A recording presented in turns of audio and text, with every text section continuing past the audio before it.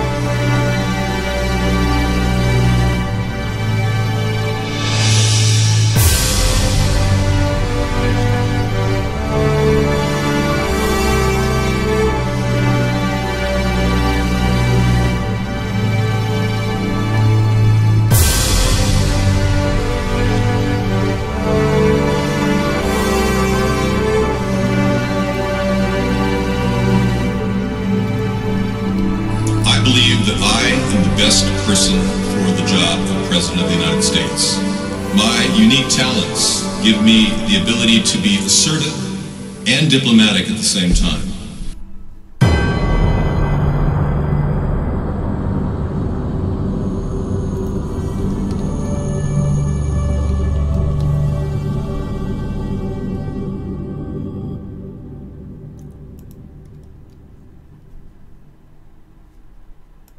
Good evening, everyone. Welcome to the show.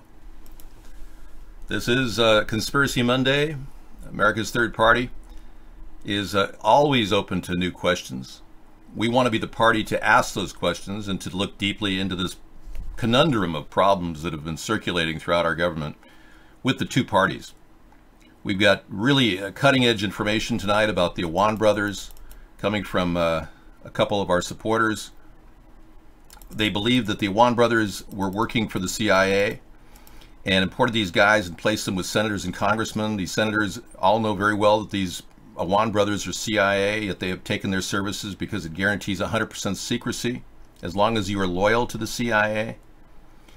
It gets to the conspiracy theory that the CIA is actually working for the very same evil people that put Hitler in charge during the 1940s. So of course they would work with any secret terrorist groups or agents with links to Pakistan, like the Awan brothers. Now, one was arrested recently. I understand he's been released. And strangely enough, Debbie Wasserman Schultz's brother, a DA, is defending him, which is even more disturbing. There's all kinds of conflict of interest and cover-up after cover-up. Okay, a story just in, the Virginia Department of Emergency Management says it believes 165 gallons of Termex herbicide leaked into Tinker Creek Saturday morning. 5 miles downstream from the leak, say they're seeing dead wildlife, and they're worried about the long-term consequences. Wow. Yeah, not enough is being done about the environment either. Lots of problems all over the place. So you believe that the Awans and the Pakistani ISI forces are subcontractors? Her brother Steve is assistant U.S. attorney, will help keep informed of every step. Yeah. Well, thanks, Prince Charles. Not the real Prince Charles, but thank you for all this information. You're just claiming that the story is going to be buried. Interesting. Well, we'll have to just see how it foments. Right now, it's still popping up all over the blogosphere. I mean, not to mention the possibility that one of the people involved was sitting there in a video here we just played for the pre-show, and you could see his eyes right behind Trey Gowdy in one of these videos, like making sure that the story goes exactly as planned. Many people believe that this is the murder of Seth Rich.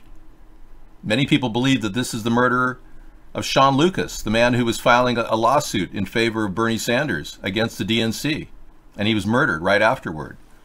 So we've got a murderer amongst us, whether it's him or not, and this story is pretty bizarre, I'll tell you. It was broken by other people on the internet. We just showed it to you. But he was sitting right behind Trey Gowdy in this video.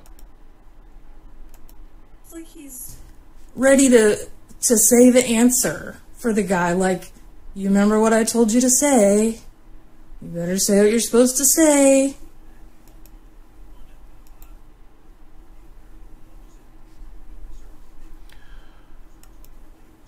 And then the weird eye, Okay, yeah. It's like the weirdest eye ever. Okay, the evil eye. Okay, we've got other issues propagating. Trump just mixed up his entire cabinet yet again. Yeah. Anthony Scaramucci lasted all of, what, 10 days? He's sacked as Trump's media chief. So Trump is playing, shuffling the chairs, revolving doors. It's like a game of musical chairs at the White House. Scaramucci's out, so now he can focus on his divorce with his wife. 10 days the post. He'd drawn criticism after calling a reporter to give a profanity-laced tirade against his colleagues. So I said it all along that Trump, if he wants to navigate out of this nightmare, he's going to have to get a really level-headed spokesman that can handle things in a very calm fashion without using superlatives and vernacular that has the F word attached to it. All right. Good evening, King Dave. Bitcoin's underlying software code could be split on Tuesday to create a clone called Bitcoin Cash, potential providing a windfall for holders of the digital currency. You know, I don't publicly support Bitcoin.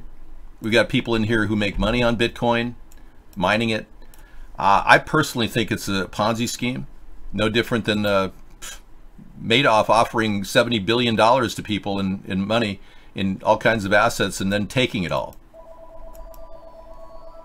Now here comes a Bitcoin supporter here who's going to comment about this. Hang on.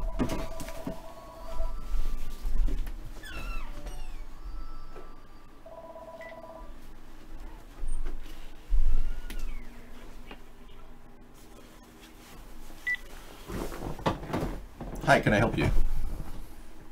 Can I help you?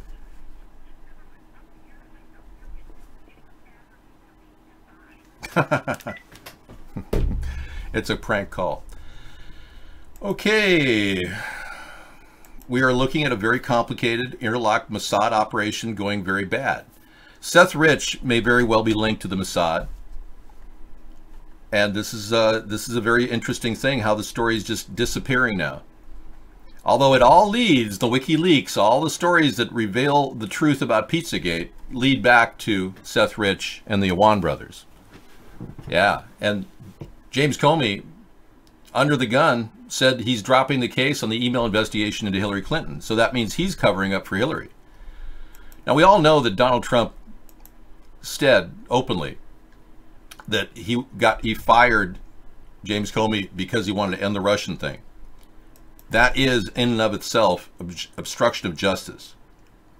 Now, Donald Trump's done a lot of things that could lead to thinking there's something very wrong here. But we just had a breaking story that came in our show tonight from Techwalla, who brought this up from The Dirty. And The Dirty has pulled it off their show. But this is the story from the Smoking Gun. I'll give you guys the link here. Thank you very much, Techwalla, for making us aware of this. But this is the story. Donald Trump cheated on his wife, Melania Trump, while she was pregnant. And this is coming from somebody who was involved with this closely. The woman in the picture was the one who her whole life was turned upside down. She said, this person said that Donald Trump is the scum of the earth. Not only did he break up my friend's marriage, but he also cheated on Melania Trump as she was pregnant with his child. My friend had sex with Donald after one of his golfing events, and he lured her into multiple hotel rooms after that. My friend wants to speak with you directly because she's in fear that Donald Trump will ruin her life more than he already has. And now the story's already been scrubbed from the dirty. But we have it because it's been tracked early on by Techwalla, who was doing everything he could to see what the truth is about this. So you guys can get to the story via the link, okay? I don't know anything more about it than that.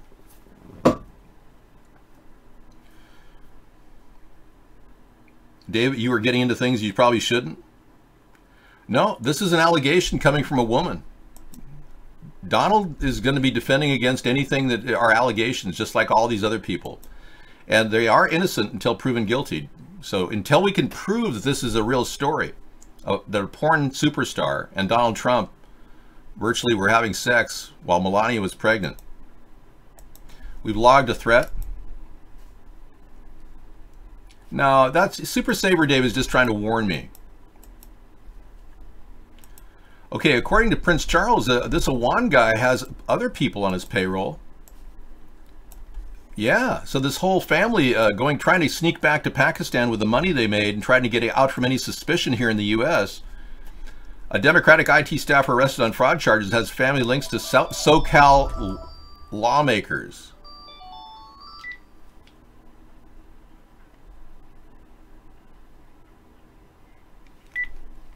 Okay. Well, so we're open to discussion, you know, anything in the room. So I'm going to open up guest chat and see if anybody wants to talk. We were spammed earlier by guest taters, but we'll have to shut it off if that happens again. Okay, according to Breaking 911 story, there is unusual levels of submarine activity by North Korea. I would imagine that's the case. We know that they tested yet another ICBM, and it went a little farther. Yep.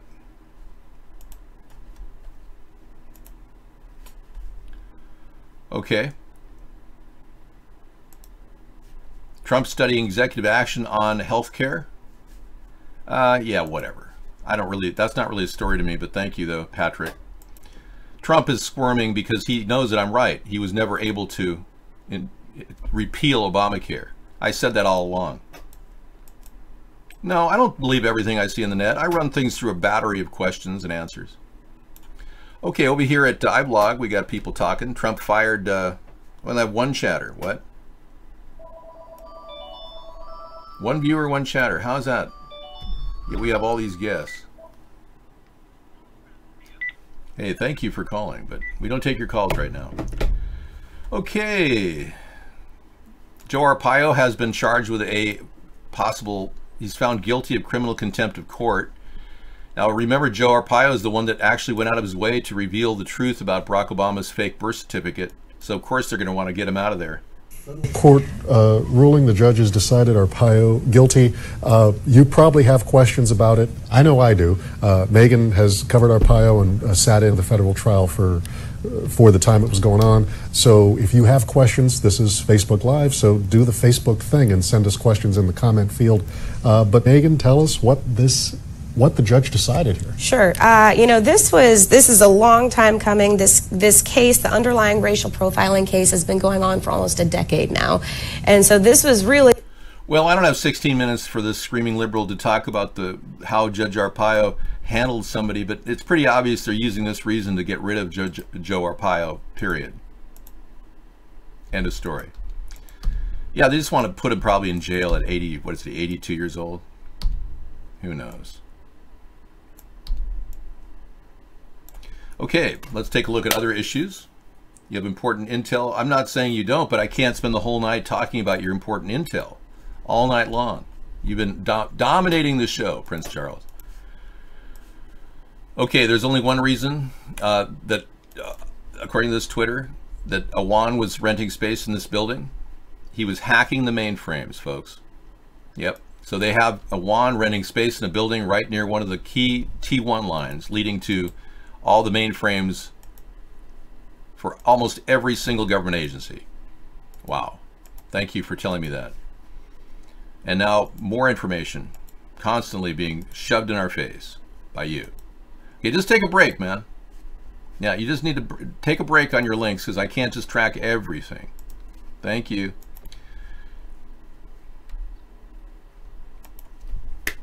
All right, we got guest chat in. It's working. It is a major scandal, and I'm not letting it sit. Believe me, we'll be talking about this all week long. But bear in mind, we're reaching a worldwide audience of people who are sitting in their living rooms with maybe a bare carpet on the floor and a TV set with rabbit ears. They don't have a lot of money. They are wanting to be informed, though. So it's not like they're going to shake and bake American politics, but we're talking, and that's the important thing. Worldwide.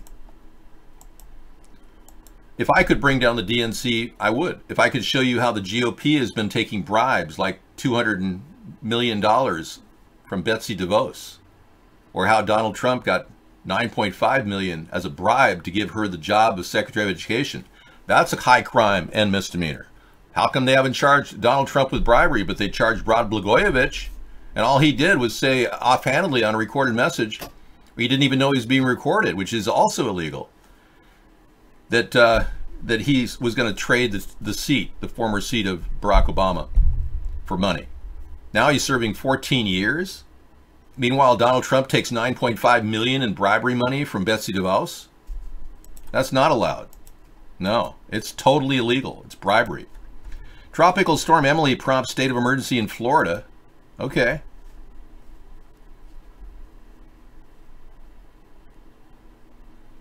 Okay. And Patrick has a story about how young people are entitled. Okay, let's do the first one first. First things first, as my grandmother always used to say. First things first. Just before landfill, a state of emergency was declared for 31 Florida counties in the path of Tropical Storm Emily.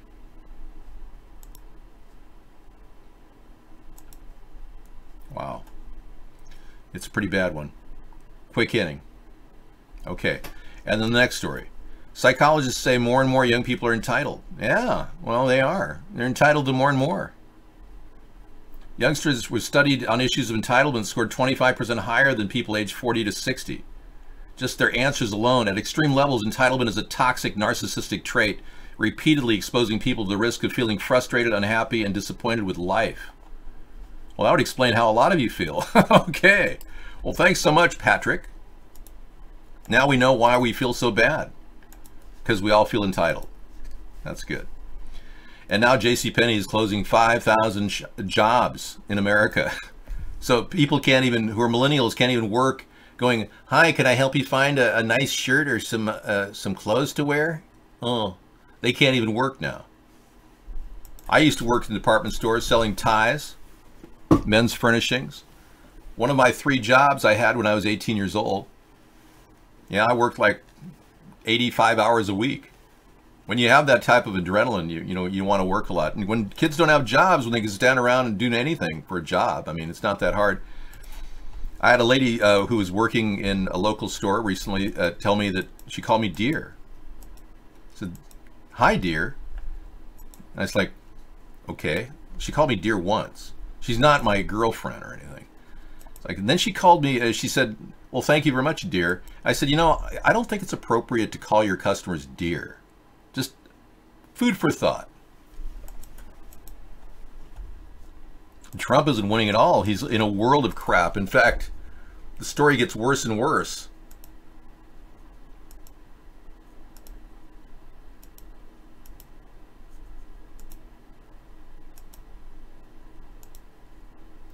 We got other stories that keep coming up too, just nonstop.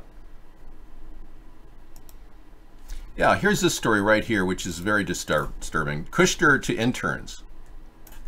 He's saying to the interns, Trump team's too disorganized to collude with Russia. So Kushner, who contacted Russia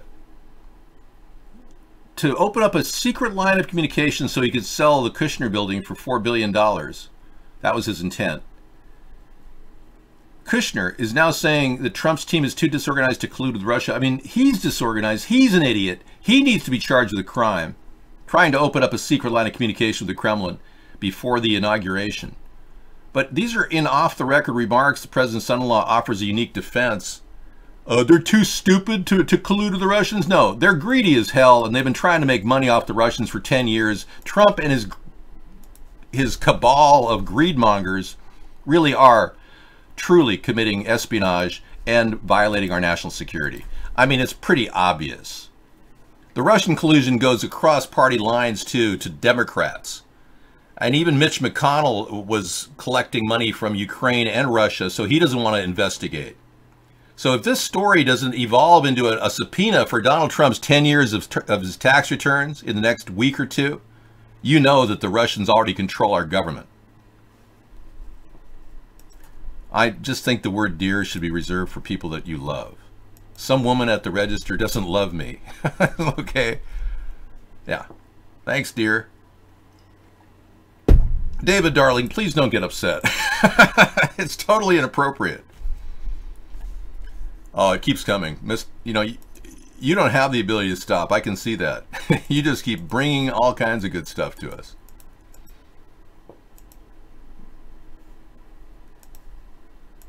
You've got Owan Brothers on your mind. You got yeah, General Kelly, whoever the hell this guy thinks he is, he's not going to be able to calm the storm we call the Trump cabinet right now. Firing Scaramucci, woo, I just stood behind the guy. I mean, this guy doesn't even know how to make a decision, Trump. Trump can't make a decision. Let's focus, okay? Let's talk America's third party. Hey there, Jackson. How you doing, man? General Kelly. Going to a general to resolve something is exactly what Richard Nixon did. He appointed a general to his chief of staff right during the Watergate hearings. It's like your last-ditch attempt to hold on before you resign, Donald. Well, let's be clear. Yeah, here we go. More stories keep coming from Storyland. Yeah, I can't cater to the Mr. Linkmaster all night long. We got other things happening here. The U.S. is detecting highly unusual North Korean submarine activity. And some of you are probably suffering from irritable bowel syndrome just from hearing the news. Terrorism is not the only adversary we face. Just last week, our alliance and all the world saw the grave and growing threat posed by the missile capabilities of dangerous regimes in North Korea and Iran. Both regimes conducted provocative launches over a 24-hour span.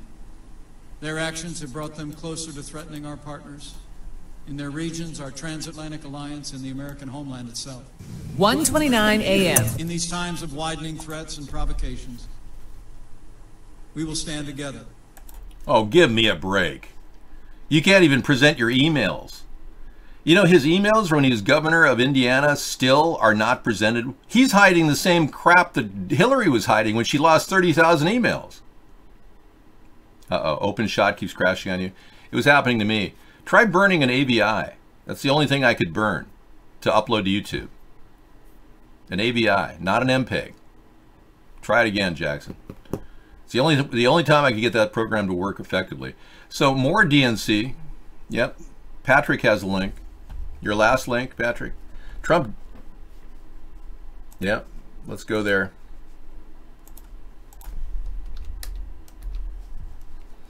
Okay, Trump dictated son's misleading statement on meeting with Russian lawyer. Wow. So he told his son what to say. President Trump was in Hamburg, Germany, July 7th and 8th, attending a global summit, the G20 summit, when he got word that the New York Times was working on a story about a meeting that his son, Donald Trump Jr., had with a Russian lawyer back during the 2016 campaign. And you guys make fun of my voice, accusing me of being gay. That's true. That's so funny. And Trump and his advisors discussed on the sidelines of the G20 meeting how his son might respond to that. And it actually, by the time they took off on Air Force One on July 8th to head home to Washington, the president actually dictated the statement that his son would end up issuing to the public. The president really grabs this issue by the horns and makes the argument of how it should be handled. And that's interesting too, because the way it was handled was to conceal some information, to leave out some important information, namely that Donald Trump Jr. held this meeting and agreed to go to it because someone had promised him incriminating information about Hillary Clinton in sort of the pell-mell days of the presidential campaign. This is another instance of President Trump acting as his own lawyer, his own strategist, and his own public relations executive. His own. Well, those aren't as crazy as the eyes of the Owan brothers, that's for sure.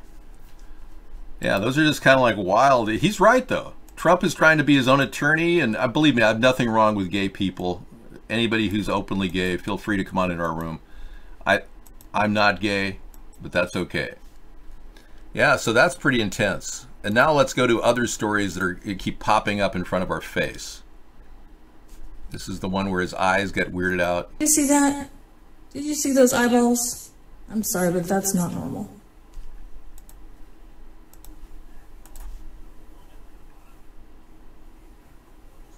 Here we go.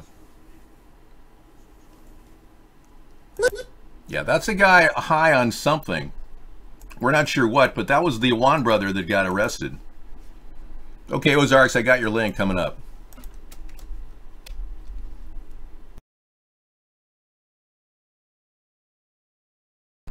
Okay, here we go. Jerry Jones, yeah, Cowboys Jerry Jones says to players, stand for the anthem or you're off the team. Now this is the way a man should be, yeah. That's a true coach, everybody. Santa Clara, California, October. That's right, stand for the team. Yes, sirree. Okay, shocking. WikiLeaks drops bombshell exposing Pelosi's role in spying scandal. This is something I'm going to add to my link library tonight, okay? I did get that link. It's not lost there, Prince Charles. Fake Prince Charles. We are on it. I'm adding it to my show tonight, which starts at 10 p.m. Pacific time. Until then, I talk incessantly. Senator John McCain votes down Republican Obamacare repeal bill. Re-enters the chamber. Senate Majority Leader Mitch McConnell stands at the front of the room like he had most of the night. The grin on his face, though, quickly disappears. Mr. Peters. Senator Bernie Sanders appears to nudge Senator Jeanne Shaheen as if to say, watch this. McCain waves his hand to get the attention of the Senate clerk, pauses for just a moment, and gives a dramatic thumbs down. An audible gasp on the Senate floor, and then commotion. Some Democrats can't contain their excitement. Senator Elizabeth Warren leans in to get a better look and breaks into applause. Senator Dianne Feinstein, a single assertive clap. Senator Sherrod Brown slams his hand on the desk in affirmation, while some Republicans, like Senator Marco Rubio, stare in disbelief. Senator Bill Cassidy drops his head. Senate Minority Leader Chuck Schumer turns and waves his arms, apparently trying to quiet them, as Senator John McCain turns around and walks back to his chamber desk all alone. Mr. Reed. Okay, we have a request for a live reveal of Michelle Obama's penis. Here we go. And do you think that the country will see the first, and after 7 years, gay president or the first woman president? We already have it with Obama, so let's just calm down. Got it. You know Michelle is a trans. I'm sorry, she's a what? A transgender. We all know. Oh my gosh.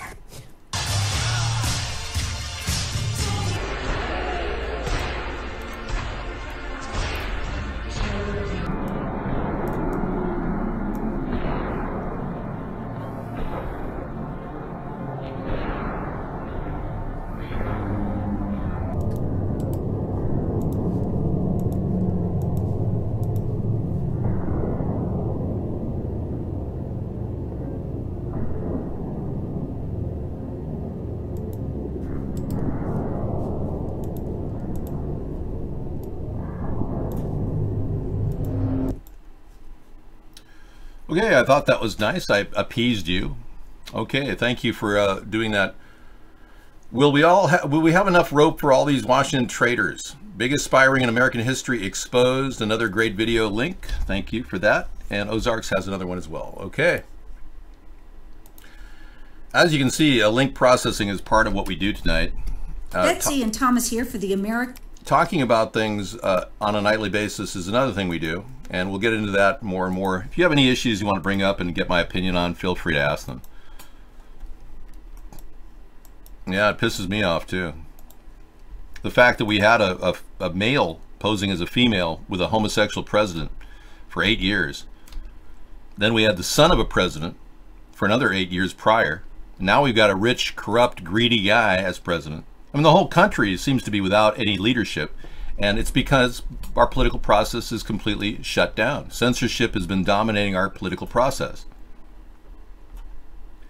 I know, obstructing justice in a murder case, what Debbie did to that Capitol Police officer, manager, leader, whatever, insisting that he hand over Seth Rich's computer was obstruction of justice, saying there would be consequences. I agree.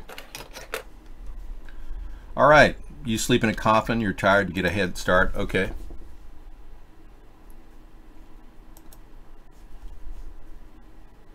Okay, that's a pretty funny link from Meow TV too. All right, and take a look at Anthony Scaramucci one more time. Yes. Oh, I thought he was fired. What do you mean he resigns? Now, this is news to me. According to Action News, Scaramucci resigns.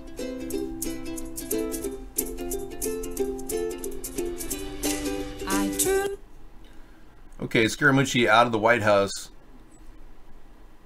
I don't know, resigns? Hoping to turn the page on a tumultuous opening chapter to the presidency, Trump has insisted early Monday that there was no chaos in the White House as he swore in his retired Marine general as the second chief of staff. But this guy, according to one article, says he resigned. I don't know. It looks to me like he was fired, but it doesn't matter. Hi, Sarah. Does it really matter? I don't think it does. I mean, whether he resigns or he's fired, he's still out. And this is the new look of what could have been the American military if Donald Trump had honored what Barack Obama had put out. The removal of the don't ask, don't tell policy could lead to more and more disappointed people who are transgenders now, who won't be able to be in the military, and they won't be able to stand to defend our country. Now, 6,000 lawsuits are going to be piling up at the door of Donald Trump, I'm sure.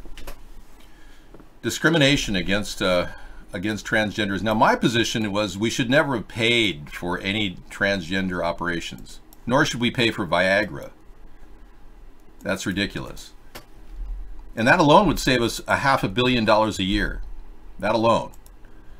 But to keep these transgenders out of the force, we're going to be dealing with lawsuits now.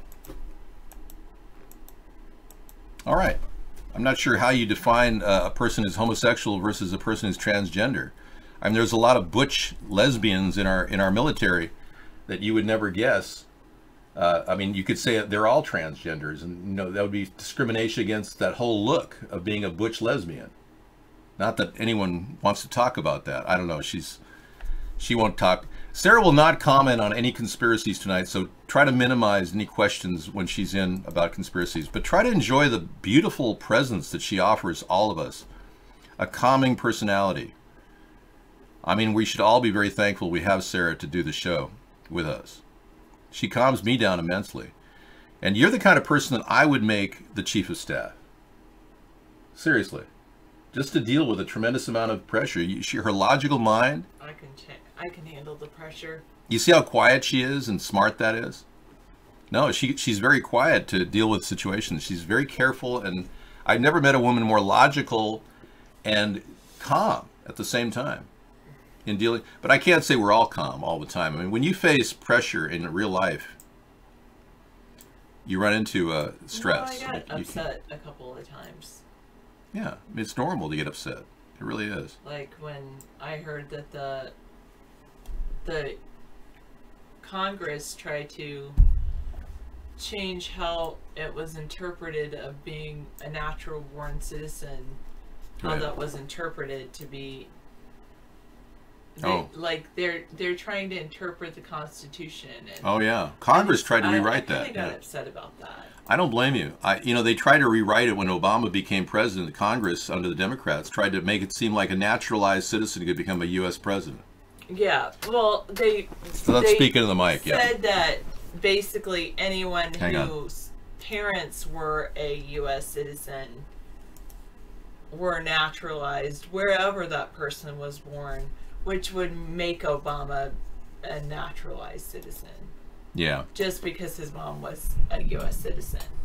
And so that was kind of upsetting to me because I really believe that the issue of being a natural born citizen is important, and that the framers of the Constitution thought about it because they wanted people to be loyal to the country of the United States. Exactly.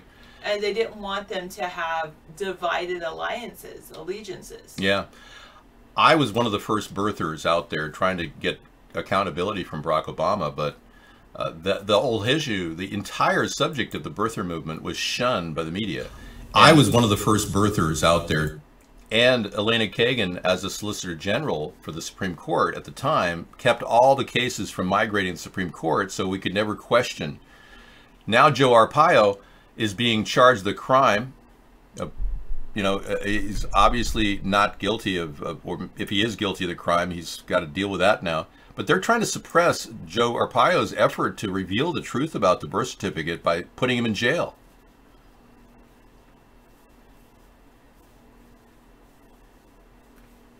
Okay, thank you.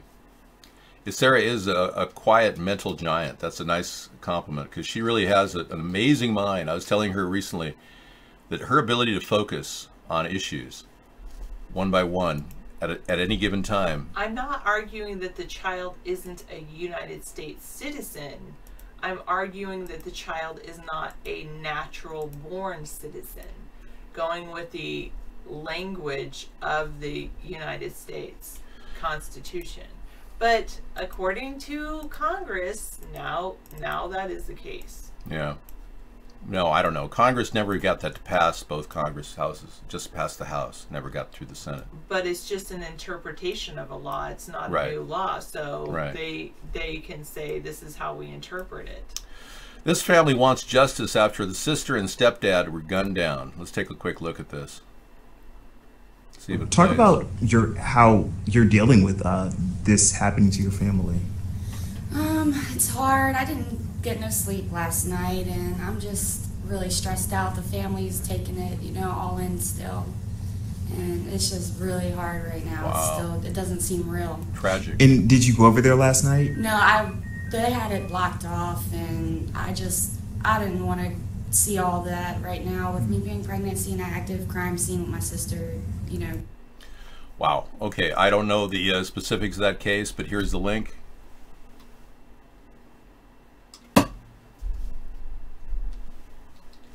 Yeah, we'll just stick it in the chat room. If you guys want to check it out, you can. There you go.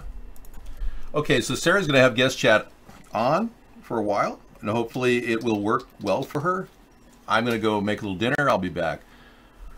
We've got other stories constantly being pushed. Prince Charles keeps throwing links at us. I can't bring in too many more links because we're already linked out.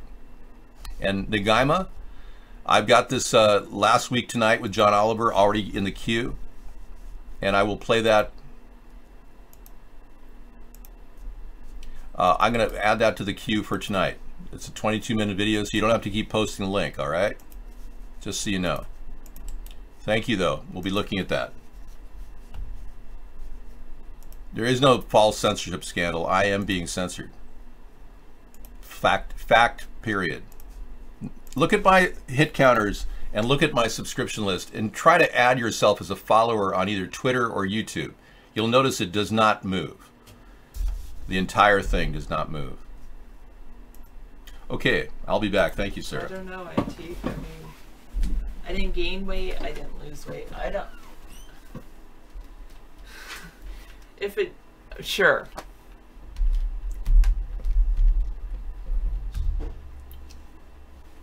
Whoever is about to spam the chat, sure, is not special. Okay, I will do a little.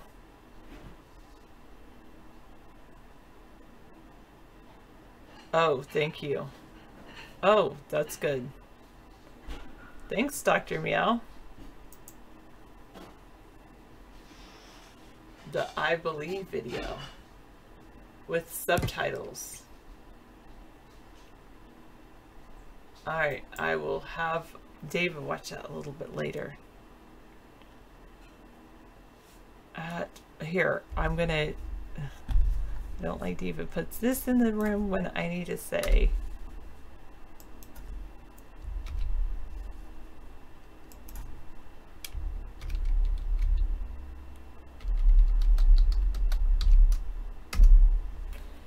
Okay, try our YouTube channel. That will work.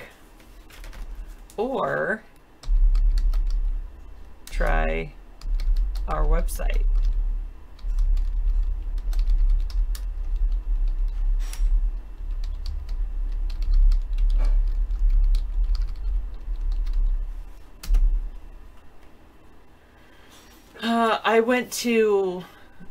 I did a little work on the website. Well, not really. Nothing noticeable. Behind the scenes work on the website today. Today is Monday, so I'm going to do Myth Monday. Do I ever really think that space debris fell on Earth every day, or aliens even ever show up? I guess you do have some time on your hands. Oh, should I watch it without, should I mute it? I believe that I am the best person for the job of President of the United States. Okay, wait. Oops. Okay. I have to go back. There we go.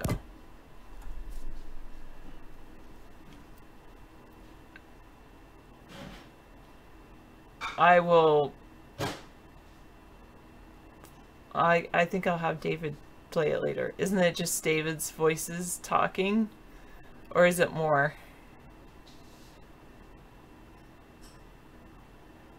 No video from here, or no video?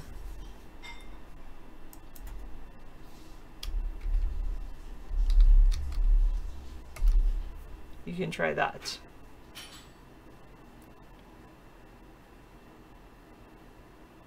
No, I don't love Conspiracy Monday. Prince Charles, I decided from now on I will not be clicking on links. So, anyway. Well, because he's throwing dinner together. Usually you get to watch him throw dinner together on Thursdays, but not on the rest of the nights.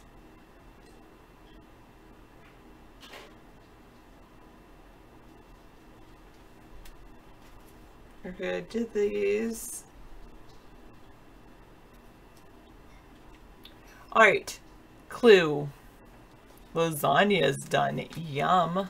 I'm not eating lasagna tonight. That sounds delicious. Tonight's topic is mythology and folklore, because David decided it's Monday, so Myth Monday. I like that. In the stories of Oedipus, who was a winged monster with the head of a woman and the body of a lion. It waylaid travelers on the roads near the city of Thebes and would kill any of them who could not answer this riddle. What creatures walk on 4 legs in the morning, on 2 legs at noon, and on 3 legs in the evening? Oh, that's not the clue. Finally, this winged monster would give the answer. Oh, someone has this winged monster's name correct.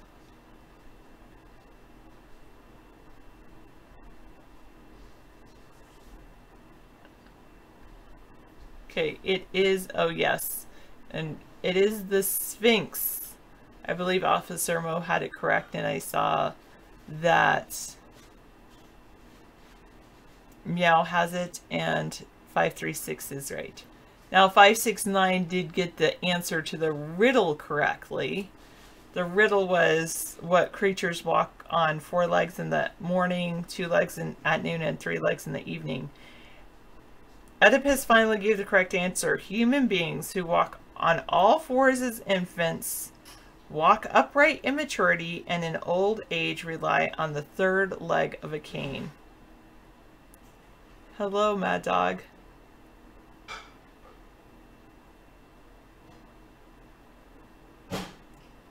Is it the one-horned, one-eyed, flying purple people eater? Ha ha ha. Okay.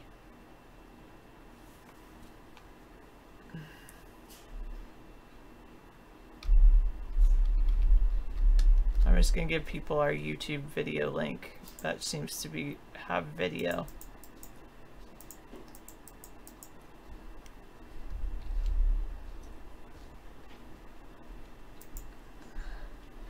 The Sphinx was known in Greece to never take a shower and was called... Ha ha ha. That's funny, Dr. Meow. The lovely Sarah, yes. The video for...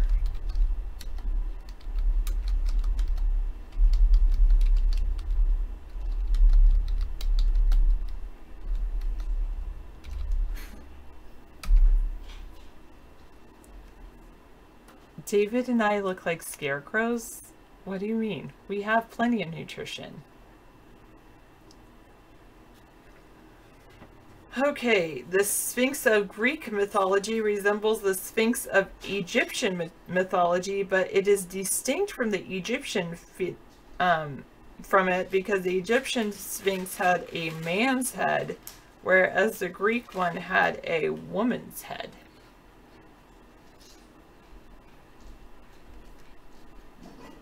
Thank you. I do try to eat in moderation, that's true. Thank you, Mad Dog. Alright, new clue.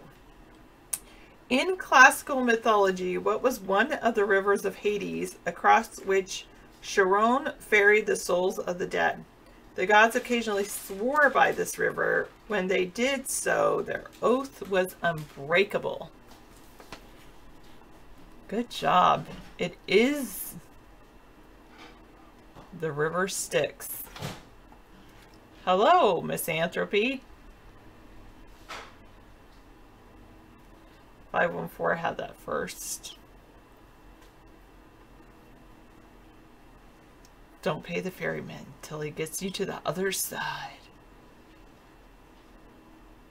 You want to become a kangaroo. Is anyone here? Let me type in this chat. Is anyone out here?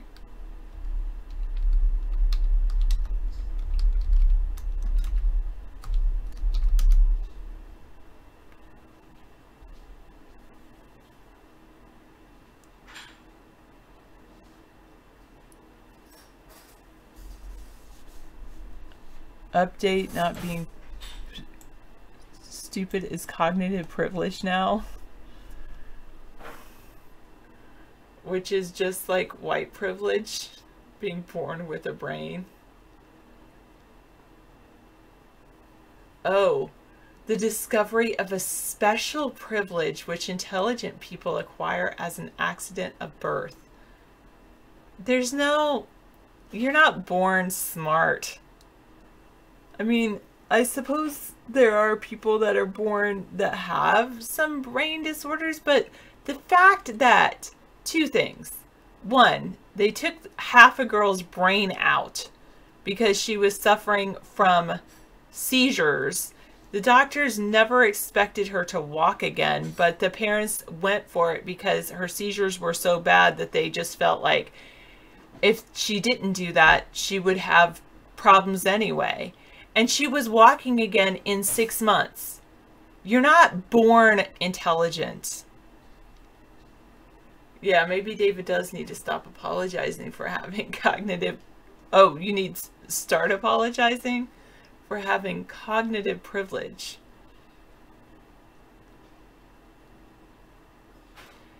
I think, you know, there are...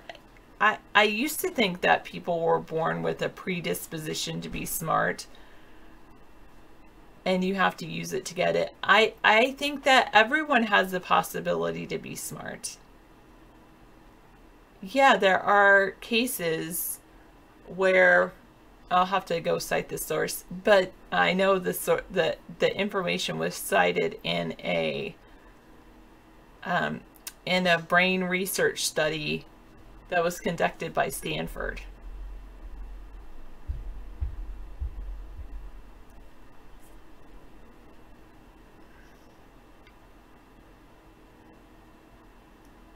Garden variety white privilege is an important topic that deserves a public discussion. The op-ed on cognitive privilege explains, but it is also prudent to at least mention the wider concept related therein, and that of privilege itself. The receipt of certain benefits wholly through accident of birth. It is undeniable that privilege itself is a reality, the student newspaper explains. Well, I would say the big thing is that there's a privilege of being born into a rich family versus being born into a poor family. That's the biggest difference in our society. Yes. I actually wear pants most of the year. Create one. Whatever you want, you can think I wear, you can think that. Thank you, Mad Dog. I appreciate that. If they weren't smart enough to do a screen capture then they're gonna have to go through every video to find it. No, Auntie, because you wouldn't respect my wishes. Yeah, sometimes they do wear a dress or a skirt. Alright, new clue. Who was a seemingly immortal superhuman comic strip character created in the late 1930s who hides his powers beneath the persona of Clark Kent? Correct.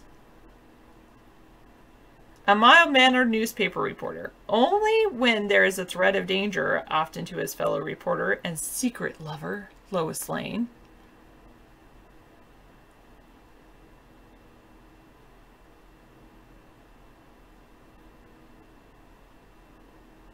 That's interesting, Dr. Meow. Clark transforms himself into a caped hero with X-ray vision. Superman. It is Superman. Exactly. Superman has been adapted for various radio and television series and a number of highly successful films. All right. Thank you, Mad Dog. No worries. I know he was here when that happened, so.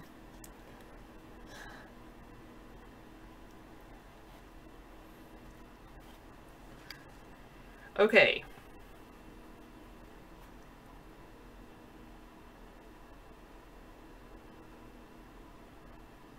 You're doing a good job, Misanthropy. Good people here starting to get mad and hate people. Oh, the people that are good are starting to hate others. I think that Mad Dog and Antique had kind of a relationship before you entered the show, but Antique had not been in the room for a while. He was busy with his girlfriends, and I don't know what happened to his girlfriend. I kind of feel sad since he's back because maybe he was...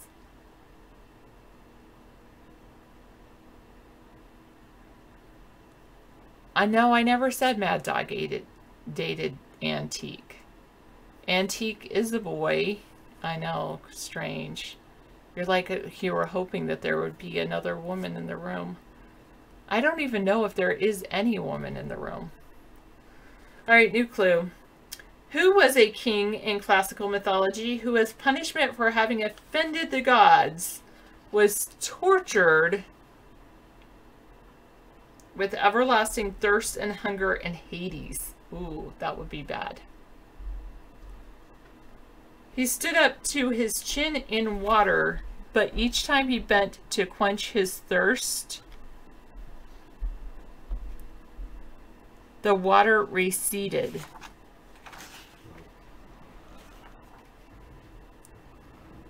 There were boughs heavy with fruit over his head, but each time he tried to pluck them, the wind blew them out of reach.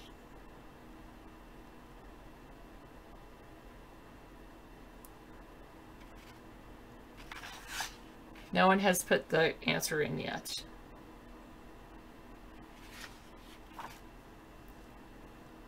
Not Nidalus or Midas or Dionide or Midas.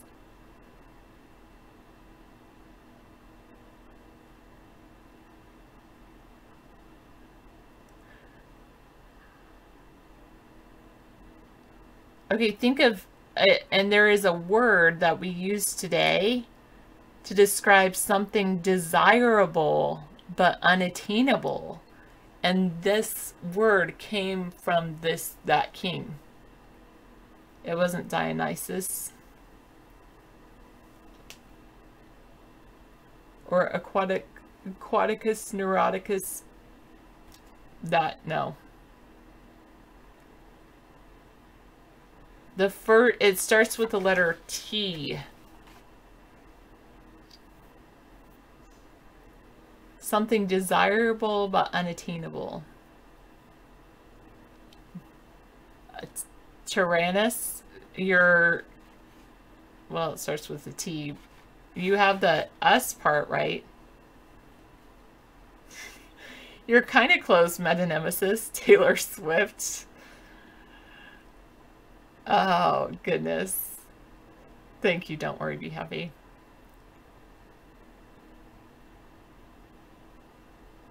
You guys are kind of right. It is Tantalus. Tantalus. And the word tantalizing comes from the word Tantalus. I never knew this before. Yes, there you go, Misanthropy.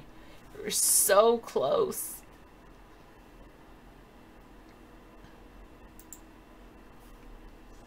Like tantalizing, so it's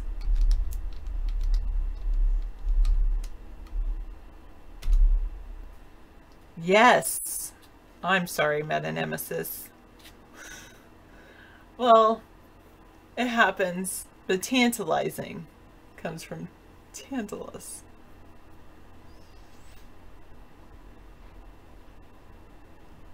All right, Misanthropy. Hello, Mystify Me. The one woman in the room. Oh, wait, Jessica Loves Jesus is here. 2 women in the room.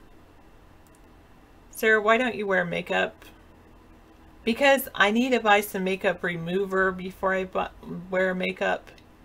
And 1. And 2, it's summer. And so I'm not wearing makeup during the summer. And I should wear makeup for the show. But I don't. Is it horrible that I don't wear makeup? I think it's fine. All right. Yes, because I don't need makeup. Thank you. Yeah, you like heavy makeup. You should go date a goth girl. Oh, well, hopefully you already have a goth girl, Antique.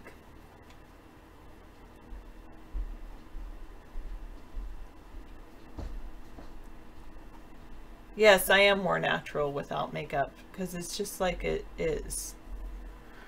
All right, new clue. Who was a character created by Edgar Rice Burroughs in the early 20th century? He was born to aristocratic parents but orphaned in Africa. Correct. He was raised by apes who taught him to speak their language. It is Tarzan, correct? 971 has it. Officer Mo has it. 569 had it. Only Sarah's what? Misanthropy. The adventures of Tarzan have been chronicled in countless books, comic strips, animated cartoons, radio and television series, and motion pictures. By extension, a Tarzan is a macho male figuratively thumping his chest to get attention.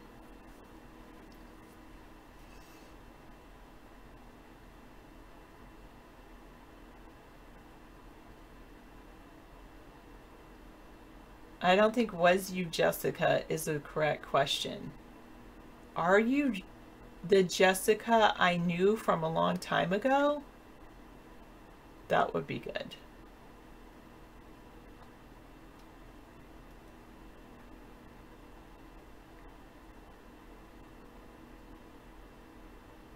Jane, yes. All right, new clue.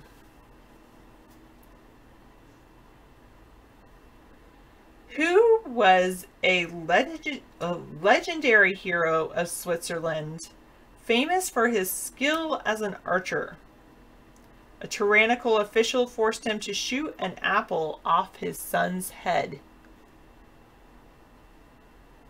Correct. William Tell. Good job, 971 and 807. Good job, 627 and 514. William Tell. Switzerland's hero. All right. New clue. In classical mythology, what was the hero of the city of Athens? He killed Procrustes and the Minotaur and made war on the Amazons.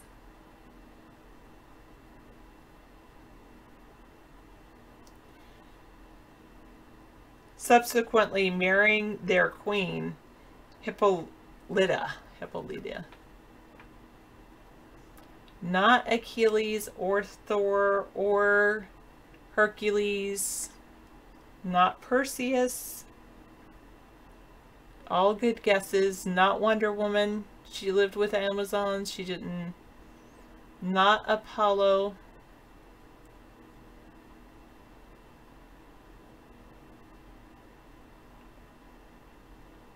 Not Claudius Maximus.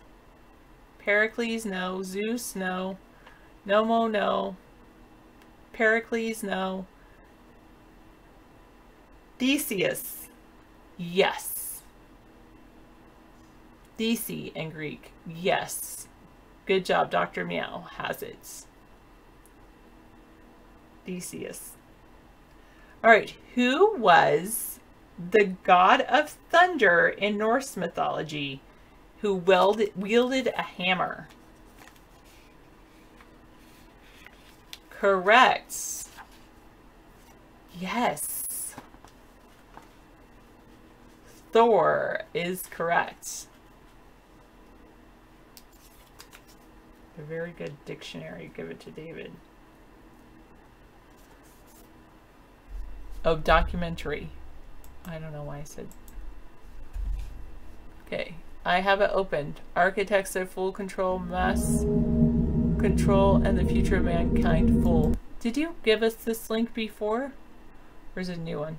That's fine. Yes, okay. He'll add it to the thing tonight.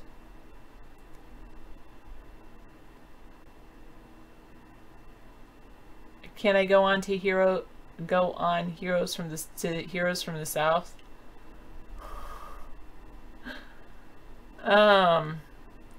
Maybe after I finish. It's your new favorite documentary. Okay, fantastic. I'll have to maybe watch it. Usually all the links that come in for the after show, David plays during the after show, and I don't watch any of them.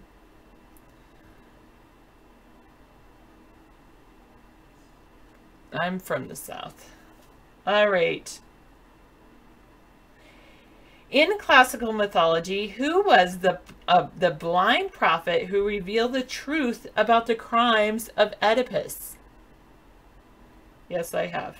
According to the Roman poet Ovid, this blind prophet spent part of his life as a man and part of it as a woman.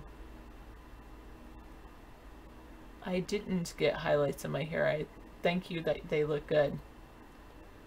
Not, oh yes, Dano is here. It is Tiresias.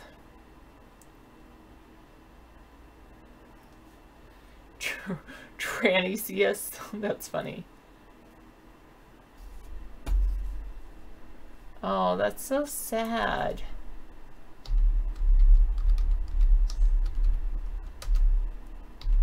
Hello, how are you? Allura.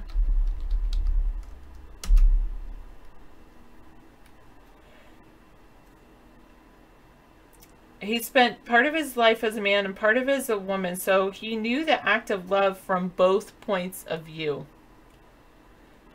When asked by Jupiter and Juno who enjoyed sex more, he answered that women did. This answer so enraged Juno that she blinded Tiresias.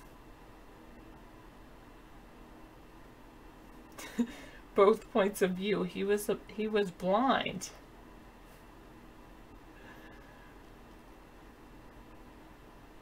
All right. All right, new clue.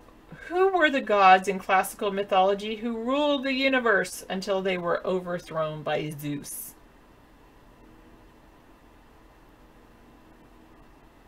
The people that copied our show Beating David's Stream. Well, we also broadcast on iVlog, YouTube, and Battlecam. So if you're taking it from those feeds, especially, for instance, you can take it through from, I got this from Sammy's dad told me this, that if you have access to the RTMP that we stream our show on. So that's probably going in faster.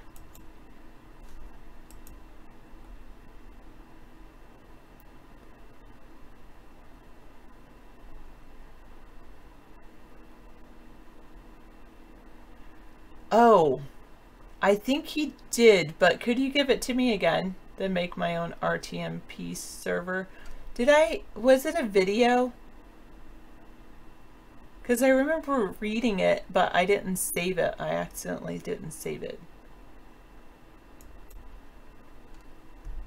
I know. Here, I will post it again. This is what Sammy's dad gave us. Yes. All right. Thank you very much. Katie Griffin shaved her hair. Oh, because her sister has cancer.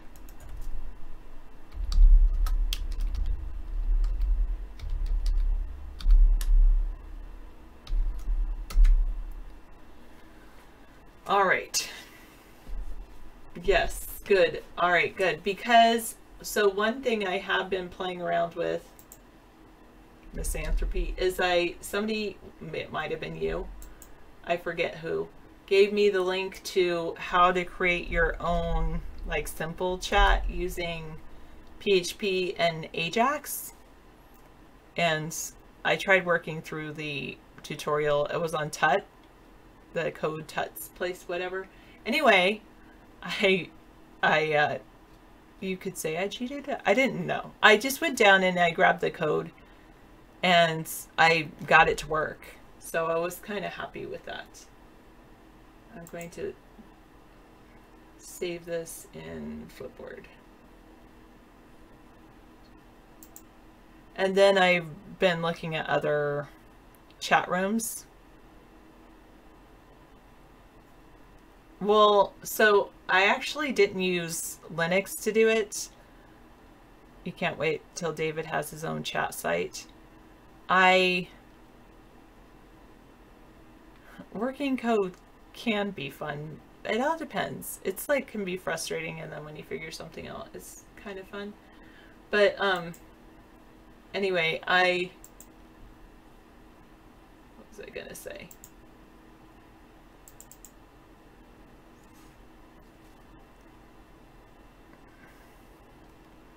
So anyway, and then I also did some other work on the website. Well, actually I didn't do, you can't tell anything I did. I prepped the site for some work. I'm kind of getting, I'm a little frustrated though. Yes. Oh, I know. Well, you know, even the thing is that David...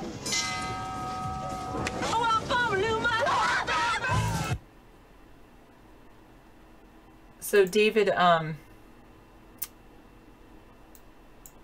what is it? Save. He casts on iVlog. Hello, G575. There we go. Thank you, 575. So he started broadcasting on iVlog, for instance, and then Periscope, because he asked me he wanted to broadcast somewhere else. And then he's like upset because he's like, why are there only a few viewers in the room? And I said, remember the days when we were back in like on the radio shows or whatever we started. What is that? Anyway, Blog Talk Radio.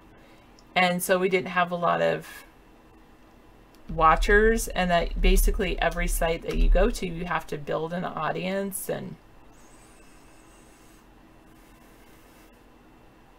anyway, so he's happy with the idea that people are rebroadcasting him.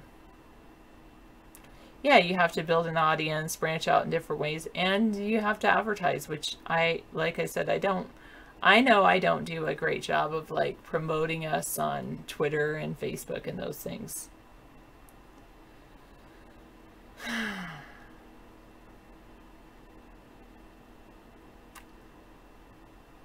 Yes.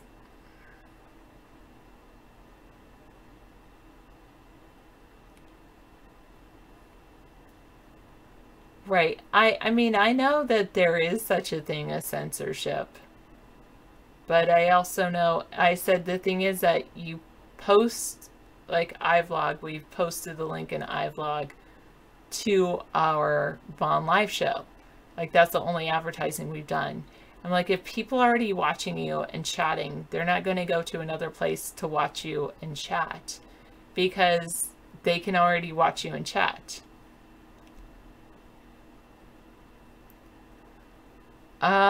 Wait.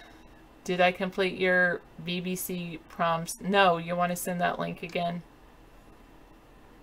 Audio? No, I didn't do any of that, Sammy's dad, at all. I don't think I will, because I don't understand what would I be getting out of it to be able to listen to the BBC. And according to Ozarks, we're doing astronomical numbers. I know, Ghost, and you know, it definitely is possible that we're being censored.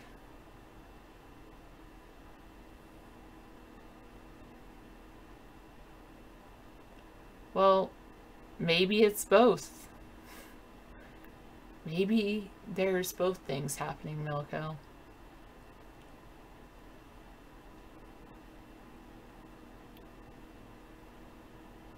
I'd be getting a lossless recording of the classical musical festival known as the BBC Proms. Thank you for that, Sammy's dad. However, I'm going to have to pass on it. Because, I mean, unless David really... Ask David if he really wants to listen to that, but David doesn't usually listen to classical music that I know of. And I don't really listen to classical music either. It's not like something I do all the time. So I think my time is going to be spent doing other things.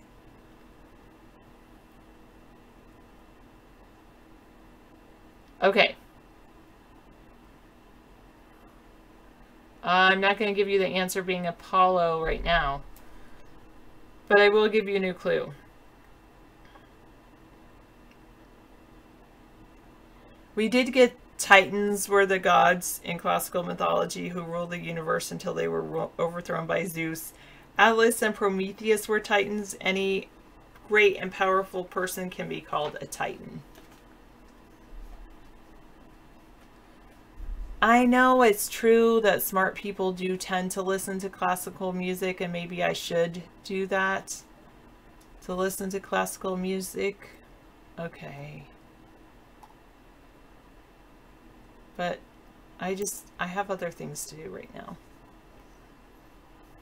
The question is, the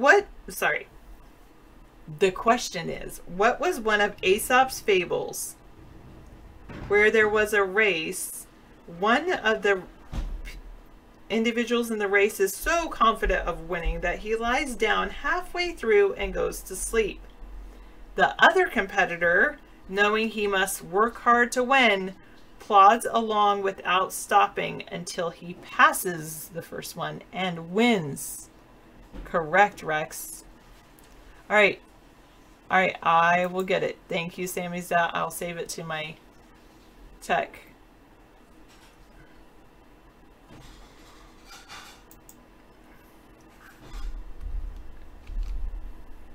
It is the tortoise and the hare, or the rabbit and the...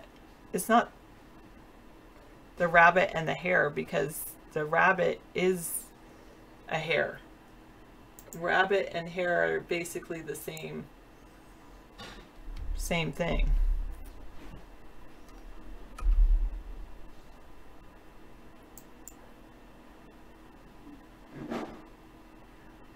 Oh, this page does not permit its contents to be added to Flipboard magazines. Okay, let me just save it.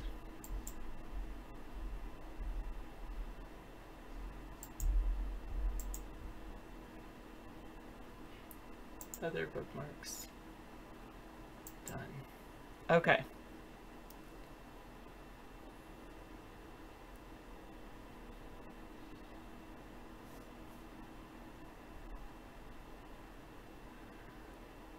I should probably take some calcium. It is... No, it's not the tortoise and the turtle either. It's the tortoise and the hare. The tortoise wins the race. I like that whole idea of the tortoise and the hare. I should reread that. Read it to young people. About, you know, that you have to work hard. I like that whole concept. All right. New clue. Who were two lovers in the legends of Britain and Ireland? A common version of their story is one brought the other from Ireland to Britain to be the bride of his uncle, King Mark. On the voyage, they drank a potion that made them eternally in love with each other. Wow. When King Mark learned of their love, he banished his nephew. And so he sent for this person as he was dying, but she arrived after his death and died herself beside the corpse. Mad Dog's moving up to Canada to find a woman. He speaks in code. Hey, how you doing, man? Lou. Oh my gosh, Jessica. Hi, Jessica. So you're learning a lot of history with Sarah, mythology and Bible history. And hello there. Yeah, I don't know if I can say hello to you, Melco. Good point, Dr. Meow. It is Tristan and Isolde. Dr. Meow believes that has a little parable there about the turtle working his whole life to win the race, while the rabbit actually has the time to live his life and doesn't care about winning the race. And since in the end, both of them die anyway. Very big philosophical moment for Dr. Meow. He broke some major ground there, buddy. Yeah, why are you even working, Dr. Meow? Retire. What are you, 58? Retire, man. You got enough money. You can live happily in a manner that, you know, some bag person is accustomed to. Okay, whatever. Okay, I'm going to give one more clue. In classical mythology, what was a large, hollow horse made of wood used by the Greeks to win the Trojan War? Oh, if you don't get that, then it's the toughest question. It's the Trojan horse, yeah. It is the Trojan horse. Thank you. Thank you. I'm 57. Your passion is just sitting on the chat room talking here, Dr. Meow. You should be here 100% of the time. This should be your passion. Easy. That was pretty lame. Well, whatever. We're appealing to a new crowd of experts.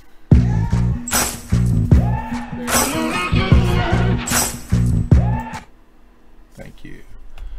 Okay, we can't take links, Ghost, during our show, but I'll play Rag and Bone Man later tonight. Maybe. I mean, later after our show's over, our recorded broadcast. So we don't record it in our archives. Now, a couple links did come in when you're gone. I will Do you like classical music? Not a big fan of classical music. Why? That's what I told Sammy's dad. He wants me to go through this so I can listen to lossless recordings of this BBC Proms classical music.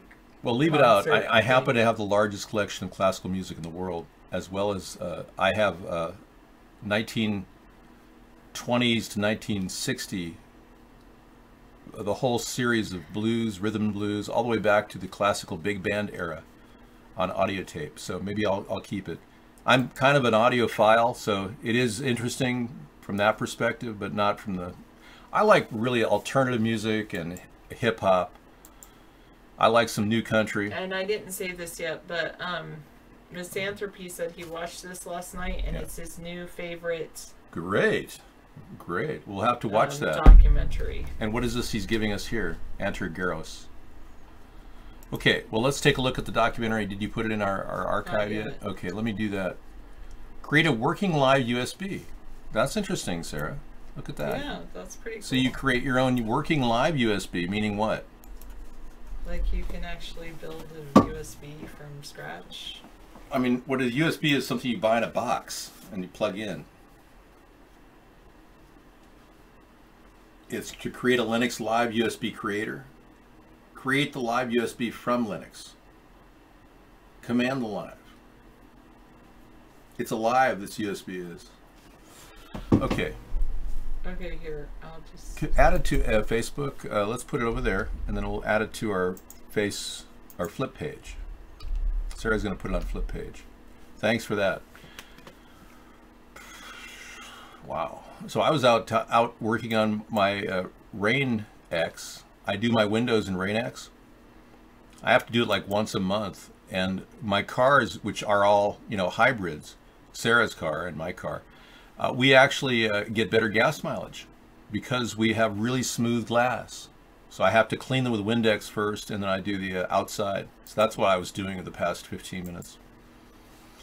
It gets about 3 miles per gallon better gas mileage with really clean and wax bodies and everything. You'd be surprised what your clean car with a wax body will get you. All right. All right. Thanks, Sarah, for all the help you gave. Now your little mini avocado and a little bit of macaroni is there in the kitchen. Oh, thank you. Help yourself to that. And anything else you find good in the refrigerator? Okay. Sounds good. Okay. All right. Thank you. And I will sit down. Thank you very much. All right. Outstanding. Awesome. Nice outfit. Yeah, Sarah's always dressed very smart. Yep.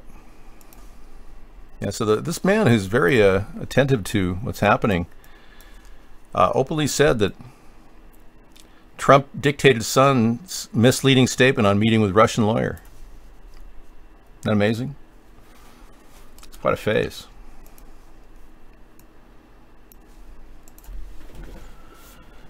Oh, no. Oh, no. Somebody died drinking fluid? Oh, no. Mexican teenager dies after drinking liquid meth in front of smiling U.S. Border Patrol agents. So basically what happens here, folks, this is the worst case scenario you could ever imagine. A guy is a coyote, or no, he's a mule moving liquid meth for the Mexican gang in a dispenser for his drink. And the cops, the Border Patrol scumbags, yeah, it's a feel-good story, real. I heard this the other day. The Border Patrol, they kept encouraging him to drink a liquid methadone. Watch what happens. You can see them in the window, forcing him to drink it. And he knows it's highly toxic. Cruz Valquez died 2 hours after drinking gestures to Velasquez. And the officers should have carried out instant substance tests if they suspected the teen to carry illegal substances. And Cruz's family have launched a lawsuit against the two officers.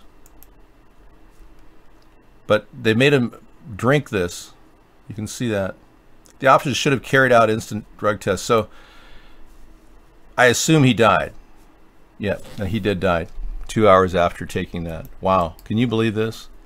A young man with all his life ahead of him, maybe got caught in the wrong group of people, say, hey man, you know, you screwed up, man, you got to do this, man, to make up to the gang, you know, otherwise your whole family is going to be taken out, you know. You know, you got to go over the border with these crystal methadone, man. Yeah, that's the kind of thing they do. Manipulate them. So the poor guy was just like in the wrong place, and then the Border Patrol killed him by forcing him to drink the liquid meth that he carried with him. Unbelievable.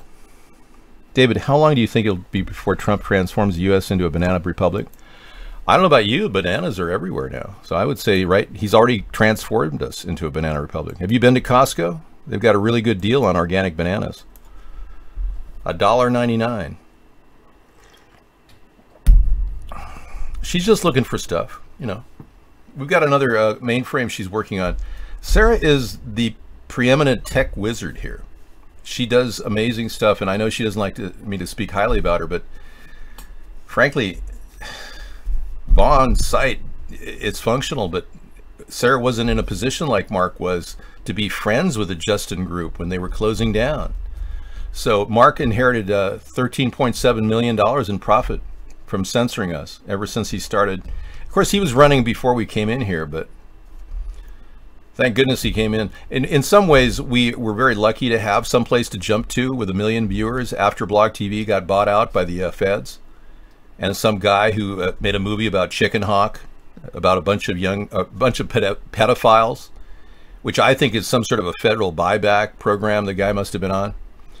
It makes no sense that he'd have $5 million to pay for Blog TV and then shut it down. But they did. And then that $5 million was a drop in the bucket, because since that happened, 6 years now, going on 6 years, Mark has made $13.7 million censoring us, or whatever else he made in advertising. Oh, I did claim to have 1 million viewers when Blog TV shut down. Oh yeah, and I'm over 1 million views on my YouTube. You'd be surprised what happened.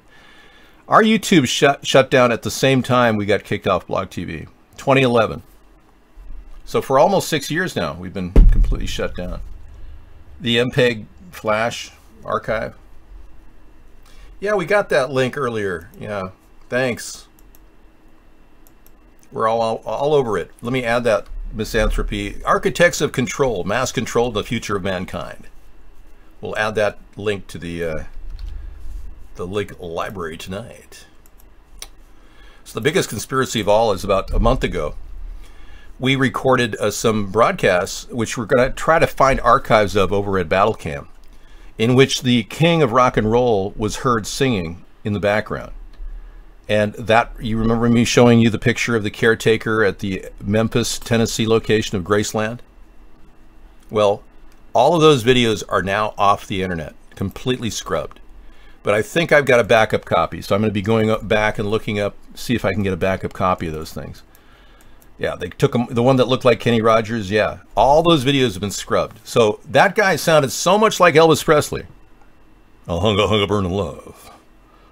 I'll thank you very much.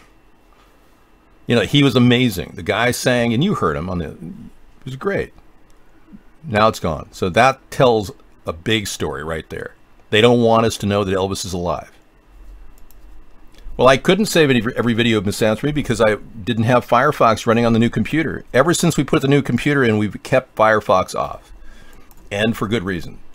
Firefox is a collector of malware. And many people are drifting away from it. Not really malware per se. I mean, it just sucks everything in and puts it in the cache, and it slows everything down. So we're running an Epic browser as our main browser, and then filtering to Google Chrome, just to make everything run cleanly. Otherwise, we get bogged down. I've had a couple shutdowns even with the system running. Yeah. So what most people see is this. This is an interesting analogy of how we live our lives. You can live your life either way. Most people see this. What I see is this. And a lot of people are breaking loose from the paradigm of consumerism. And they don't want to be controlled. They don't want their life about consumption and obeyance. They want to drift away from being in debt and become financially independent. Well, that's exactly what we're all about. Getting a sustainable economy going for our country, too, that no longer borrows money to finance its future. We're borrowing from the future to pay for it today, right now. Yeah, well, we don't need to create a conspiracy theory, Kenny. Kenny Rogers is still alive, and Elvis is probably still alive, too. Yes, download videos. I wonder if I have that image of,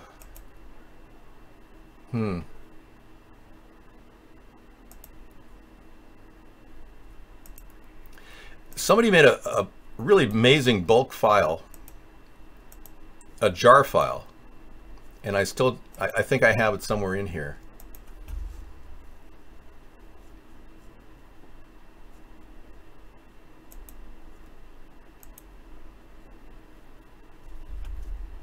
Okay, this is an interesting story that came in today. As cannabis becomes legal, Oakland now giving reparations to ex-cons arrested for selling weed. Isn't that cool? And we've got a live conspiracy theory in our show right now. Jim Morrison was murdered. He died at a French nightclub after he snorted heroin in the bathroom stall, and then the drug dealers laid Jim Morrison's lifeless body in the bathtub and filled it with hot water to prevent rigor mortis. Oh, so, and how do you know that? Were you involved in the death of Jim Morrison?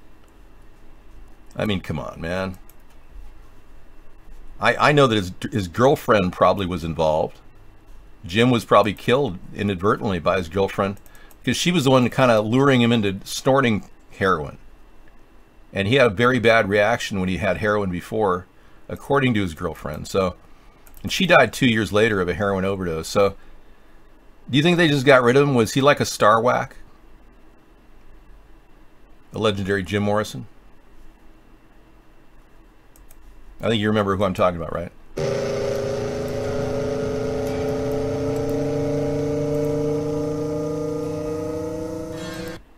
Yeah, that was Jim Morrison right there. Yeah, well, you know, most people don't realize about Jim Morrison. He was a scholar. He was a top student. Yeah, like me. Top student. He read voluminous amounts of books. His poetry translated into music you may find depressing. Some people go, yeah, I really think he's depressing, he's dark, you know, all that stuff. You hear that from a bunch of mindless idiots. But when you look deeply into his poetry, it was amazing. The man was a true genius, and he graduated from UCLA. Oh. Well, that's because he was a top student who continued on to finish his education.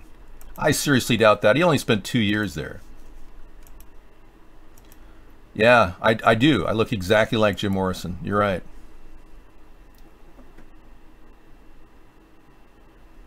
What are you, blind? God. All right, I have the infamous fame of dating a woman that dated him, so.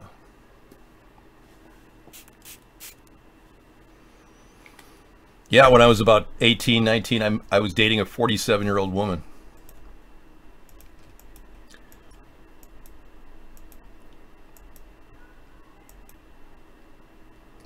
That's pretty sick, bag of mostly. Bag it, buddy. And the climate numbers are coming in. Climate change is here. Australian Weather Bureau caught tampering with climate numbers. Oh, so maybe it's not here. It's here, it's not here. Well, we know it's here, even if they are tampering with the numbers. Australian scientists ordered a review of the temperature recording instruments after the government agency was caught tampering with temperature logs in several locations.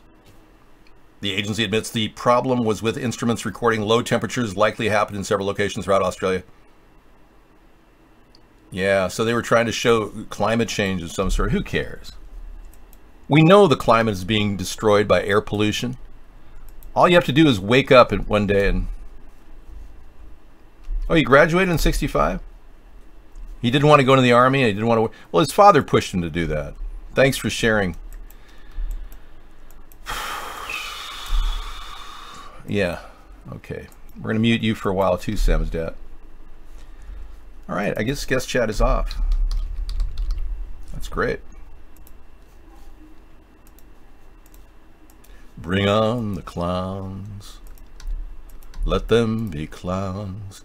So nothing to worry about with climate change. We know we're getting polluted daily, so that's really the issue. So don't get into an argument about, oh, climate change isn't happening. Oh, they lied about climate change. We're getting doused with chemicals daily. And the thing they call these chemicals are chemtrails.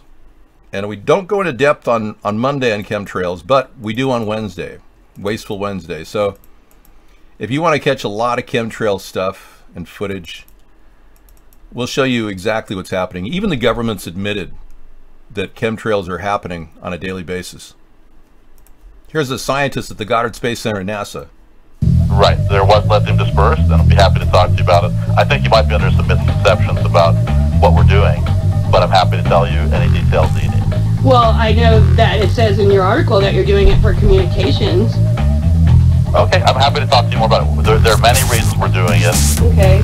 We don't understand how the wind in the upper atmosphere moves. In these chemtrails, there's different kinds of chemtrails, as you probably know.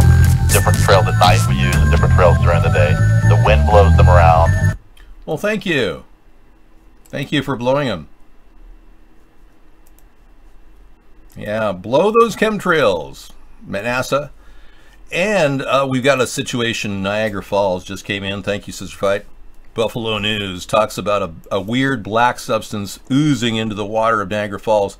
A black discharge from Niagara Falls wastewater treatment plant engulfs the maid of the mist docks. Billowing black sewer discharge at Niagara Falls alarms businesses and tourists. I guess it finally reached the end.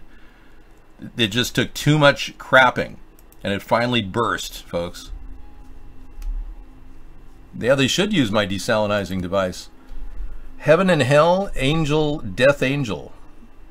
Okay, this is music for later? Well, that'll be special. Okay, thank you. Thanks so much for giving me music. U.S. to launch another test missile from California's Vandenberg Air Force Base. I got the nightclub tragedy story of Jim Morrison, thanks. Let's try to focus here, guys, because we're losing track of our focus. We lost the Awan brothers story when Prince Charles decided to leave the show. Nobody seems to care except him. I care. Oh, another test missile from California's Vandenberg Air Force Base. Well, maybe they'll be able to create an anti-ballistic missile to stop Kim Jong-un's missile, you know? I don't think you're going to get FaceTime with anybody, not even your own mom. Days after the North Korean fired a rocket into the Sea of Japan, the U.S. Air Force is planning to test launch an intercontinental ballistic missile Wednesday from Vandenberg Air Force Base.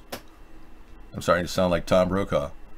The unarmed Minuteman III missile will be launched between 12 and 6 a.m. NBC Nightly News will be doing an in-depth station. Okay, that's like 10 years ago, Dave. The guy's still alive. Dan Rather's doing some good work, though. Tom probably should wrap it up.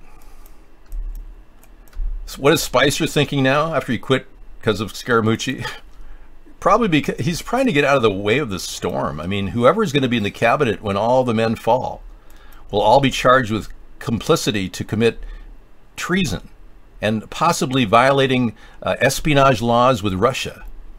How would you like to be one of those people in Donald Trump's cabinet when all the musical chairs stop and everybody has to sit down? Uh-oh, Jeff Sessions might just be the only guy standing because he recused himself on the Russian thing, but that doesn't mean he's not complicit in conniving and talking to the ambassador of Russia, Kislyak, before the inauguration, which he was. And then Jeff Sessions committed perjury 3 times in front of Al Franken, but Al Franken doesn't have the balls to prosecute him. I just love the way the American politics is turning into a kind of a kabuki drama, you know? You Japanese understand kabuki, right? I understand it's kind of a funny story, the kabuki dramas. Let's see. We got Trump dictated his son's misleading statement on the meeting. Yeah, we covered this story.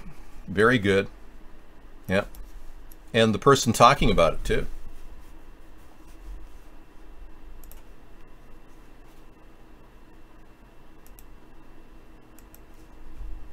Yep.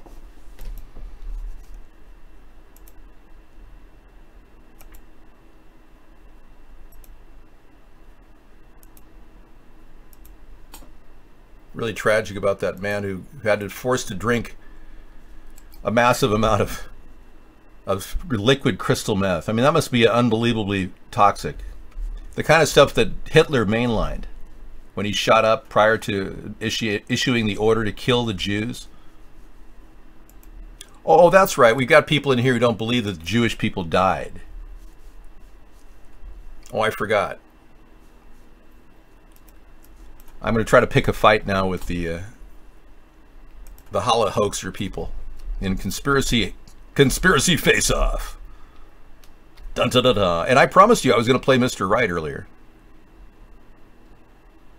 I'm surprised I didn't do that. Let's go to it.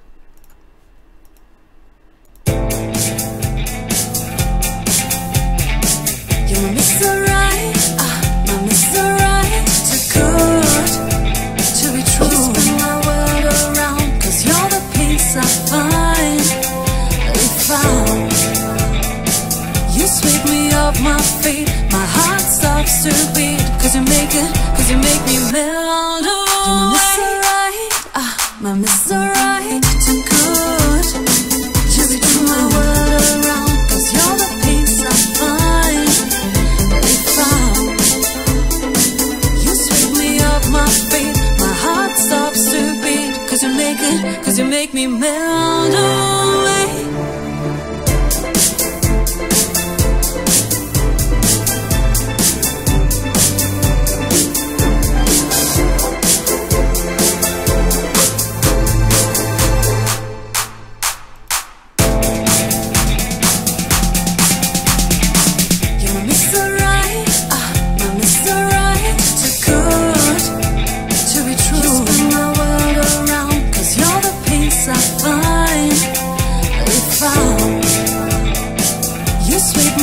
My feet, my heart stops to beat, 'cause you make me melt away. You're Mr. Right, my Mr. Right, too good to be true.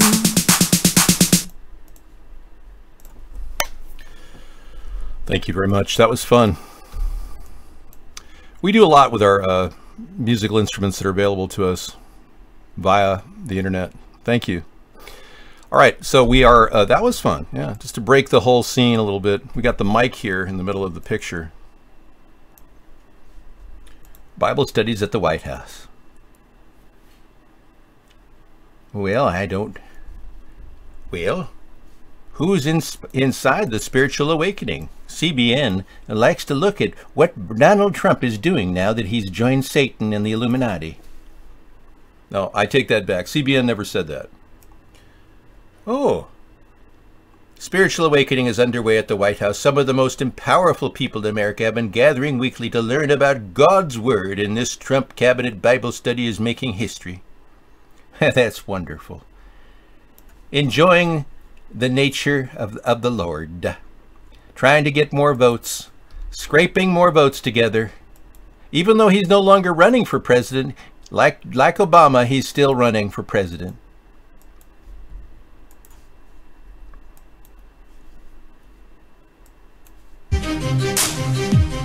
It's been called the most evangelical cabinet in history. Men and women who don't mince words when it comes to where they stand on God and the Bible. Who sent this to us? Oh, Scissor Fight. Okay. The least religious person in the show. Good for you. Okay, we're done with that. Thank you. Yeah, well, a media blackout, falling sea levels. It's worse than that, Mr. Bellows. The temperature, the Arctic temperature of the waters have increased dramatically. 30 degrees in parts, meaning there's going to be gases emanating from the bottom of the bowels of the ocean. Welcome to the online revolution, where you come to gain some semblance of sanity in a bizarre and weird, twisted world. Yes, indeed.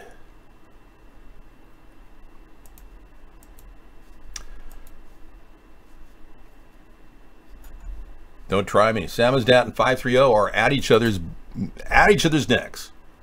Ladies and gentlemen, we have The chat battle of a century. Samizdat versus guest 530. In the left corner, Samizdat with his liberal thinking. That's going to piss him off. Hey, the fact is, you know, I hear you, man. Y'all aren't going to do anything, man. Yeah, I took care of that. I'm going to enjoy this. You know, every time I mute you, a little part of your being is sent into the mojo, where you will then face the imminent disaster of karma. Yes, once the mojo kicks in, bad things happen to people like you. And same with you, buddy. Yeah. All right. We just took care of what happened in our show. We have the power to keep guests on. We're going to do that. Let's let her roll. Okay, we got a story. Shows speeding trooper going wrong direction. Oh, I can't wait to see this. We're in the race for our life, folks. Live leak. Okay. The wrong way. Okay, let's play it. North Carolina State Trooper going 100 miles per hour the wrong side of the road. Wow. Talk about endangering the lives of others. Whoa. Look at this. North Carolina, you need to get this guy on waivers. Pull him off the force, dude. Look at this. Can you imagine running into this on the other side? Wow. He'd be much better off over here. Even if he had to go down a mile to turn around and come back. He was fired, everybody. Kill himself for somebody else. Yeah.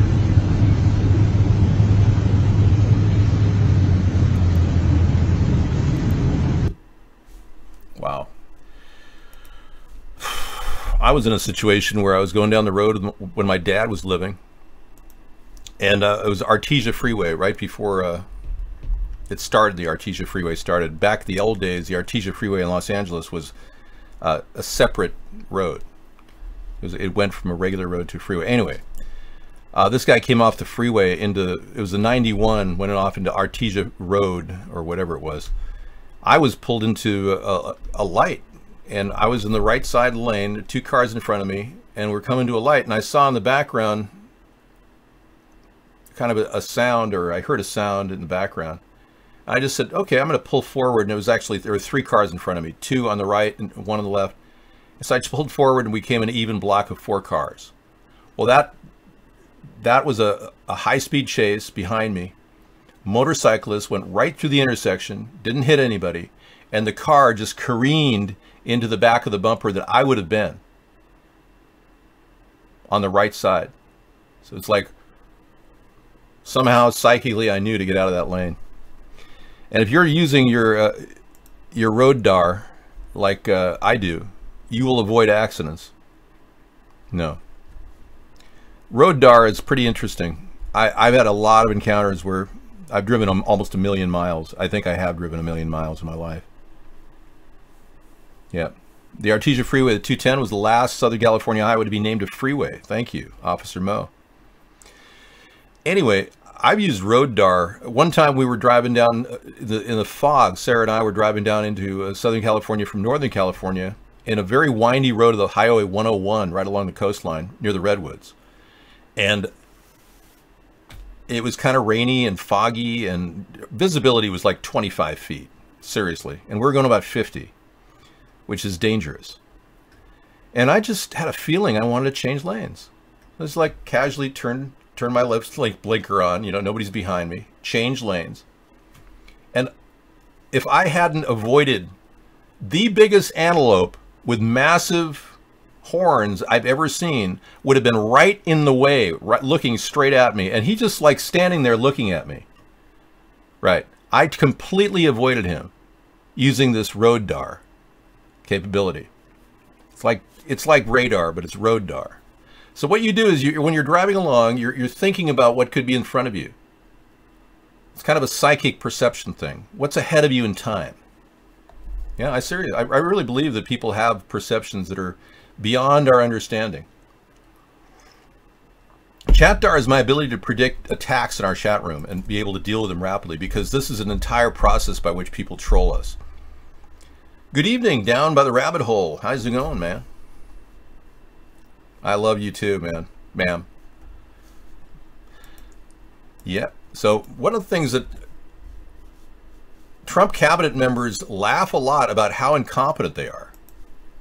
This is a really weird story that it's kind of belies a deeper meaning that we really have put the most incompetent people in charge of our country at the worst possible time.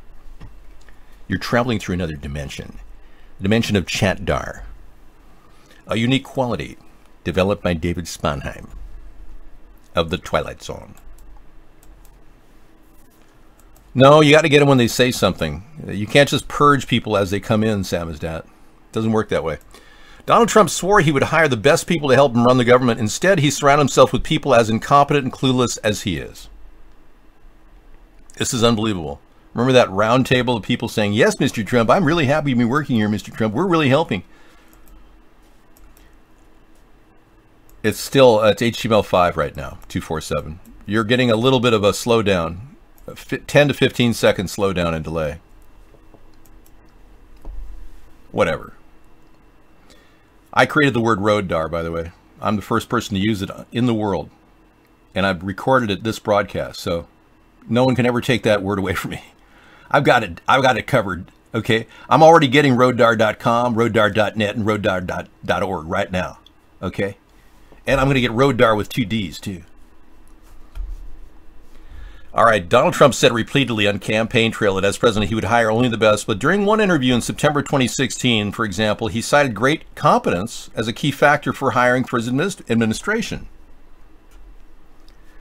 That, like so many of the Trump campaign promises, has turned out to be a lie, and in fact a joke among the members of the Trump's cabinet. They actually say it's a joke. The GQ profile on Secretary of the Interior Ryan Zinke, who last week threatened the entire state of Alaska over GOP Senator Lisa Murkowski's opposition to Trump's health care fiasco, included this alarming tidbit about a running joke with his new friend, Energy Secretary Rick Perry. Perry is a wonderful guy, he says. I think he thought that his department was more about energy than science. Mostly it's a science. It's science. And of course, they also have responsibility of our nuclear arsenal. Interior is the one that produces energy. We laugh a lot about it. Yeah, Perry was like a D student in high school. All right, that's a purgeable statement. Yep, thank you.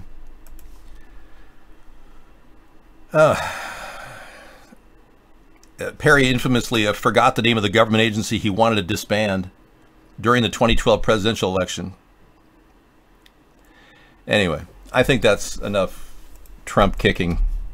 It's like kicking around an old, dried out rag. You know, it's like there's no game in it. If he was a bouncy ball, it'd be fun to kick it around, but he's like a dried old rag now as president, what, 6 months, and he can't do a damn thing? I hear you, buddy. ATPDAR. ATPDAR.com. Sanders is defending his wife, Jane, in an ongoing battle of what appears to be mishandling of funds, would be the base charge. I don't think she maliciously, purposely tried to defraud people out of their money or a bank, but that's just my take. I think she just kind of bumbled around and didn't realize she was collateralizing a $10 million note with barely $2 million in donations that weren't even properly received. I know all about the whole story, but don't ask me anymore. Otherwise, you know, I don't really know the specifics. If it does go down and Jane has to serve some prison time, she will be known as... There's got to be a joke there somewhere. Not G.I. Jane. Something else. University Fraud Jane. All right, well, enough fun for that. NASA confirms sea level is falling 2 years amidst media blackout. Yeah? So apparently the ice caps are melting, and we got more water, and there's a media blackout.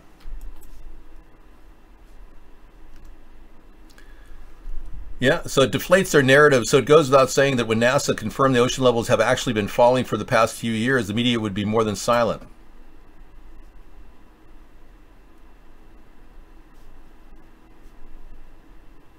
Huh. I don't really care, you know. How does it affect the steak I eat and the carbon coming out of my gas run vehicle, which has almost zero emissions? Hanoi Jane, yeah. Or how about Annoyed Jane?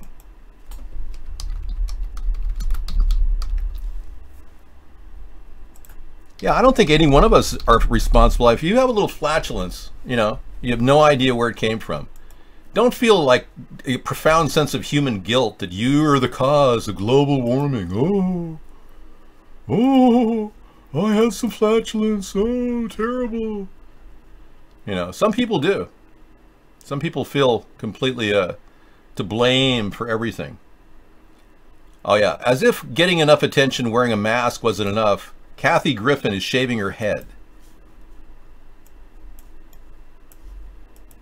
Watch this. For I have seen all that I've seen what Laban's done unto you. That was the farting pastor. And this is Sally Griffin in her attempt to get even more attention. Wow, let's give her all the attention she needs before she checks into a local hospital with extreme exposure to sun rays due to lack of tinfoil hat or something. I think somebody paid her to say those horrible things about our president. I think it's terrible. Shaving her head. Isn't that something? I never had sexual relations with anyone, not even my wife, Hillary. Chelsea was not my son, she was Webb Hubble's. But I still pretend like she's my daughter. It's a story of a reality that I live, where the greediest guy in the world becomes president, stealing all of my ideas, and ultimately lies to the people incessantly. It's a story of absolute greed. It's the greedy family. Ivanka, Donald Jr., Eric, and Trump himself. It's the tinfoil. It's Kathy Griffin, not just Sarah Jessica Parker. You got that wrong. Kathy Griffin.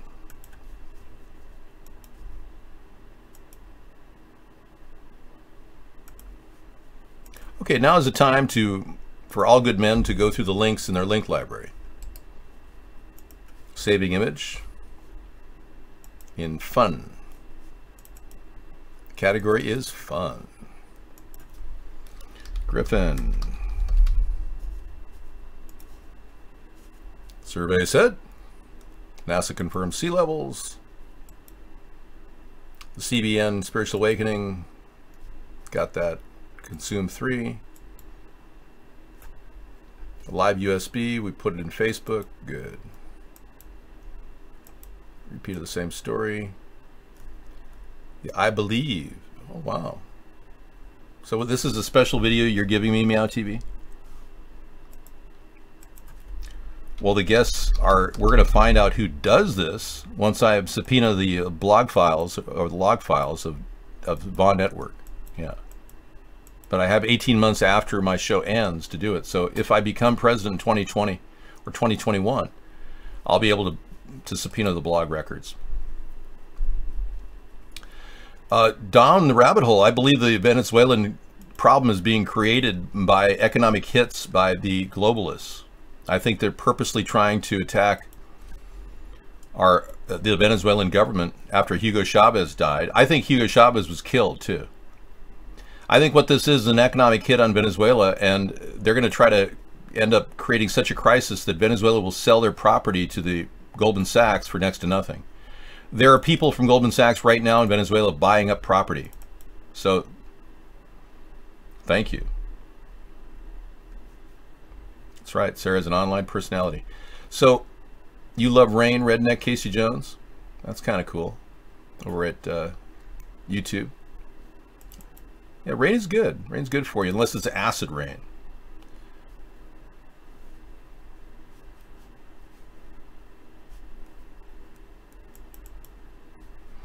So some people think I look like Troy McClure of The Simpsons, that I was prophesized in The Simpsons, that they knew in advance that I'd be coming.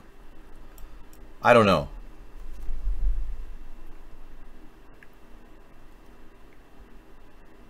It kind of looks a lot like me. I know.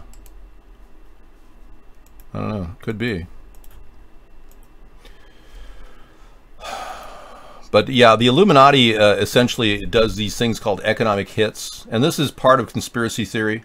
But we know that for a fact that this has been going on for a century now. America, the imperialist power, comes in and forces agricultural people to accept loans for more equipment, more pesticides, more destruction. And then you see massive clear cutting of forests, like in the Brazilian rainforest, when the Yanomami were displaced from their native homeland, where they used to sit and make baskets and drink reed water and speak in tongue. And these Yanomami were displaced, and now they're in Vegas holding little tickets, flippers, as they're standing there. When you walk in Vegas, you see the Yanomami standing there, and they're handing you tickets to go to the strip club. This happened to me. Sarah and I were walking into the Vegas area, and the Yanomami people were all, they make hardly any money doing this, handing out tickets to strip clubs. It's just so sad. Severe storms. Istanbul. It's hit. The media could not be played. The names were changed. The media was changed to protect the censors. The media was removed to protect the censors. Here we go. Whoa, this is intense. Look at that. Severe storms in Istanbul. Whoa, look at this, folks.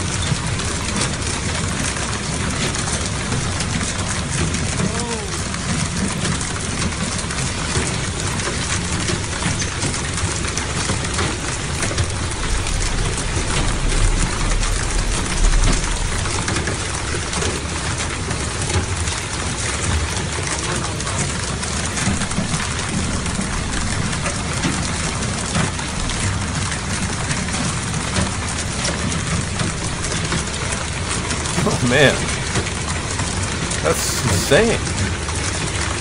Holy moly. That is a torrential downpour. It rains in Torrance, California. It rains in Istanbul, Turkey.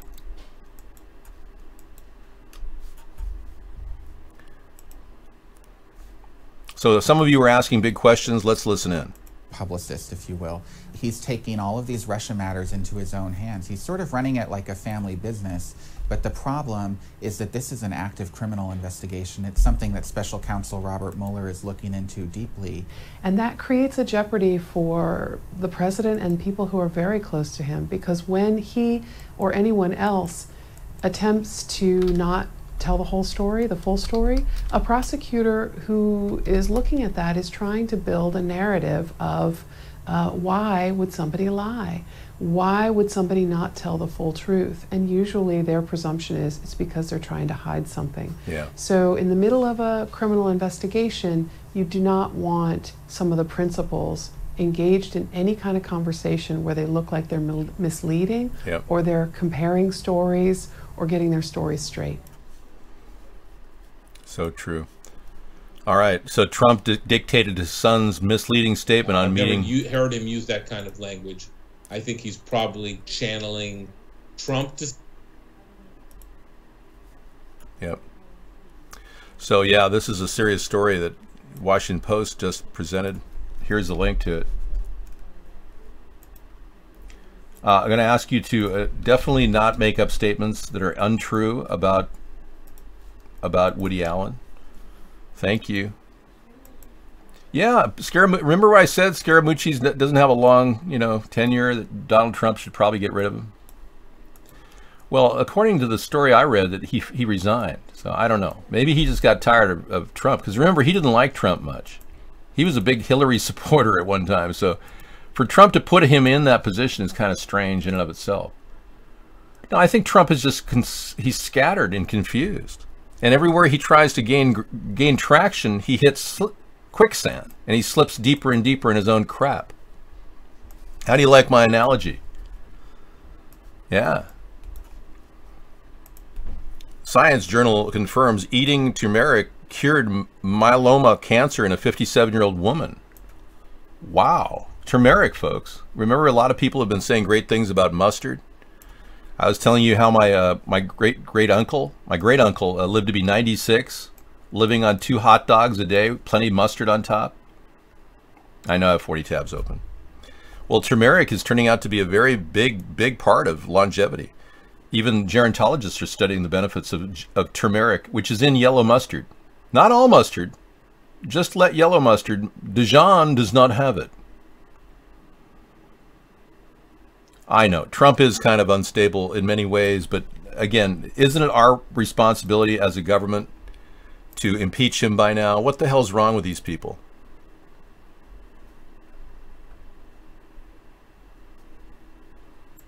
Good story there. Good story there. Yeah, and people don't realize the story about Seth Rich. This story came in earlier from Prince Charles, fake Prince Charles. Yeah, 27-year-old Democratic staffer Seth Rich was murdered in D.C., a block from his apartment, and the killer or killers took nothing from the victim, leaving behind his wallet, watch, and phone. But earlier that night, he'd been at Lou's City Bar and Sports Pub.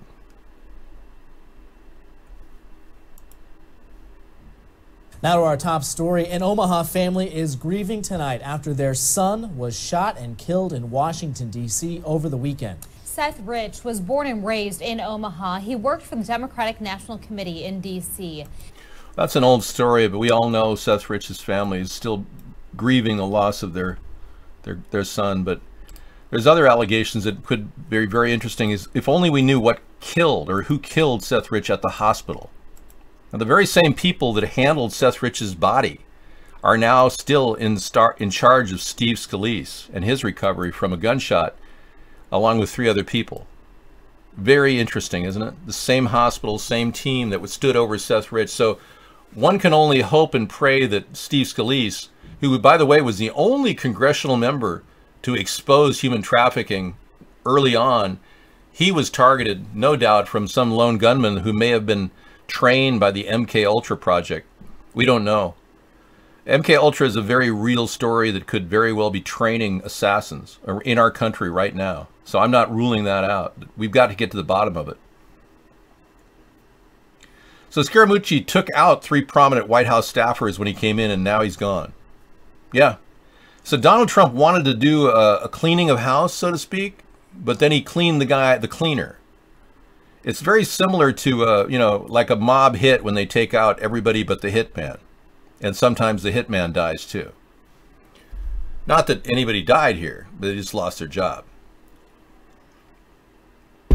Well, let's be clear. You got an alien attack? That's probably the alien agenda. Okay, a demon alien attack on Fort Worth? Really? In 2011? Hi everybody, this is Glenn Kenny with Project.Insearch.com.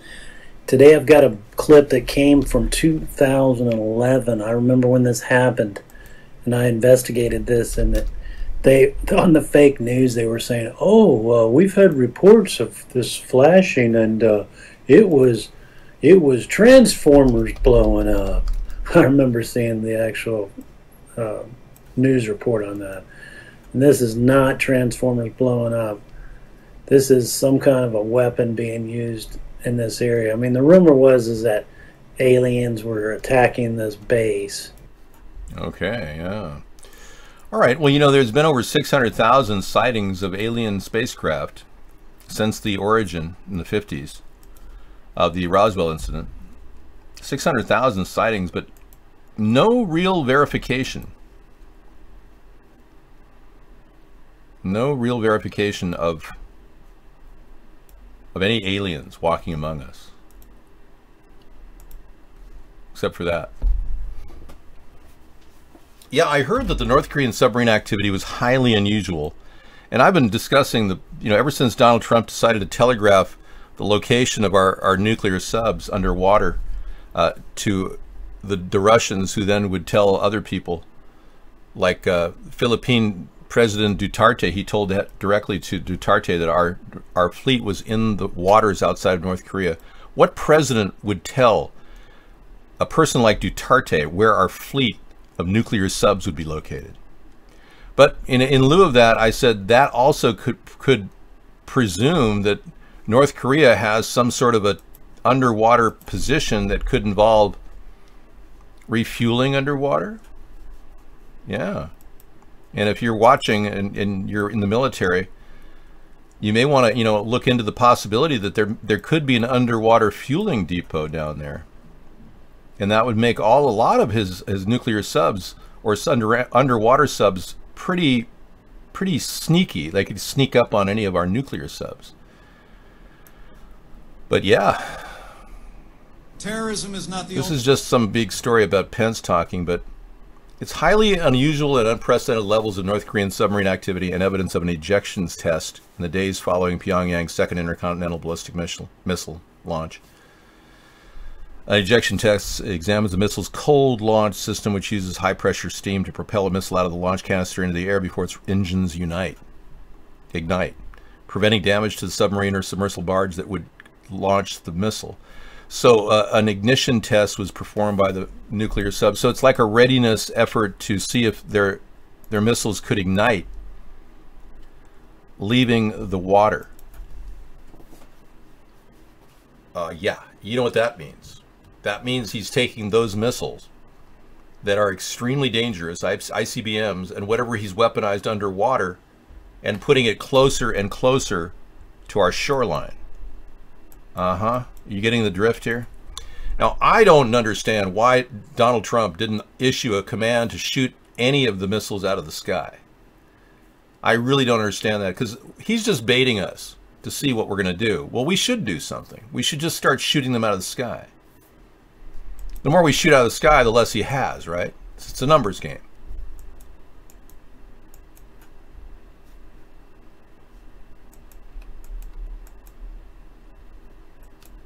Yep, they're saber rattling and upping their show of force. They got word that we're going to attack. Yeah, this is exactly what anyone would do if they felt threatened. Now, why aren't we communicating with Kim Jong-un? Yeah, we know China's supplying North Korea. What's the big deal? They're trading partners. Hey, Kim, hi. It's Dave. Hi, how you doing? Yeah, we got a situation. You said you're going to send out more. No, I'm not talking to Kim Jong-un right now. That would be a violation of the Logan Act.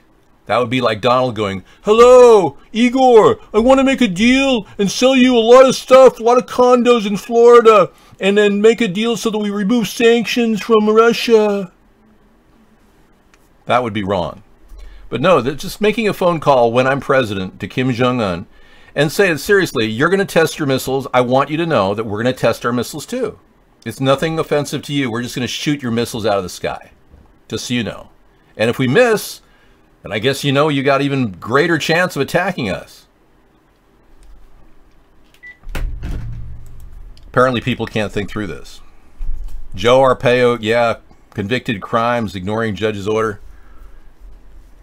Apparently the defiance that Judge Joe Arpaio has. Breaking news just into the ABC 15 newsroom. Former Maricopa County Sheriff Joe Arpaio has been found guilty of criminal contempt. This, the word just moments ago. We've learned that the sentencing will take place October the 5th. Again, Arpaio guilty of criminal contempt for defying a judge's order. It has to do with those immigration patrols. Again, this has been years in the making. We've covered a lot on this. We're going to dig deeper and find out what that means. We had told you that he could spend up to 6 months behind bars. No word and no insight as of right now whether or not he will. Again, the sentencing coming up October the 5th. Sheriff Joe Arpaio guilty of criminal contempt. Okay, I'm pretty sure they're trying to get rid of Joe because Joe Arpaio has the cold case posse, all the information that will implicate Barack Obama when I pursue a criminal case of fraud against Barack Obama and Michelle. Now, I've told you all along that I'm the only person who can repeal Obamacare if indeed I get to the presidency. I will be able to remove Obamacare and every single executive order that Barack Obama put his name on. And hopefully Congress will have impeached Donald Trump by then so we can move forward with 2007 rates on health insurance. Yeah. Once we prove without a shadow of a doubt, and I will be soliciting the use of that cold case posse file, even if Joe Arpaio is in jail at boot camp, being denied water and food and treated like a piece of shit. Okay? Joe Arpaio apparently denied the judge's order at the time and treated all of these people with disregard, which is a criminal act. And it was his cavalier attitude. But his work with the cold case posse, I definitely would give him a pardon. So count on a guaranteed pardon if Joe Arpaio is in prison in 2021. Okay, thank you so much. Well, whatever, he's going to have to go without water in some of his victuals just to prove how tough he is for boot camp. You can't repeal it, no. I'm telling you, all of you people who still believe that Barack Obama was a citizen of the United States, who voted for him, I got big news for you. The birth certificate that was brought over by a woman who should never have even been Director of Health and Human Services in Hawaii, Loretta Fuddy, who then died with $100,000 more in her bank account that she didn't have any explanation for. Barack basically rigged the entire 8 years, and he needs to serve some prison time for that, which means everything he signed will be completely revoked. It's the only way to repeal Obamacare, I'm telling you. You got a monster on your hands. I even said they were never going to repeal Obamacare 2 years ago. And sure enough, I was right. 3 times now. It went to Congress and it was rejected just the other day. John McCain went thumbs down. Straight Talk Express. John McCain knows we can't possibly repeal it. Okay, incredible protein reactors create food from electricity and carbon dioxide in a breakthrough that could help solve world hunger. And here I thought I had my Flyburger device already worked out. You know, I have a thing I'm trying to convert flies into burger, you know. Well, whatever. McCain was never on your side anyway, MJS. Republicans don't know diddly squat about health care, okay?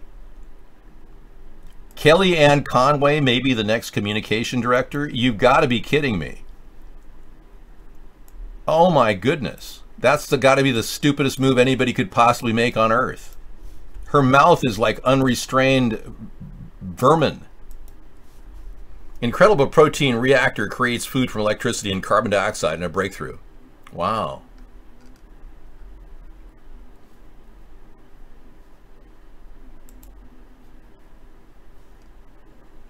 Within a fortnight, the reactors can create a spoonful of single-celled proteins using just solar energy and some microbe supplements. So it just sits there and makes solar energy.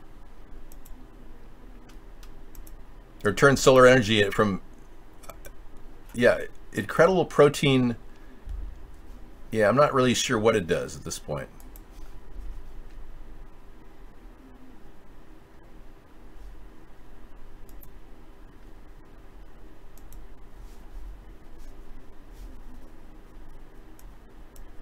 Seeking alternatives, scientists at the Kennedy Space Center are working to develop a controlled ecological life support system, or CELS, where plants recycle air, water, and waste to produce food. Their effort is currently centered in an old pressure vessel salvaged from the Mercury era.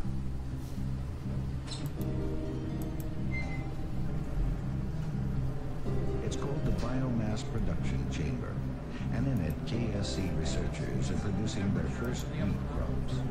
Every day, workers tend the small farm, taking measurements and ensuring that everything is functioning properly. The wheat is grown in an enriched water-based solution, a process called hydroponics, which eliminates the need to carry heavy, potentially contaminating soil. Hydroponics offers another advantage as well, according to the head of the project, Bill Knott. It's very easy to very quickly... You don't understand. I've got proof. They need proof. I've seen it. I've seen it happening. They've got to tell people. Tell them what? The ocean's dying. The plankton's dying. It's people. Soylent Green is made out of people. Sorry. That was one of my favorite movies with Charlton Heston, and yeah, it's fantastic. Edward G. Robinson, one of the greatest actors of all times.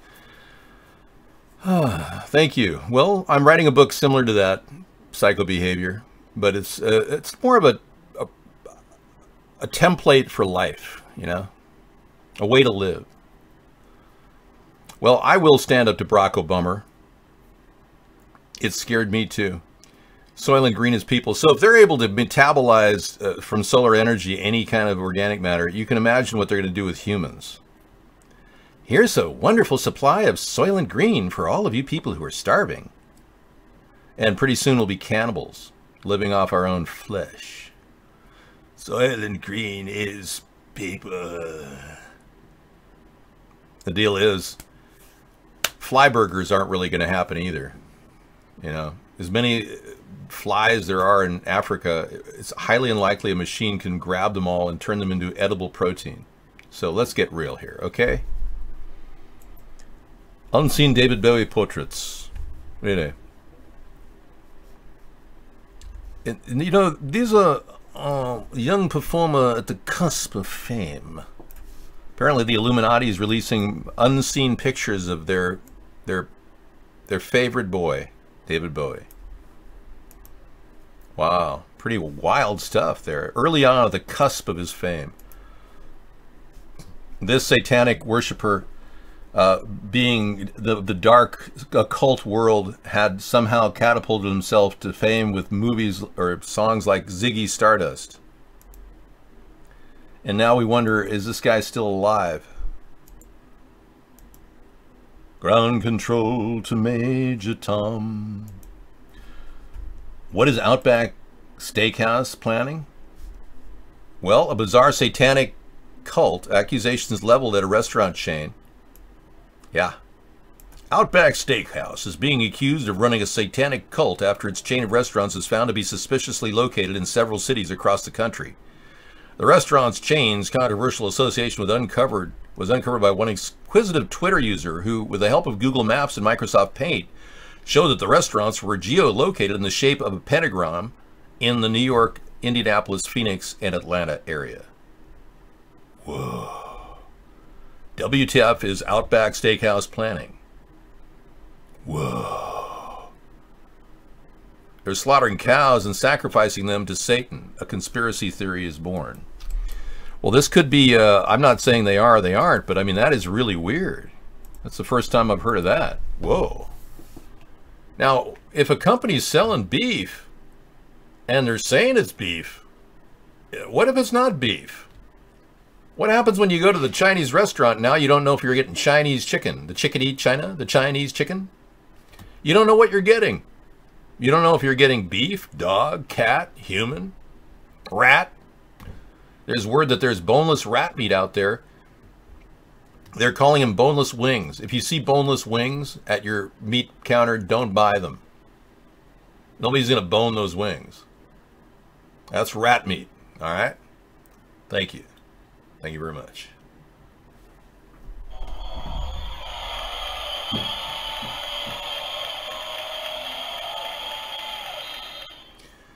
Yeah, you open your fortune cookie and it says, that wasn't chicken. Now, I know, I've always wondered about that food. Organically fed, non-GMO, pre-Fukushima rat meat.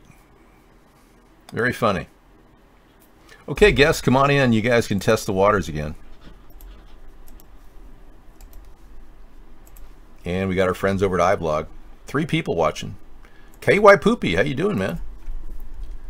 Yeah, you're simmer down, strange. Yeah. Yep, you found that funny, pre-Fukushima. I seriously have pre-Fukushima seaweed. When I've heard that Fukushima was spilling into the ocean right off the coast here of Japan, I immediately went out and bought lots of Korean wakame.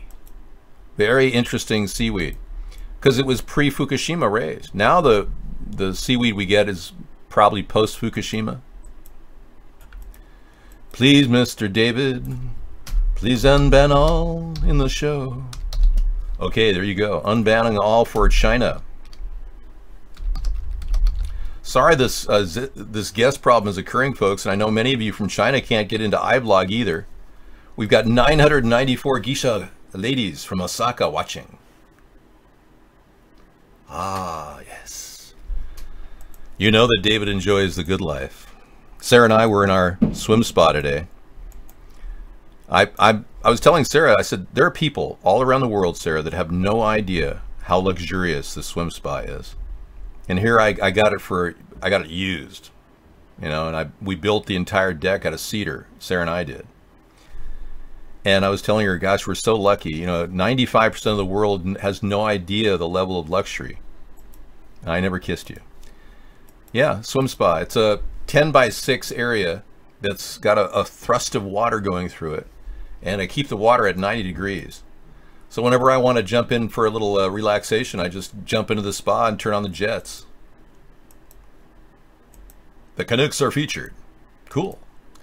Yeah, so this can be attained for under $5,000. In fact, Scissor Fight found hot tubs are being given away in your area in America. We are so full of luxuries here. They're giving people, hot tubs are being, you know, they say take it away. If you can load it in your truck, take it away. It'd be great to have an Olympic training pool, but my swim spa is not that big. I was thinking of digging up my backyard and putting an Olympic-sized swimming pool in it, but the cost is ridiculous. How stupid are Americans? Well, Mark Dice has answers to that. I'll play that later tonight, Ghost. I normally don't play Mark Dice because his connection to, you know, Alex Jones.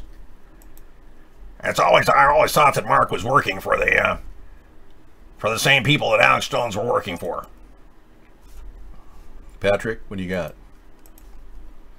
Kim Kardashian's company hit with a $100 million lawsuit. Uh-oh. This is more than money than she lost in her $12 million jewelry heist. They ripped off a patented illuminated smartphone case. Really? No kidding. Well, thank you.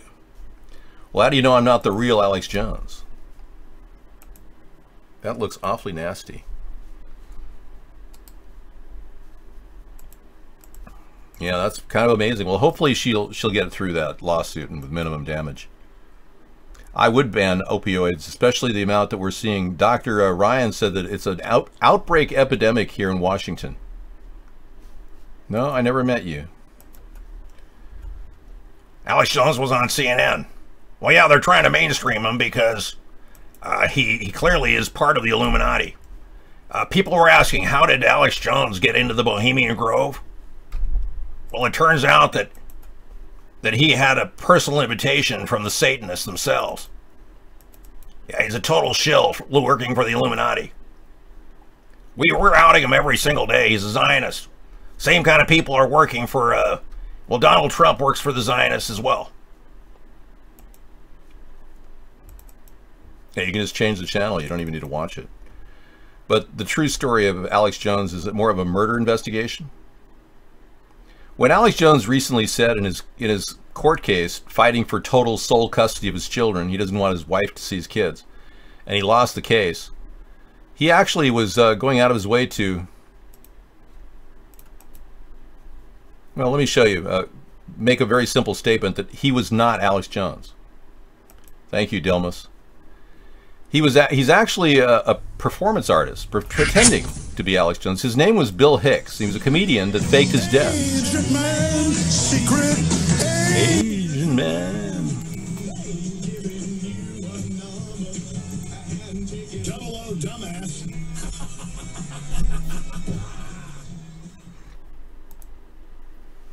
And I believe that that there's this agenda in mainstream media, and I think it's fairly easy to back this up, to keep people stupid, docile, and apathetic, and therefore the elite who own these corporations and the families that own the corporations, even fewer people, their agenda is to keep us stupid and apathetic. That's why I love public access, and again, thanks for having me on. Go back to bed, America. Your government is in control again. Okay, so because money is all about profit, is all about what Alex Jones is about, he sold out. Yeah, he's Bill Hicks. I could admire someone who's a better comic than I am. Now, what's weirder is that Bill Hicks is impersonating the guy on the left, Alex Jones, the original Alex Jones. And I've had people from Texas say, hey, David, hi. I finally got in after 50 times, you know, clicking your link. Did you know about Alex Jones, right? And I go, yeah, it's not him, is it? No, it's the real guy is on the left. Yeah, so people in Texas know, but they can't get their word out. You know, so when I say I look more like Alex Jones, it's true, I do.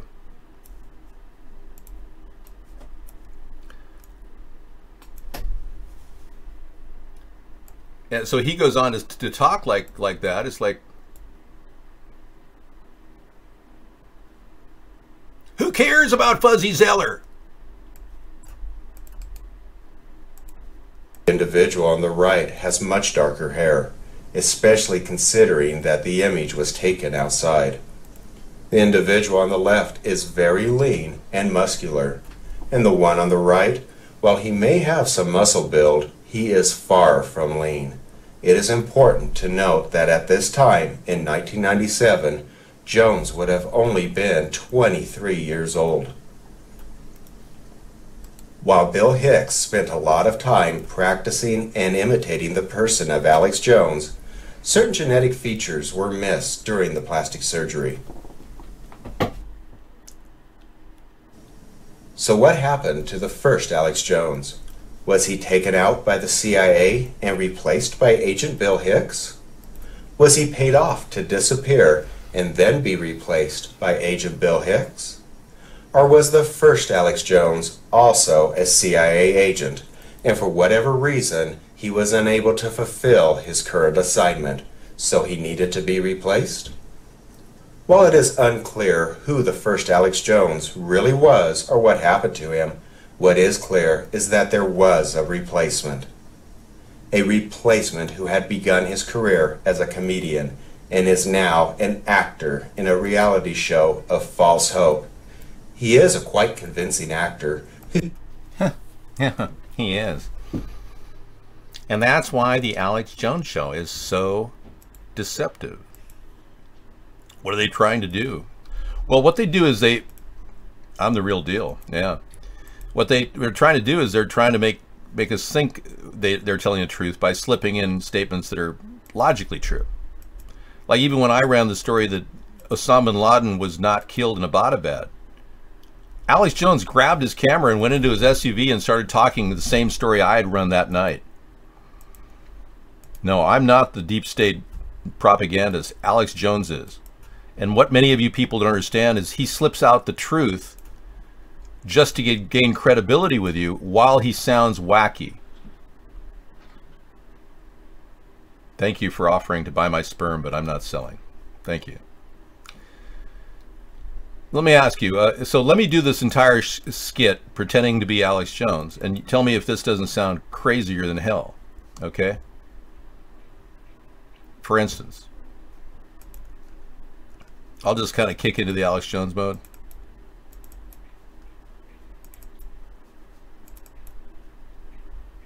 Okay.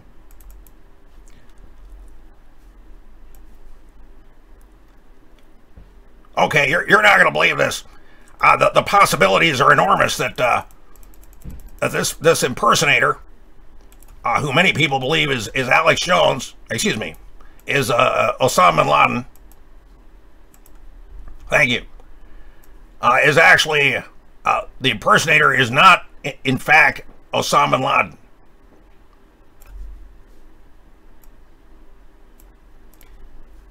Now here's a picture of what appears to be the impersonator, and as you line up the faces, you can see very clearly that it's not the same person.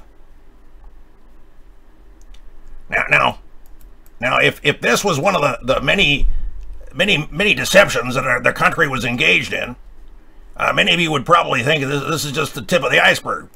Well, it is, and you're about to realize that the end of the world is coming and the sky is falling.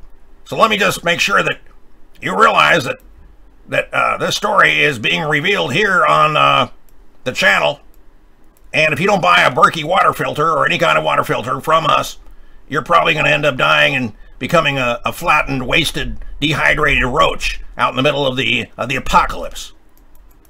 Clearly, these aren't the same people.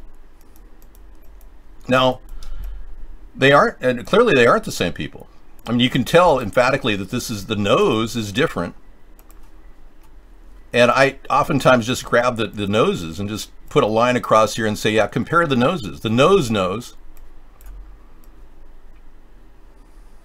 It's a story. But look at the nose. I mean, the nose is classic. You can draw a line through the nose and you can see clearly that these are not the same people. But Alex Jones made it seem like a big joke.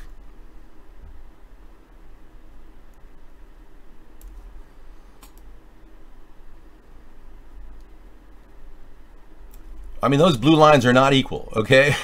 they're as close as I can get. But look at the veritable change in the dimension of the nose. Now you compare that to my nose.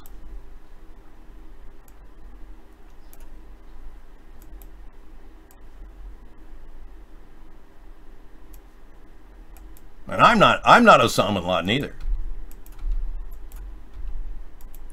But coming from a guy whose perspective is all tweaked, it makes it seem like it's ridiculous. Yeah, so he's taking real truth that Osama bin Laden did not die in Abbottabad, I assure you. Taking my story and morphing it into some ridiculous, nonsensical thing. Those two noses were not alike at all. These eyes adore you, though they never really saw you in the first place. So taking a look at something like that could be a $100 million lawsuit against the Kardashians. That's going to scare the living daylights. Or if you're Kathy Griffin and you're on Trump's payroll, I mean, what are you going to do next to make Trump move up in the ratings? You don't have to come in now. You can come in later if you want. But I'm not Kathy Griffin, I can assure you. Look what Kathy Griffin did to her face just to get noticed. She doesn't get enough press, I guess. Wipe out the pipeline, Dave. Which pipeline is that? No, Sarah, no, of course, people shave their head for all different reasons, okay? Maybe Kathy Griffin is suffering from cancer or something. Who knows? Well, they said her sister is or something. Maybe she's shaving her head in honor of her sister, yeah. It's the online revolution. I told people I cut my hair off, but I'm saving it so that if I have cancer, then I can make a wig of my own hair for myself. Exactly, yeah. Or I can just do it when I turn gray. Yeah, you could. Yep. Yeah. All right, Just cool. Keep the hair from my youth. That would be fun. You've got a collection from, what, 2 or 3 decades now? Yeah, something like that. 2 decades, yeah. It's amazing. 2 decades of hair Sarah's been growing in. You know, your hair is getting longer again. It's amazing. It's beautiful hair. Wow. Thank you. When I wear it to the side, it's good. We should lighten it up a little bit. If I part it in the center, it's not good. Well, it looks really good on the side. It really does. Sarah's been using this new conditioner combo that she picked up for her hair. There's something, yeah, show your hair now. It's really bringing the colors a little bit, you know? Yeah. I think I was a little too dark there. We'll give her the lighter look. Yeah, she's got amazing, beautiful features. I know, some of you are crushing on Sarah now.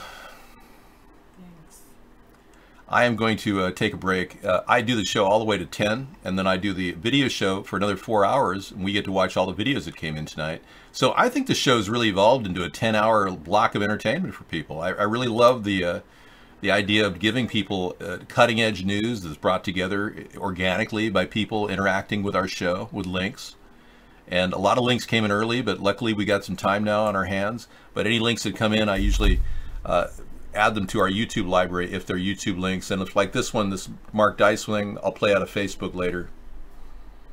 You know. I purposely cut my hair so I didn't look like that. KY.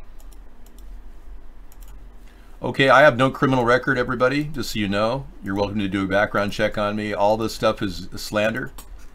They're trying to shut me down, but it won't work. No, that was Mark Dice. All right, I'll be back. I'll be back in 25. Okay. All right, sounds good. Take your time, whatever you want to do, David. Thank you. All right, I will look into the news. Out of all the shows on the entire internet, this is the one you watch. these people, most of them are the people you want to talk with and listen to. So this is a place to be. Oh, that is the sweetest thing ever, Ghost. Wow. Out of everyone on the internet, entire internet. Isn't that cool? David and I were talking earlier about how, like, I don't know, I feel kind of stuck in the 90s when it comes to, like, programming, but how the internet, even though it's evolved, it's like I kind of miss the old days, the chat rooms and those kinds of things. That those were kind of the days that were really good. We need mutually supporting. Everyone needs a mutually supporting relationship like David and Sarah have. I know, remember the ASL? I'll put in my ASL. I am 39. Am I 39? Yes, 39. Female. Washington State.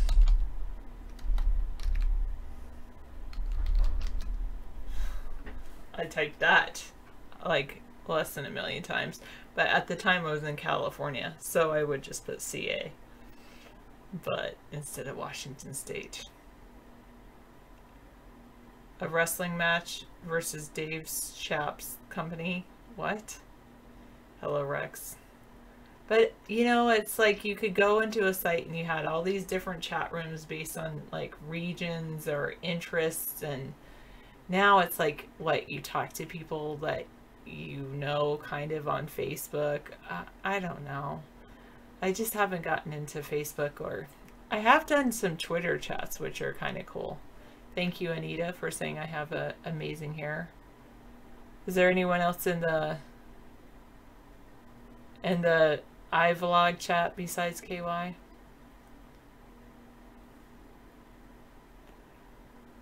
You use the local chat rooms on Yahoo Chat. Yeah, that was pretty cool. I mean, I remember like AOL days, and then like David and I met on VP Excite, and I have used ICQ. I was looking at, what is it, web chat, Freenode. Is it Freenode? Yes.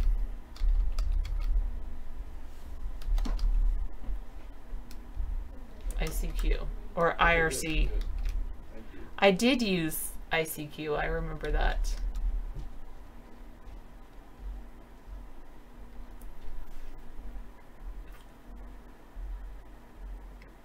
So they have, Freenode has IRC, but the problem with that, the only problem with IRC is, like they said, it's true, like the what is iBlogs? It's iVlog, and it's just basically the same chat, just like Von Live. I like Canadians, but I will have to tell you, Zelfire, you're using an apostrophe wrong. No apostrophe needed. Unless there's a Sarah that belongs to Canadian. To the Canadians. Oh, what's its major malfunction? I don't know. Oh, for us maybe that David figured out a workaround, but that we can't use an RTMP feed over there. Yes, back to it. Freenode IRC. The problem is that if you install an IRC, you can see the IP address of anyone that you chat with. And in the good old days, that used to be no problem. You know, it might actually be a good thing for you to know the IP address and know where people are that you're talking to. But nowadays, it can be a problem because, you know, people can DDoS you and dox you and all that other stuff with your IP address. And so I don't want to take an IRC based chat and just add it to my site because of that issue. Even though I have Kiwi IRC client on, I have that on our site, but Sammy's dad says when everyone's IP is visible, good, respectful behaviors and speech ensues. Yes, exactly, Jeff Boston, or they can send a SWAT team to your home. But the problem is, Sammy's dad, not everyone uses an IP that's from their address. They usually have VPNs and they send their bounce their signal all around the world. Well, I did get these glasses to kind of look like her, Mickey, but I feel like I'm a little bit brighter than Sarah Palin, but I could be wrong. She does read a lot now. After people asked her where her major news sources were and she did that stuttering issue, then after that she started actually becoming more aware.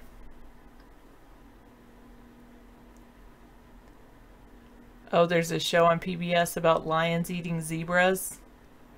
Again, no apostrophe needed behavior.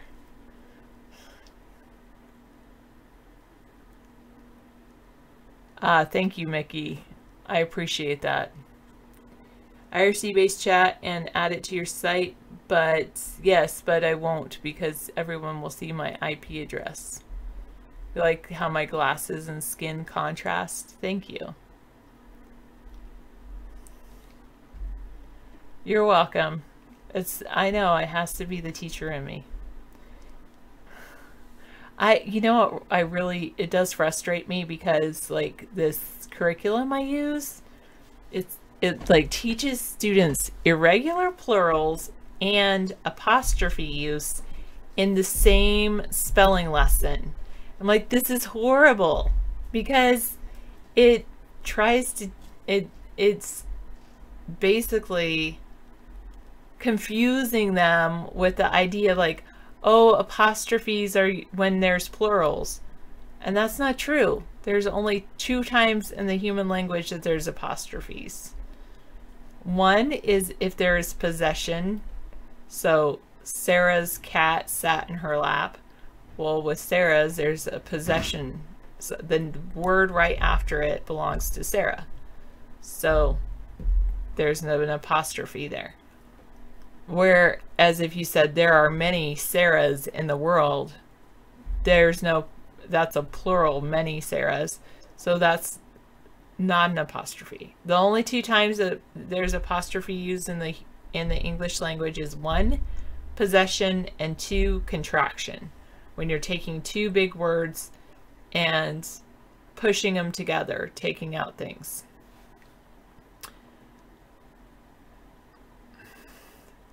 There you go, girls volleyball fan. That's it. That's the only times that apostrophes are really needed. I agree. What is Grammar Girl's blog? Is it just Grammar Girl? I have heard she's really brilliant. And I've learned quite a bit from her. I also like what to do with an IP. Metasploit.com.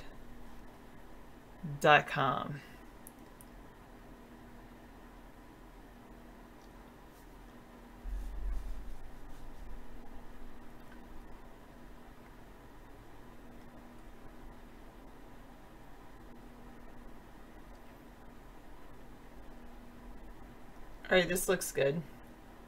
Want to write exploits or submit open source code? Get the tools and documents. Do I want to write exploits?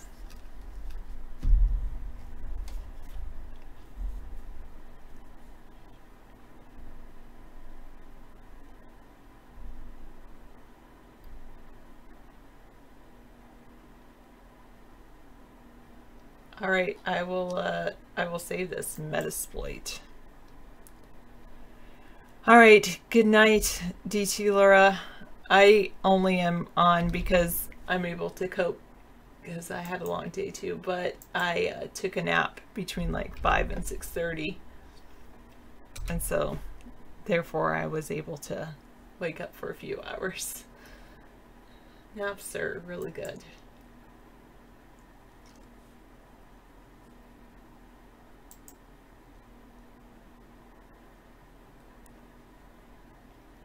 Oh no. You can't move in, but I'm glad you expressed yourself. They cooked eggs in your my office microwave and it smelled like, yeah. Okay. Welcome. How about it? How about it? Salute. Taco meat from the weekend has a bleak end. No spin. Cerebral Dave. Excuses. Bowdy. All right. And Anita says I have amazing hair. You want to join Adam Bro's cast, but it's going to be under a 2-minute ban. Why would Adam Bro ban you, Zelfire? Hopefully a good writer. Yes. Oh, Minion Fogarty on Facebook.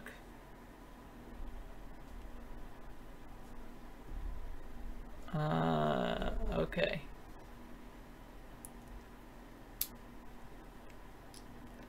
What to do with an IP number 2?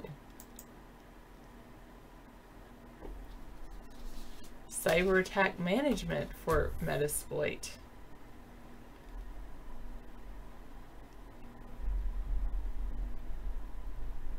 I'm writing about Grammar Girl on my Blue Apple. Yeah, I did eat the pizza. It was okay.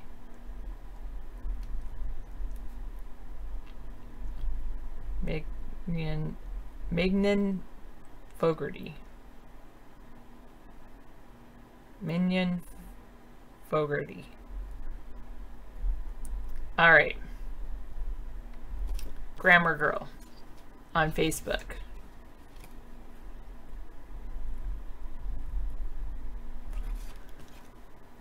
Yeah, it was okay. I never realized that David really loves olives on pizza before. Yeah, I guess. Well, actually, don't. I'll tell you what is not good pizza. Or what pizza, but they claim it. Ugh. Don't do those weird pizza biscuit dough things that like sometimes sell for only 10 cents because nobody wants to buy them, that pop out of a can. Don't do that and then add pizza sauce to it and claim it's like some kind of biscuit pizza. That does not work at all. David did that one time. But pretty much everything else is okay.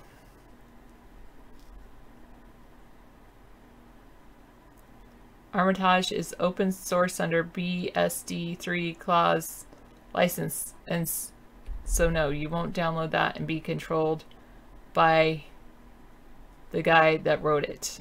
Okay.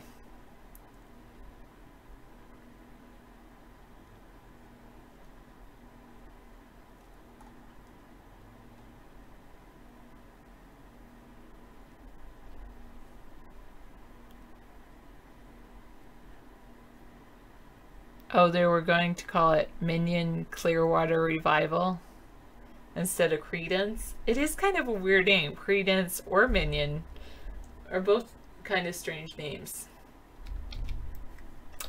Misanthropy, you're back. How are you? I am downloading bookmarking links that who's giving these? Ghost is giving me about fastandeasyhacking.com.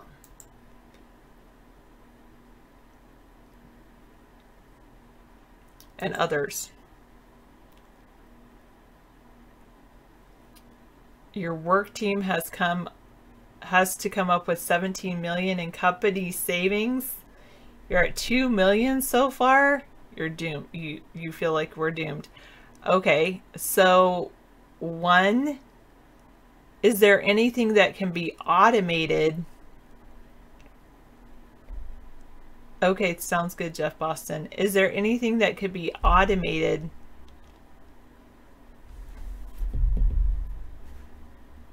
that currently isn't automated? Is there anything that you can stop spending money on? Fire everyone except you? There's a good point, Misanthropy. You need something that will actually sell? What is it your business does? Tell them to make some sales. David won't like the fast and easy hacking, so I'll close it down.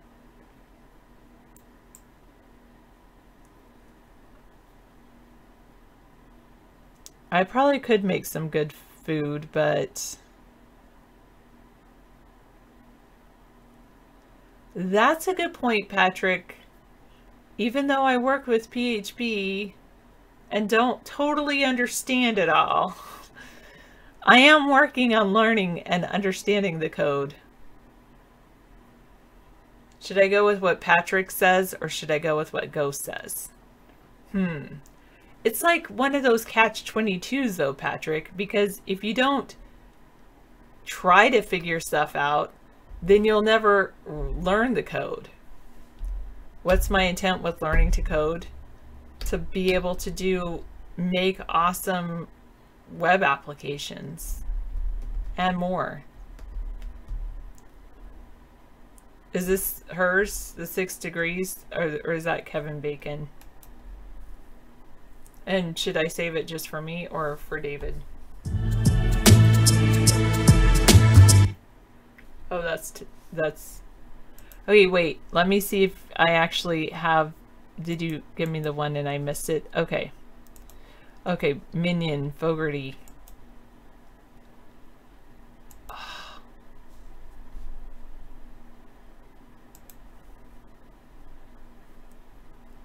It keeps. Okay, wait. Kevin Bacon. Let me go back. I missed the Minion Fogarty one.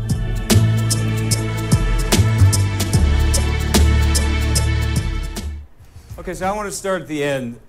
Most of us have contemplated our own death. You know, who's going to be at the funeral and are they going to cry, stuff like that. I don't think that's morbid, honestly. I mean, I think it's okay to wonder about a world that doesn't have us in it, but I'm going to... Okay, maybe that's it.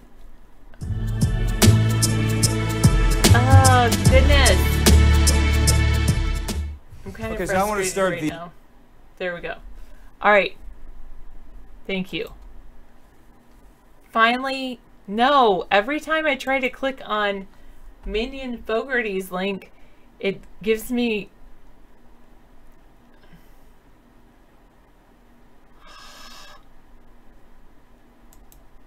There we go. Maybe.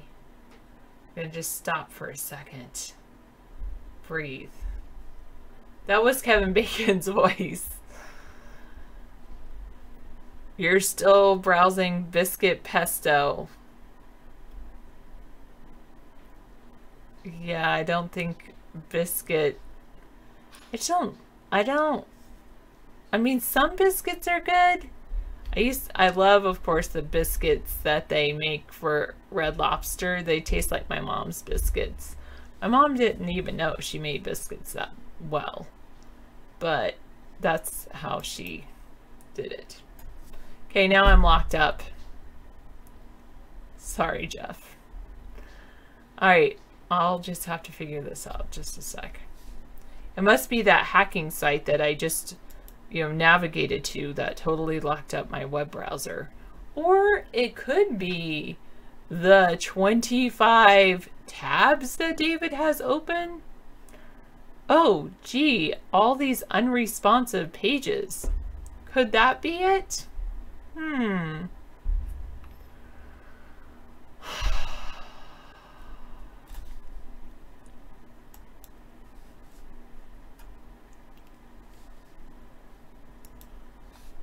All right, I'll be right back. Maybe. I'm here, but I'm not totally responding because hopefully if I close out of this browser, it doesn't have a problem. Oh, snap, something went wrong.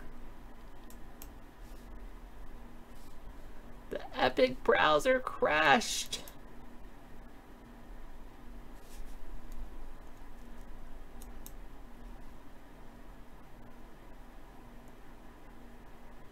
Do I want to? No. Exit Epic and close all tabs? No, because David wants all those tabs open. So, I'll just start a new tab. There we go.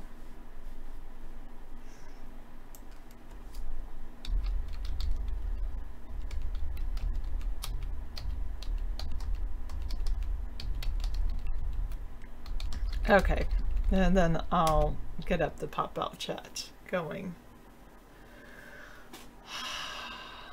Loading, yay. Okay.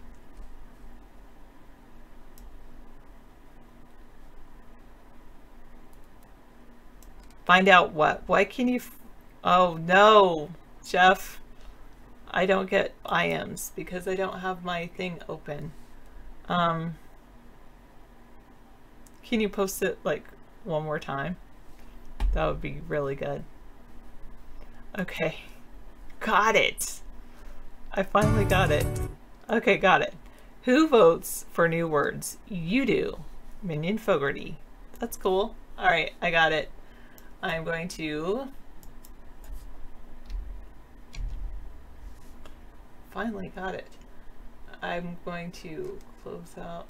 Dave is going to be upset because I lost all his Epic browser tabs, which were like 20 different tabs, but it doesn't matter to me because really, we shouldn't have that many tabs open.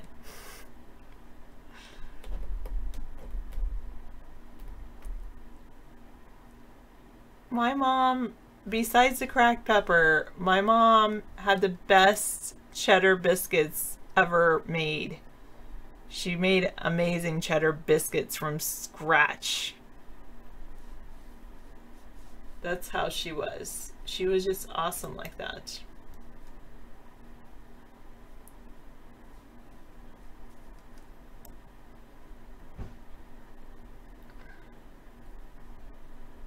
I'm going to start a new one called... No, I'm going to add it to education. There we go.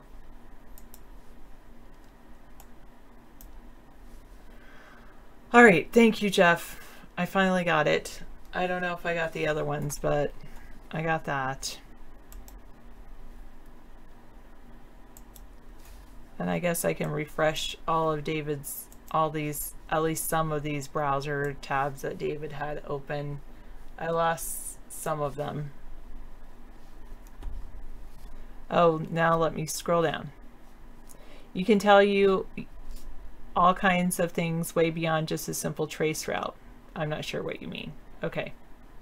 Oh, Patrick, if you were asking me, yeah, I can't tell you more, but there you go. I'll let you have your private conversation with Ghost. I would say this about Ghost. I know that he's been banned and has been back because of all the internet chat shows he likes talking with us, which I find is like a really nice privilege.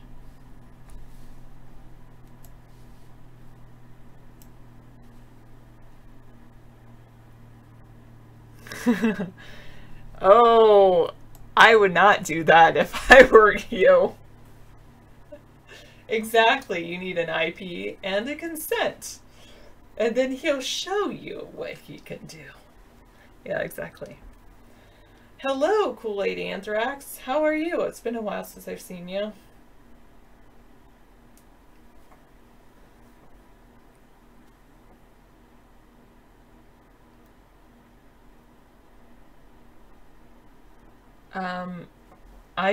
That's probably the last time I saw Frank Taylor was 10 years ago.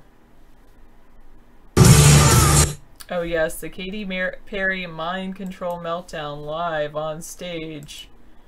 I think David saw it. He didn't look like that 10 years ago, Mickey. No.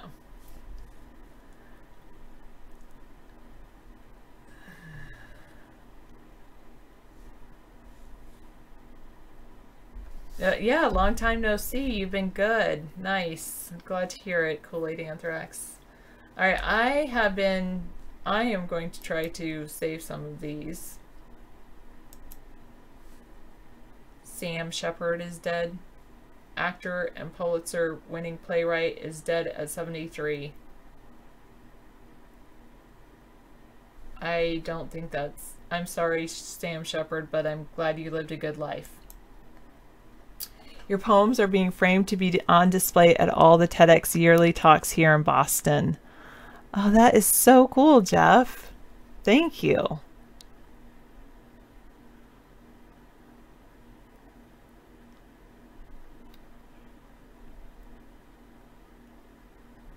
Oh, yeah. I think you're not well enough to do an actual TED Talk. But you know what? The thing is, Jeff, so they did that instead. That's pretty cool. The thing about poetry is sometimes it's better if other people read it. And insofar as, like, when I read your poem, it's my voice I hear in my head instead of your voice reading it to me. And so it's sometimes an even more personal, it's like a deeper transformation can happen that way. Yeah, high five. That's awesome. Very good. That's great. Does David want this? The White House Communication Director Anthony Scaramucci has been fired after fewer than 10 days in the post. Oh, wow.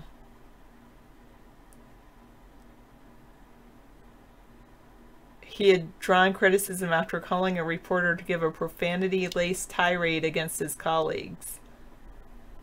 Mr. Trump's chief of staff, Reince Priebus, and spokesman Sean Spicer both left their posts with his appointment.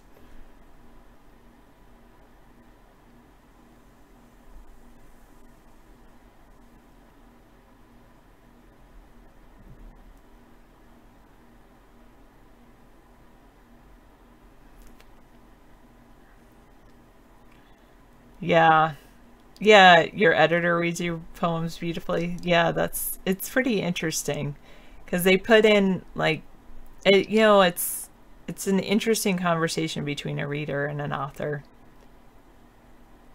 Ozarks, you made the best lemon pie ever. Yum.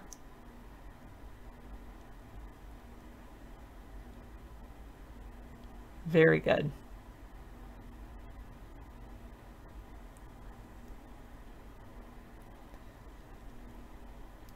What do you do between the two times when I come on here, Sarah? You think that I read?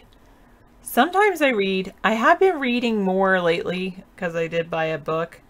I prefer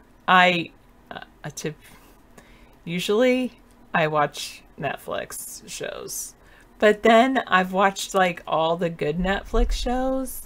So since it's like there's not really that much on Netflix I'm interested in, or if I am interested in it, it's like I'd rather wait and watch it with David. So, but I am, and then I also like to listen to audio books, yeah, audiobooks. I usually download them from our local public library onto our tablet. You did the one free trial of Netflix and you didn't even watch anything. Yeah, and sometimes it's like if you don't have time, that would be fantastic. For a while, a couple, like last month, well, this month, I mean, I was, during the breaks, I was doing JavaScript coding because I was like, I don't like anything on Netflix, so I wanted to do something productive. So I took that. Well, when I say JavaScript coding, I took that course I might have told you guys about on Udacity called Intro to JavaScript that's totally free. I really like that concept. And I have not listened to any Manly P. Hall lectures on YouTube.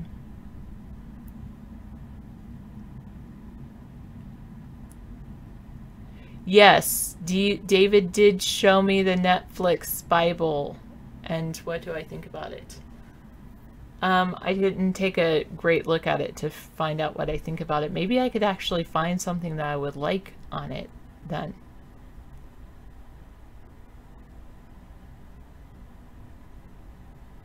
Have I ever read The Notebook? No, I've watched the movie The Notebook. I thought that was really good. And I could see how probably the book would probably be better than the... would be better than the movie. Oh, right. That's true. David probably wouldn't want me to do that. I probably shouldn't even save him on David's YouTube thing.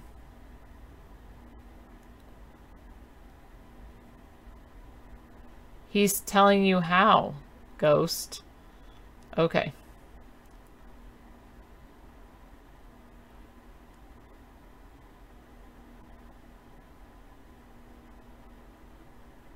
Have I seen any of Naked and Afraid episodes? No, not that I know of.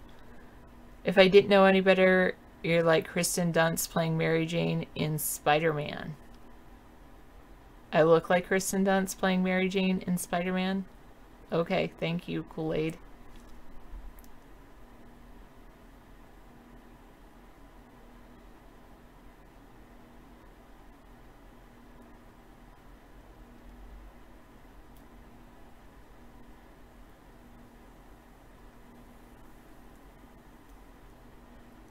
Fearless Writing Masterclass broadcasts. That sounds kind of fun.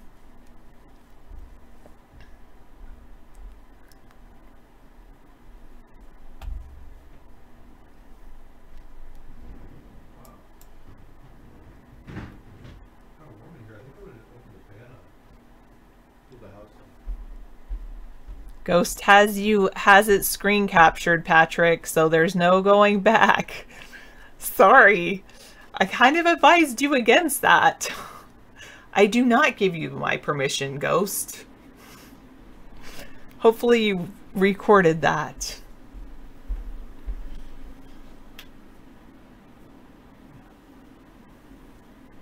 Are you giving Ghost permission as well, Happy Hour?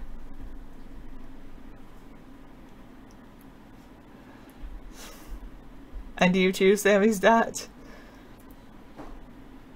Do I feel like you haven't accomplished much this summer? Actually, I accomplished quite a bit. I took a course from Stanford. I learned JavaScript. And I did quite a few home improvement projects. Those are the things I did.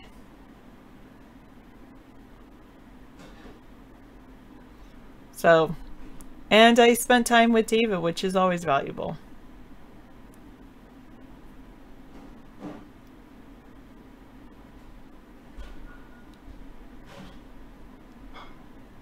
You gave up on society this summer, and you started creating a better website for me, but then gave up on that too. Maybe you'll give society another chance come September, or maybe I'll wake you up when September ends, like that song says. I know you still have it. That's pretty cool.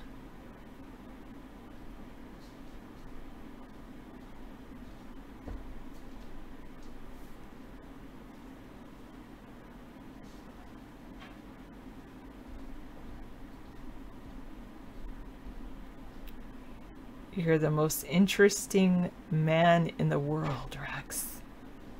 I thought that was Dos Equis person.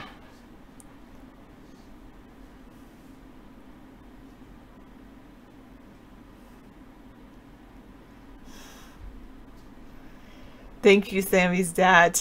It's true. It is enter, not entire. That's true. Sorry. Sorry, Ghost, but it's true. I know, that guy is really boring and kind of just sleazy.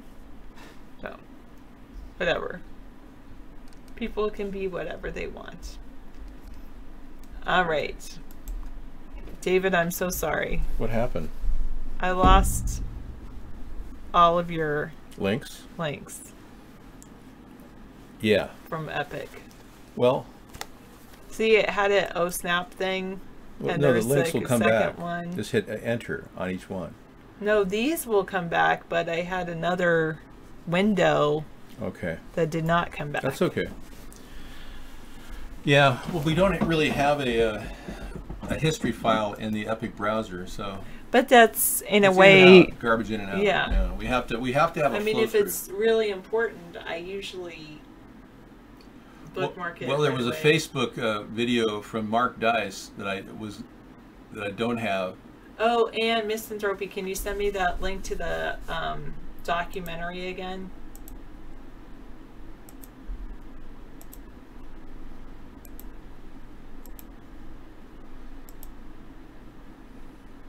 Have you guys seen the jar file of Pedogate or Pizzagate? I'll show that to you in a little while. It's unbelievable. Somebody took hours and hours to link all these different events together and produced a massive amount of data. Oh my goodness. It's just endless. Yeah. Oh God. If you want to go down that, I don't want to go down that. That rabbit hole, it's so deep. I'll give you the link in just a bit. You guys will be blown away. If you think he can't do anything, you didn't give him your actual IP then, Patrick? You just said, go ahead and try to mess with me. You said that, but you didn't give him... Yeah, don't ever reveal your Skype name either to anybody. It is vulnerable to anybody on your contact list to this day. They didn't correct the problem. They did claim they corrected the problem, well, but they didn't. Misanthropy. If you have nobody on your contact list, you have nothing to worry. But if you have people on your contact list, they can see your IP and they could use it against you and dox you.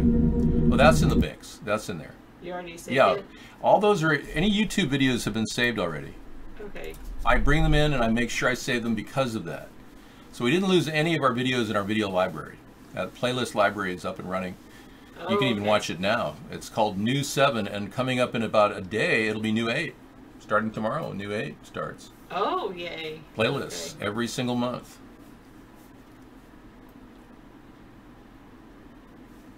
I don't know, was there a film called Docs? I didn't see it.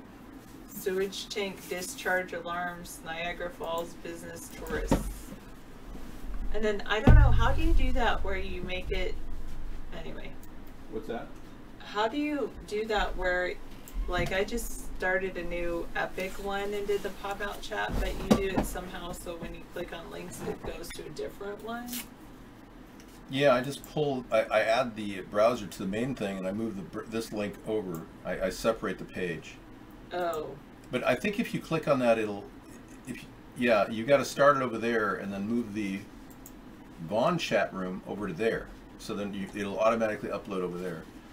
So then we can take a look at all of our links on Epic. So I can do it for you. You got it? No. Just take this and add it to that. And once it's added to that, and then you bring it over here, it'll resize it. So then click on a link, like Misanthropy. Oh, see, it didn't do it. So you have to open it there. You have to open the whole browser over there. So go to Vaughn chat over there and then bring it over there. And it doesn't record anything. The nice thing about Epic Browser is it doesn't record anything. That means a lot of the malware that's coming at you that doesn't go in your computer. And I'm surprised, you must have had about 50 links open. That's usually when it crashes. Yes, it did. Yeah. And I think it's the processor. It's just handling too much information. The Bitcoin hard fork video, I didn't know we had one. Hard fork tomorrow. So then you move that over there and then get rid of that one. Then you pull this one over there. Yep. And then X out of that one. Then click on a link. So if somebody gives you a link, we'll click on it and then we'll know it'll bounce over there. And to get the Stormy Trump, you want to just go enter. No, see, it still does it. Huh. Okay, what happened was this whole browser, we have to cut and copy and then add and open. Paste and go. Why are we pasting and going these? Because I'm rebuilding the browser. Okay, I'll let you do whatever you're doing. So I can have that. No, I mean, I didn't want to leave on that note. I didn't want you to leave on, oh, well, whatever. I'm just... Okay, good. I just don't understand what you're doing. We're reopening the browsers on a new template because what happened is that browser over there, I think, is corrupted. All these stories are very good. Sheriff Joe Arpaio could... This wasn't the window that I lost it from, but even still, it could be still corrupted. I'm sorry. This is, yeah, did you see this? Because of the doxing and nasty people, that makes sense if you know. This is a septic breach in Niagara Falls. Look at that. What is all Federal court ruling, the judges decided Arpaio guilty. You probably have quite... Got a long video there. Yeah, this is a pretty serious story about a break in the, I guess the entire septic purged into Niagara Falls. So, welcome to the, this is one heck of a link, I'll tell you that. Okay, and we'll just open that up and then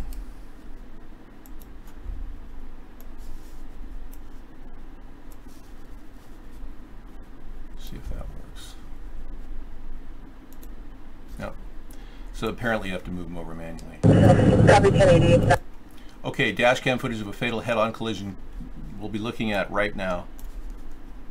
But actually, let's not do that right now. Let's do that. She'd rather not see that. Okay, thanks, chat room. Appreciate it. And thank you, chat room. Yeah, your ISP gives your IP address out, but the fact is when you're on a Skype-to-Skype communication with somebody on your contact list, they can see your IP if they know what they're looking for. If they can open up the console and look. And that's the problem. You know, almost everything on the internet is visible except for secret hacking transmissions between multiple ports. And that's something that I think we can fix. I think the future of the internet will eventually have online robotic sentinels that'll travel through the internet looking for people bouncing. It'll look for scripts that have multiple ISPs. The bot's primary goal will be to see anything with multiple ISP connections to it, bouncing from its history file. And everything now almost has a cookie attached to it, so it should be fairly simple to build the bot. I'm sure a coder would take about 6 or 7 years doing it, but it's got to be built, and we're going to find out people that are purposely evading the law. And it'll just add them to a list of people that we'll be looking at. The reason we're going to have to impose some restrictions, and I don't mean net neutrality being removed, because that's already been removed. They're already going to monetize the internet. There's nothing we can do to stop it at this point. They're going to do it. By the way, I waxed your car. Thank you. With a nano wax, which is a hydrophobic wax. Fantastic. The ultimate McGuire's nano wax I put on her car. So it looks brand new, her car does. So does mine. You have a dynamic IP, but it doesn't matter. Your IP, whatever the new one is, will be seen in a Skype-to-Skype communication, unless you have purposely just called that person using Skype. So you can set your security to control and then call a number and then have a Skype call on your subscription. And I have a subscription to Skype. I actually have free calls anywhere in the United States. So if somebody sent me their number, I could call them directly with Skype. And it would go online. So we might want to consider calling people if they want us to call them as a service. Oh, via Skype, yeah. Yeah, this way we don't give you our Skype, you don't become on our Skype list. You're not part of our, you're not one of my buddies. You're just a person I'm calling, that kind of thing. Great. Well, this has been awesome. Thank you so much for a wonderful evening, Sarah. You gave me such a long break. I was just happy to be able to. Now I've got to go make my lunch. I got tired of chemtrails landing on my car and all the leaves and everything in your car. So now I can just dust it off. That's cool. Yeah. Oh, you don't get a lunch tomorrow? Oh, okay. Well, there's some turkey meat if you want to do it. Okay. A sandwich or something. Well, thank you very much. Yeah, that's good. Good advice, Jeff. Good advice. Yeah. We go through different free antivirus and anti-malware software. Every computer we get, we try a new one. So it's kind of nice to know that a lot of these are just presenting basic security and then pop-up screens. Oh my goodness. People were asking me earlier what I was reading. Yeah. There's a book, an audio book I downloaded, and I only just like listened to maybe half a chapter of it. Mm-hmm. It's called Future Crimes. That is kind of like a little bit scary. Really? Because it's basically this guy who started as a police officer, and anyway, he became like a digital forensic kind of person, and he's telling you like that the crimes that people are using the internet, and they're faster, that like the exploits they are developing faster in a way than the internet's developing. And wow, they're beating the internet to the criminal world. Mm-hmm. I mean, or at least they're on the cutting edge, and like yeah. people like faster than the police know, faster than like the average person knows about the internet. They're using the cutting edge technology right. in the crime world. The criminals are at the cutting edge of the internet. That's the sad part about this. Now, this is an IT guy that was a coder and then realized his penchant was security. He did a little work for one person, then all of a sudden he had a whole lot of work, right? Yeah, well, he first started out in like LA, mm-hmm. and way back in like the 90s, early 90s, yeah. And they're like, hey, do you know how to like switch to all caps, like some shortcut or something? He's like, yeah, you just do, I don't know, commands. He knew a simple command language. He knew like a simple, yeah. one simple thing. Yeah. And like then, so that got him onto like some case that they were trying to do with the internet. And then he's worked for like Interpol and many national governments. Wow. And it's just like, and then he like moved to Silicon Valley, and he was part of, there's this like university up there that's on the NASA airbase, the NASA base. Oh, it's up there in the NASA base, yeah. And but that's like the center for cutting edge like AI and mm-hmm. like what he called it, synthetic skin kind of stuff, and like, but it's like cutting edge dragon stuff, skin, yeah. But not just dragon skin, like synthetic skin, interactive, like, yeah, thin like skinwear nanotech kind of thing. So they can actually, you can feel experiences with a skin pad, that kind of technology, like skin pad technology, where you feel a woman laying next to you even though she's not. Yeah, something like that. Sure. But anyway, that's probably he what said, they're working on. Like he wants to warn people, like criminals. You think like the police aren't necessarily on the cutting edge of all this stuff because they're just local police officers, and how there's the criminal syndicate right is on the cutting edge, like Bitcoin, you know, and all that. They just hire somebody, and if they don't agree to their terms, they're going to make them an offer they can't refuse. I mean, you're going to be a hacker for the mob, or you're dead, Yeah, so they've got that power. It's the fastest growing global economy, Jeff Boston said. Yeah, he said there's billions of dollars in the fastest growing ID theft economy in the world. It's so sad, yeah. Well, it is, and what's really sad is that we've been attacked by some of these hackers themselves. They come in our show, and some of these people are running for president, and they're hackers, and they come in here and they try to hack our show. So when we turn on guest chat, we see what these kind of people. RNC tells employees to wink, wink, preserve all 2016 campaign documents. Wink, wink. Yeah, I got the story on the unusual activity, the submarine activity. Hold on to any documents related to the 2016 presidential campaign. It may be related to the investigation of the election. Yeah, absolutely. And they wouldn't want to not have those documents if like Robert Mueller start asking them about it. Apparently this investigation is spinning off in 3 different directions. The Clintons are being investigated, Trump team cabinet members are being investigated, and Trump is being investigated. So apparently there's 3 different lead investigations going on simultaneously for Robert Mueller. Do you want me to turn on the heat cooler a little bit higher? No, it's on level 2. It's good. I've got the fan coming this way. Everything's You feel good? Yeah, I'm great. Thank you, Sarah. All right, I'm gonna go. Okay. Thank you. All right. Thank you. Everyone's saying, "Oh, what? We want to see Sarah." They all want to catch. They want to catch a glimpse of you, Sarah. Oh. Yeah, that's how weird they are. That's so shiny. The moon is shining off your vehicle. You should check them out. Oh, don't. Well, you don't have to. Tomorrow morning, check out your car when you. Thank you for waxing my car. Oh, it's beautiful. Car looks brand new. Play nice. Migratory bird species may have a new virus.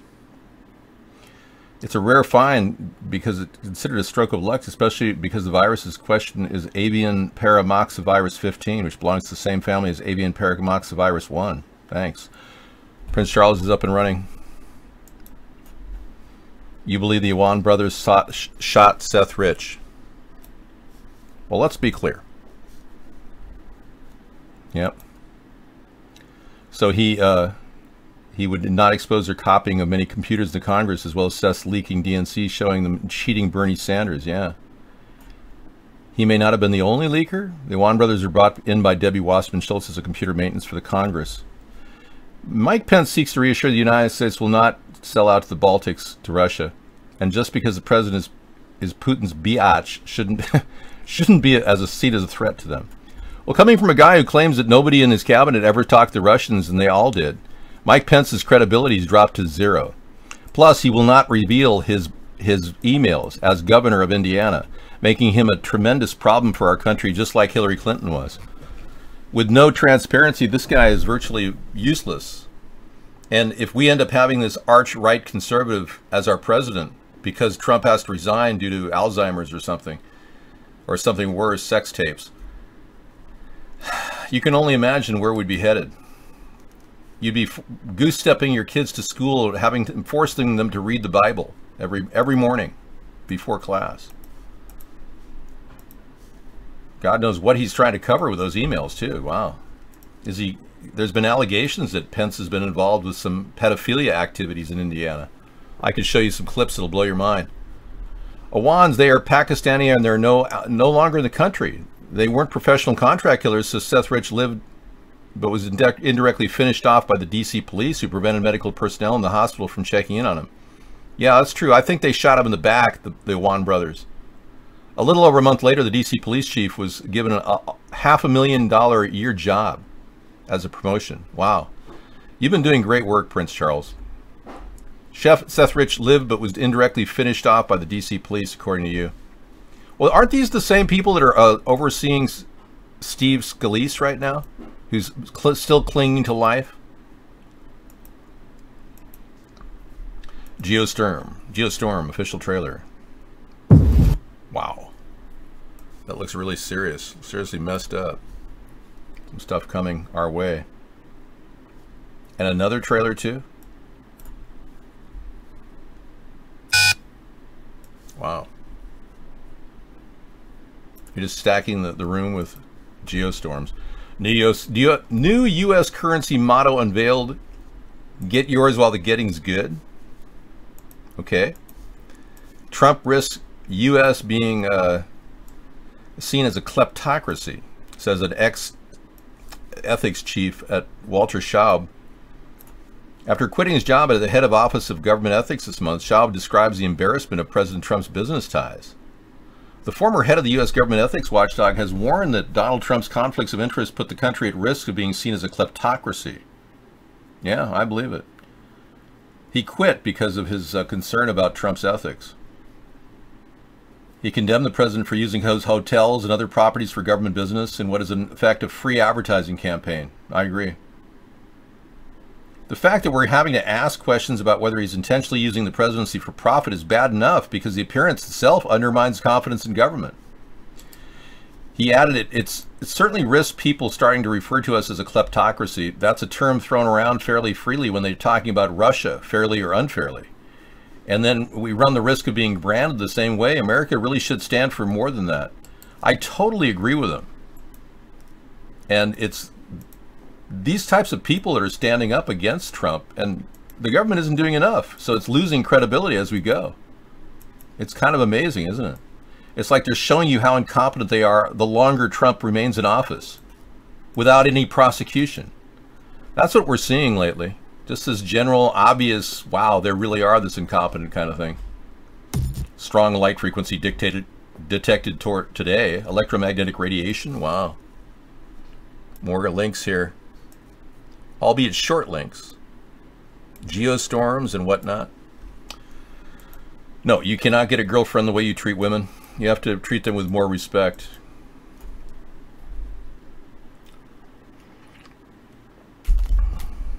Yeah, if you're not an expert, how do you know the guy who says he's an expert is not an expert?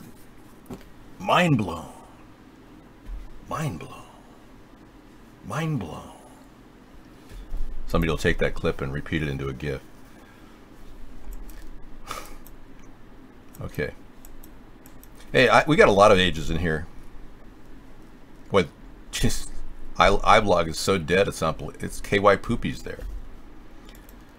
Trump has 100% confidence in Sessions. Guess we know who's up next on Survivor, White House edition. So now he ran him down all week long. Now he has 100% confidence in Sessions.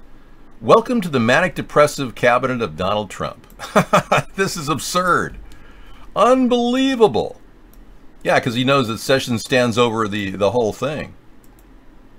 Unbelievable.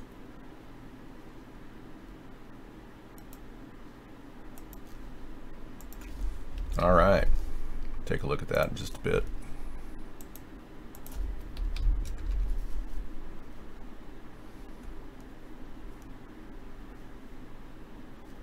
Okay. Whew. Mike Pence, what a sad excuse for a vice president.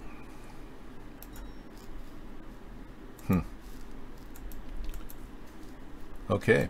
Well, I guess we've reached that point where we have to actually do something to distract ourselves from the horror of it all.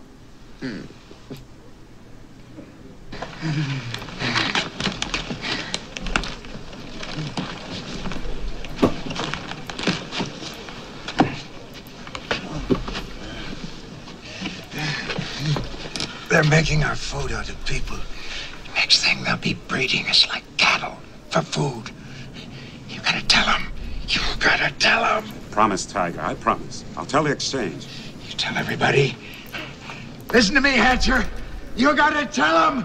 Silent Green is people.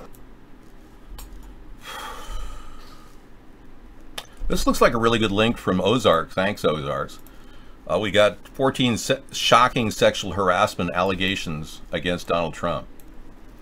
It's always fun to watch these things because, you know, you really get to see the underside of the world according to reality check, you know.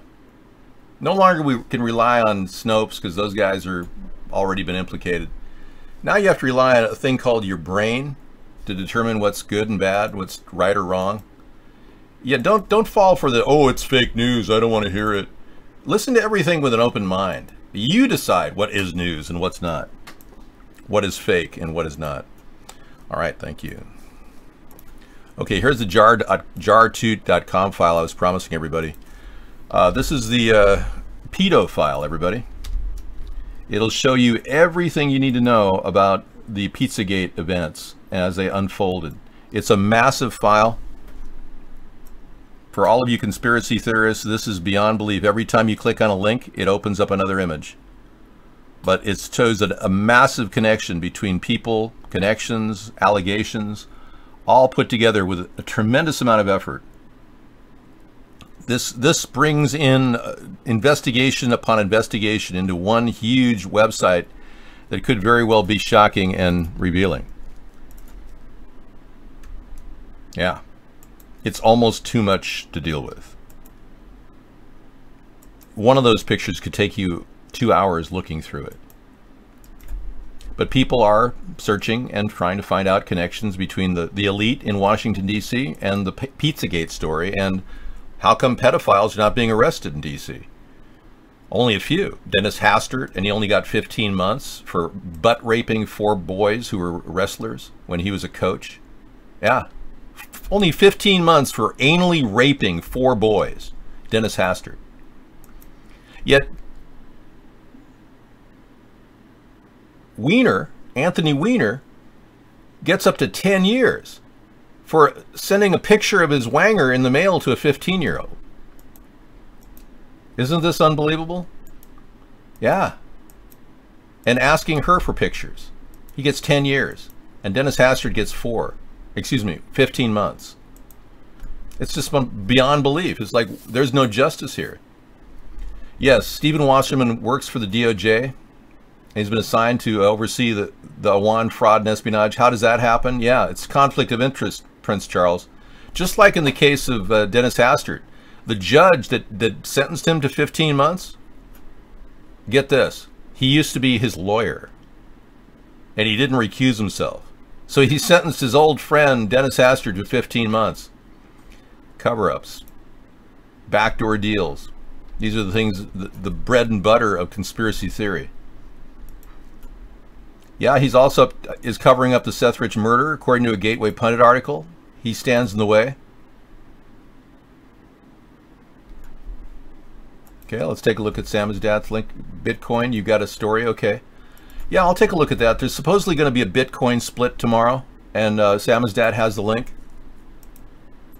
All right.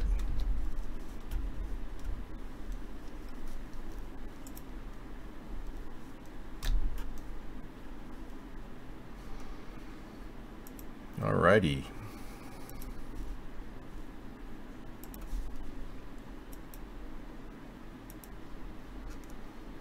Yeah, so Prince Charles is really here to talk about Stephen Wasserman, accused of burying the Seth Rich case.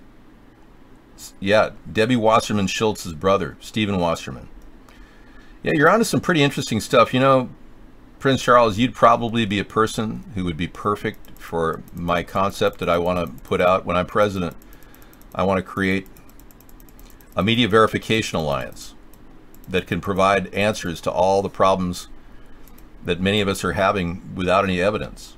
And they'll say, yeah, there's no evidence in this case, or there is evidence. They'll be brought to, your expenses will be paid by our government, a per diem. It'll be a modest per diem for your car. And you'll get expenses paid like motel rooms for your traveling expenses, but you won't get a salary. But part of the deal is you'll have to put all of your assets in a public trust, because we don't want anyone taking money to warp the truth, manipulating the truth. Plus, you'll be urged to put YouTube videos out and ways of, getting information access to people using the internet. Okay, here's an interesting question about net neutrality. Remember I said it's probably going to be removed? And they're going to monetize every stream we have, including Netflix. Well, according to the House GOP, they've asked companies for input on net neutrality legislation because they don't know a damn thing about what's going on.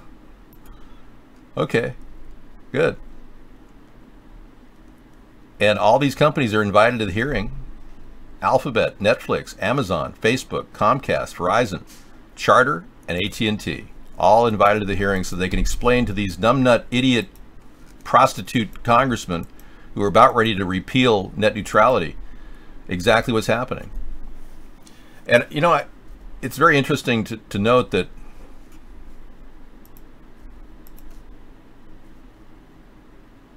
viral flesh-eating bacteria is, okay, that's good to know. It's very interesting to note that not one of those companies was, Netflix is the most important, I think. Netflix and Amazon. They're occupying a vast portion of the internet throughput. They say Netflix has over 67% of the throughput that we're using on the internet. So they have a vested interest in definitely stopping any legislation to reverse net neutrality. Alrighty, that's sharing everything is fun. Yeah, so Media Verification Alliance is probably the only way we're going to ever rout out the truth about all these false flags. It's very interesting. WikiLeaks released thousands of hacked Macron campaign emails This should be another spike in the Macron legacy. You know, he was a Rothschild banker who was pretty much put in power in Russia simply with his connections. It's interesting to see how he's being manipulated into being the champion of the New World Order in the French government. We'll see how it plays out with all the Muslims that are there, especially considering his connections to his wife, who he married at 15 when she was his teacher. All right, and then the story here is, the net neutrality story, and viral post claims that North Carolina woman... A Facebook post going viral after a woman claims she contracted a flesh-eating bacteria while vacationing in Myrtle Beach. A warning, the picture we're about to show you is graphic. Here it is, this photo of the woman's infected leg. She's currently at UNC Medical Center in Chapel Hill receiving around-the-clock care. NBC Charlotte's Rachel Brown following the story live for us. Rachel, a scary picture for a lot of people who vacation there. Fred, it sure is a scary picture. It's been shared thousands of times on Facebook. Now, doctors nor the health department have confirmed how she contracted this bacterial infection. Our NBC affiliate in Myrtle Beach says the woman was airlifted to UNC Medical in critical condition. She's currently sedated and is now stable. WMBF is reporting the woman was vacationing with her family in Myrtle Beach, cut her leg, and her family says she got the infection after spending time in the ocean between 23rd and 27th Avenues, not far from the city's convention center. That woman got sick on Saturday, and then later that night her leg was completely purple and covered in blisters, as you just saw. She went to the hospital on Sunday. She was flown to Chapel Hill. Doctors are now saying trying to save as much of the woman's leg as possible and trying to stop the bacteria from spreading to other parts of her body. Yeah. I've heard they've had success with leeches. You know the old, you know how you're just practicing medicine, they don't know a damn thing about anything? Well, I heard the doctors are going back to leeches in dealing with flesh-eating bacteria. Apparently they clean the wound more than any other antibiotic. Leeches. Yeah. Pretty soon they'll be drilling holes in your head and extracting the fluid and charging you $500 or $5,000 an hour to perform witch doctor rituals on you. Okay, Mohammed Sawan with alias that he used. Oh yeah, boy, you've really got a background check on this guy, man. Yeah, you'd be perfect for this role, Prince Charles. You do deep research, man. And you're not the real Prince Charles, we know that. Unless you've got an incredibly awesome hobby. That and organic gardening. Financially, Connecticut is now circling the drain, looking to be the new Puerto Rico. That figures. The democratically led socialist government of Connecticut still circling the drain like so many other states in the East Coast, like Maine. Bad budgeting, misappropriation of funds, so typical of our two-party system.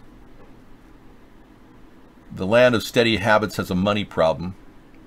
Connecticut, the richest state in the nation, has racked up $74 billion in debt.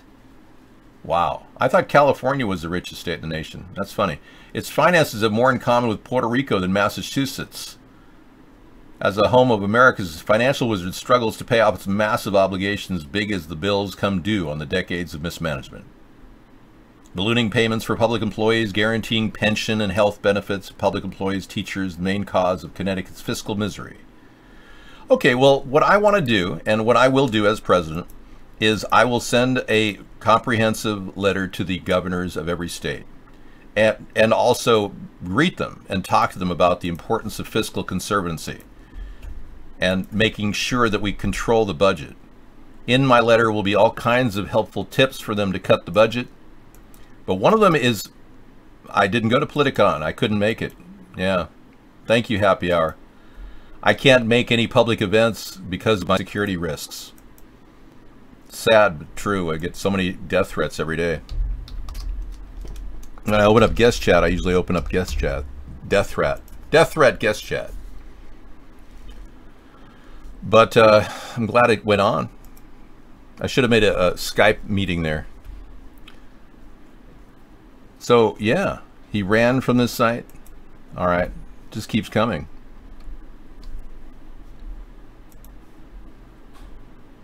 Australia Weather Bureau caught manipulating data. Yeah, we saw that. Thanks, Patrick.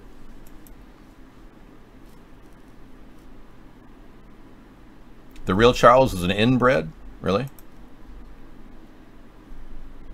Well, I know. I'm going there right now to investigate.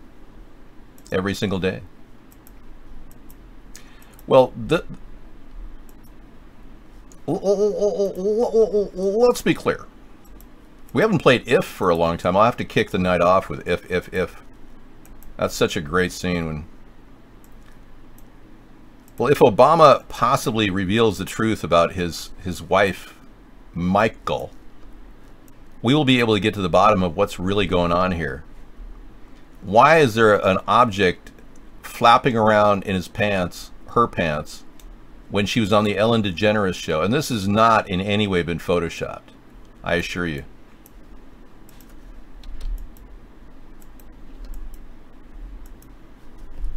You're not getting any laughs from the "you think you've seen a nip," dude. It's not working for you.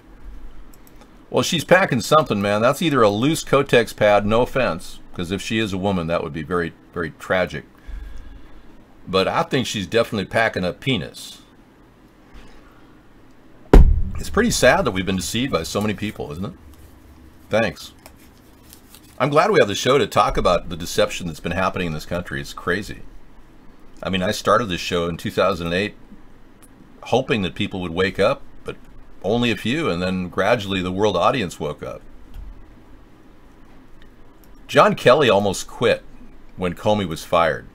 And here's a guy who's now called to bring in and corral all of Trump's wild, I'd say animals, but greedmongers. The cabinet of Donald Trump is Swamp Plus. It's like the extra swamp on steroids. Incoming White House Chief of Staff John Kelly considering quitting his job as Secretary of Homeland Security over President Trump's firing of FBI Director James Comey, according to a CNN report on Monday. John was angry and hurt by what he saw and the way Comey was treated. So John Kelly can't possibly be, the kind of guy that Trump can manipulate. He was all ready to go, resign. These people probably have a healthy amount of money saved up, and they're not really worried about losing their job. So I think Trump's on real thin ice with this John Kelly, and if he's going to be the next guy to lose his job after 10 days, it's going to become more and more obvious that we're going to see Donald Trump resign in the next few months. It's pretty obvious right now that's what's coming. Yeah, Ozarks, I saw that about Brad Pitt, but Snopes claimed to debunk the whole story. I think it's legitimate. The story on Neonet that Brad Pitt is revealing the truth about the... Yeah, the Snopes story is getting a lot more virality. The fact that Snopes is being investigated, and they put together all kinds of weird things where they do things for money for people. And they said that Brad Pitt was not truly the person saying these words. So I don't trust Snopes. I think this really is a legitimate story. He's talking about some of the worst things ever. Brad Pitt revealed in a statement, "You think Hollywood is about making movies. That's just a byproduct. It's about money and, more importantly, power and control. The people who run Hollywood also run America and most of the world, and they don't care about movies." You've heard of the Illuminati, right? The secret societies, the politicians, the bankers, the media. They're the ones running these pedophile rings, and they're the ones that run the world, and it all goes back to Hollywood. Kids want to be in movies, and should I say parents want their kids to be in movies, and they'll do anything to get them famous. It's the parents. It's the American dream to be famous. The parents will do anything to get them there. Yeah. And the parents are basically selling their kids' souls for fame. Look at that. Now, if you believe that story, which I do, it really is bold of Brad Pitt to do that. Okay, they're investigate Awan's link to the Vault 7 leak. Okay. Interesting side note about Vault 7 and the Guccifer 2 files. The NSA doesn't seem to be worried about who leaked that information. It's a kind of a missing link in this whole story. You'd think they'd be doing an internal... Well, yeah, they do put more into underage girls in movies. That's the point. The whole article of the Pitt thing was that movies, out of every movie that's made, 50 people show up to have their kids in the movie. 1 or 2 of those people are willing to do anything to get those kids in the movie. That's the problem. And that's what Pitt was describing.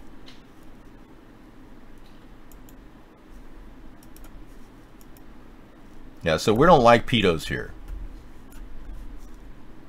So you're saying he tortured, held captive, kidnapped his mother-in-law, plus spied 4 megabyte what happened to extradition. You know, this is all pretty intense stuff, Prince Charles. Have you considered writing a book? Seriously. You're right on the edge of a book here with all the amount of information you've been pouring at us every night. You might want to start the book tonight, seriously.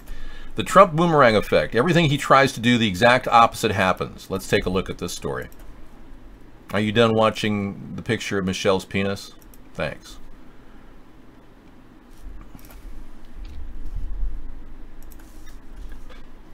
Amazing all the stuff that we keep getting.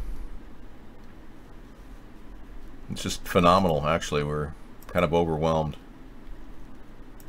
Every night on Conspiracy Monday, we're hit with all these links, and it's just, wow.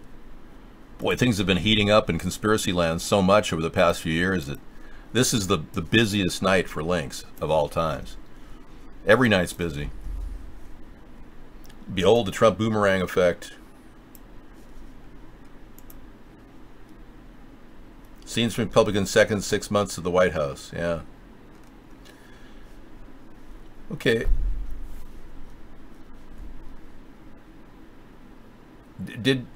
Apparently Orrin Hatch came out as the strongest spokesperson for transgender rights, an eloquent spokesman.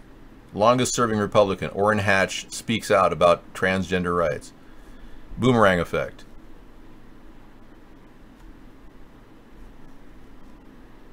British vote last June to leave the European Union. Play video. It's been my goal as chairman, working with our ranking member, that Congress continues to be more and more relevant, to garner back the powers that we've given to the executive branch for decades. And one of the most important attributes of this legislation is congressional review, where when major decisions are made, Congress is involved. Congress has a say. I hope we will build upon that, not only in foreign policy, but in other manners. I want to thank all involved. Hey, yeah, exactly. The sanctions were all the sanctions were put in place, which I thought was great, actually. I want protection for America, and I was concerned a year or two before Trump won the election that Trump was going to violate relations with Russia, would violate the sanctions. Yeah, and here these sanctions are being put in place. The boomerang effect, good point.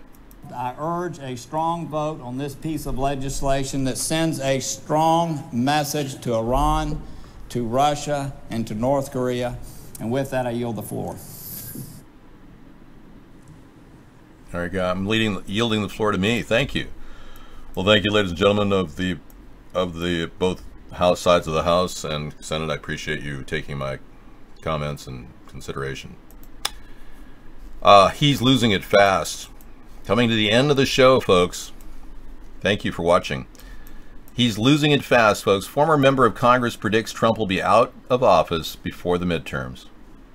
Yep. Economist and former Secretary of Labor Robert Reich revealed a shocking conversation he had with former member of Congress in a Facebook post Monday. Now, I like Robert Reich. I thought he was one of the few good guys in the Bill Clinton administration. Was published before Anthony Scaramucci was removed as White House communication director, paints a picture of a government in chaos. He suggests the White House was imploding and the GOP was heading down with the ship. The member laughed, saying, "We're officially in a banana republic." Remember what I told you at the start of this circus?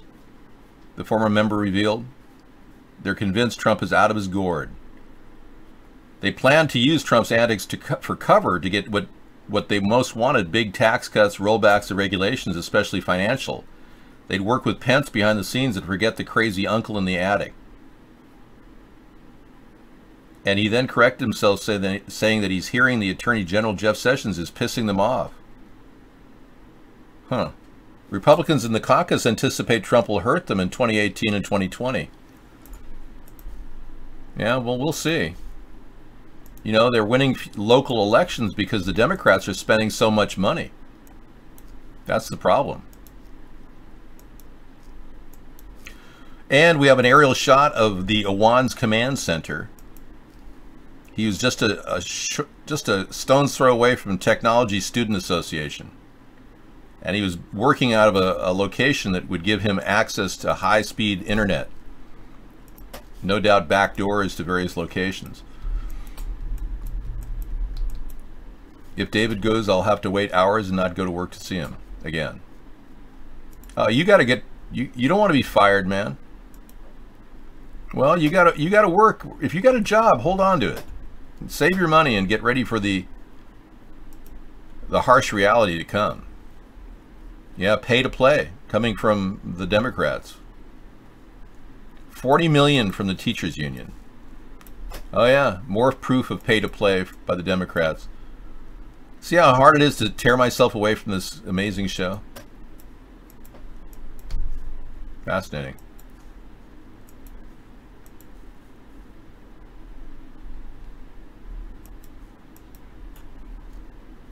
Debbie Wasserman Schultz raised a lot of money, yeah, for the Democratic Party. $500,000, yeah. Well, that's a typical day in any Democrat's life. Did you ever hear Rahm Emanuel's encounter with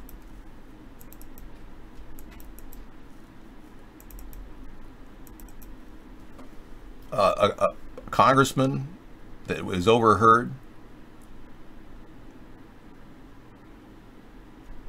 His name was Massa, and he was running for office. Look what he was told off camera by Rahm Emanuel. Listen to this. Eric Massa, next congressman. It's not about whether you're a Democrat or a Republican. This election is because we are all Americans.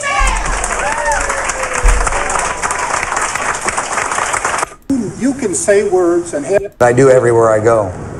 Obviously, Congressman Emanuel's not a veteran, and so when the guy sits there and says, you have what we need, the implication is that people who are not veterans in Congress don't have what we need, and that rankles some people. They're going to support you? Well, he said, hey, listen, I'll invest money wherever there's money already invested. Yeah. So he's following that. Yeah. So if you have people I can call, friends, family, $100, $500,000, max is $4,200. Yeah. See you guys. Good luck. Nice to meet you. I hope that phone call worked. I hope so. We'll follow it up. Hey, can I grab Eric for 1 second? Do you mind? Excuse me. Okay, now listen to this. Listen to Rahm Emanuel tell Eric Massa, this is the deal. This is what the Democrats required for him to be running under their ticket. Listen to this. Talk about pandering for money. Listen to this. You got to raise $200,000 per month for the next 4 months. I know. Okay? No, there's no. Otherwise, it ain't gonna happen. I agree. Okay, so don't let your family down. Second, you've got to smile. Have fun. Yeah. Don't let your family down. See how he throws that name in there? Don't let your family. They throw words like your family. If you don't get $200,000 a month in revenue. It's just unbelievable. Pandering for money. It's like a suck monster, the corruption in Democratic and the Republican Party. It's just greedy, greasy, gross. And we're going to put provisions in place so that nobody does pay to play in our party. Yeah. I'd seen it as a threat too. Don't let your family down. What a scumbag. Alert, if you're planning a Mexico vacation, you need this information. Okay. What is it? A passport? Hi, everybody. It's July 31, 2017. I'm sorry that I literally forgot to do this, but a subscriber that I had spoken to a couple of weeks ago told me what is happening in many tourist areas of Mexico that Americans love to vacation in. They're giving people tainted alcohol. Wow. Okay, so you could be in a resort, Rosarita Beach, you know, typical day in Rosarita Beach, they douse you with tequila and make you so drunk you fall out of your chair and then probably get robbed. So this is really word of wisdom from Kafka Winston World. Many of you probably want to know because you may want to travel to Mexico. Sí. Hola. We want to make sure that you are happy and enjoy your stay in Mexico. Yes. So many of you are enjoying the show from Mexico, so we understand we have a lot of viewers in Mexico. We want trade with Mexico. We want to open the door of relations with Mexico. We just don't want massive illegal aliens at our border. And you know something? If you go to Mexico and you're an American and you spend longer than a certain period of time, you can be arrested and thrown in jail for a year for being an illegal alien. You know that? I'm serious. Okay, so we're going to sign off to our traffic over at iVlog. You guys can catch us our evening show. Thanks for trumming in. Catch us at americasthirdparty.com for videos and chat into the evening. 4 more hours. Okay, we're getting a call from Techwalla. Hey man, what's up? Look, David, I don't understand why the viewer count was down tonight. I saw 0 numbers. We have to go after Russians and get Mark Vaughn. It's sad, man. The viewer count over at iVlog was beyond belief. And then Mark, I think Mark has pull over at iVlog. That's what I'm thinking. Well, look, I just wanted to tell you that you did a phenomenal job tonight. Thank you. I think you should play a featured video called Harrison Hanks, the crisis actor who is applying for a crisis actor role. He did a great job. I don't know the man. I want to meet the man. Yeah. He deserves an Oscar.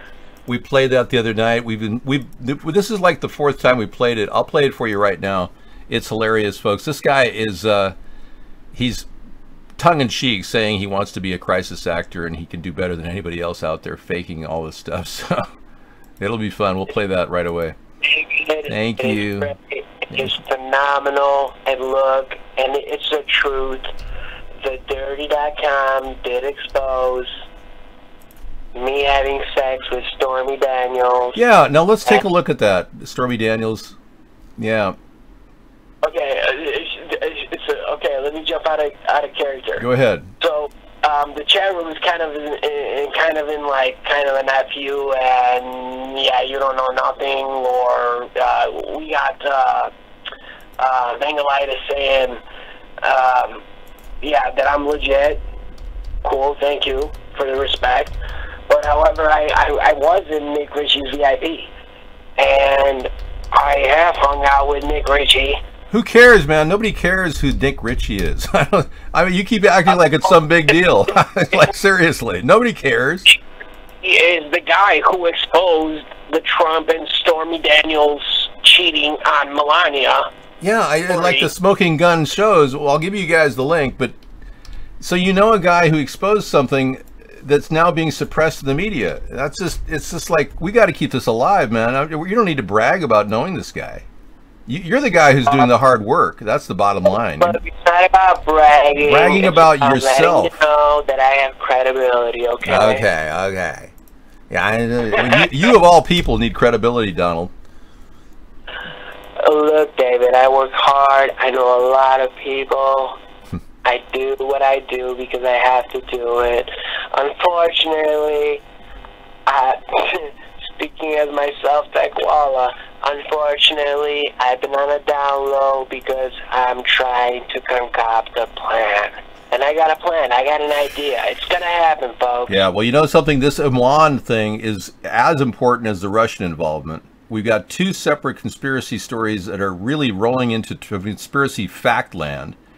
What's your take on Iran and the group that are trying to control all the IT of the DNC, and they may have made our country vulnerable with exchanging information with terrorists? That's what it looks like. Well, look, they did not exchange information with Russia. That's pretty clear. Yeah, well, that's not really the point, is it? Is that they exchanged information with people from the Saudi Arabian side who tried to flee the country. Right. And you saw that video when Trey Gowdy was going in, and he was going in hard and hard and harder and even harder, but you saw Awan going with his eyes rolling. Yeah. Well, look at Trey Gowdy and Imran Awan were right there in their show at the beginning of our show. We saw that. That video is shocking. It's like he's the puppet master, Awan was, and he's the IT guy behind Seth Rich and Sean Lucas possibly being killed by these people. I mean, it looks like these people could have been the murderer of both Seth Rich and Sean Lucas, possibly, allegedly. Look, we have to look into all these murders investigations. However, I, the fake Donald Trump, will not look into it because I can't, nor will the real Donald Trump. But I will say this, I will question it, unlike the real Donald Trump. Okay, thank you for questioning it.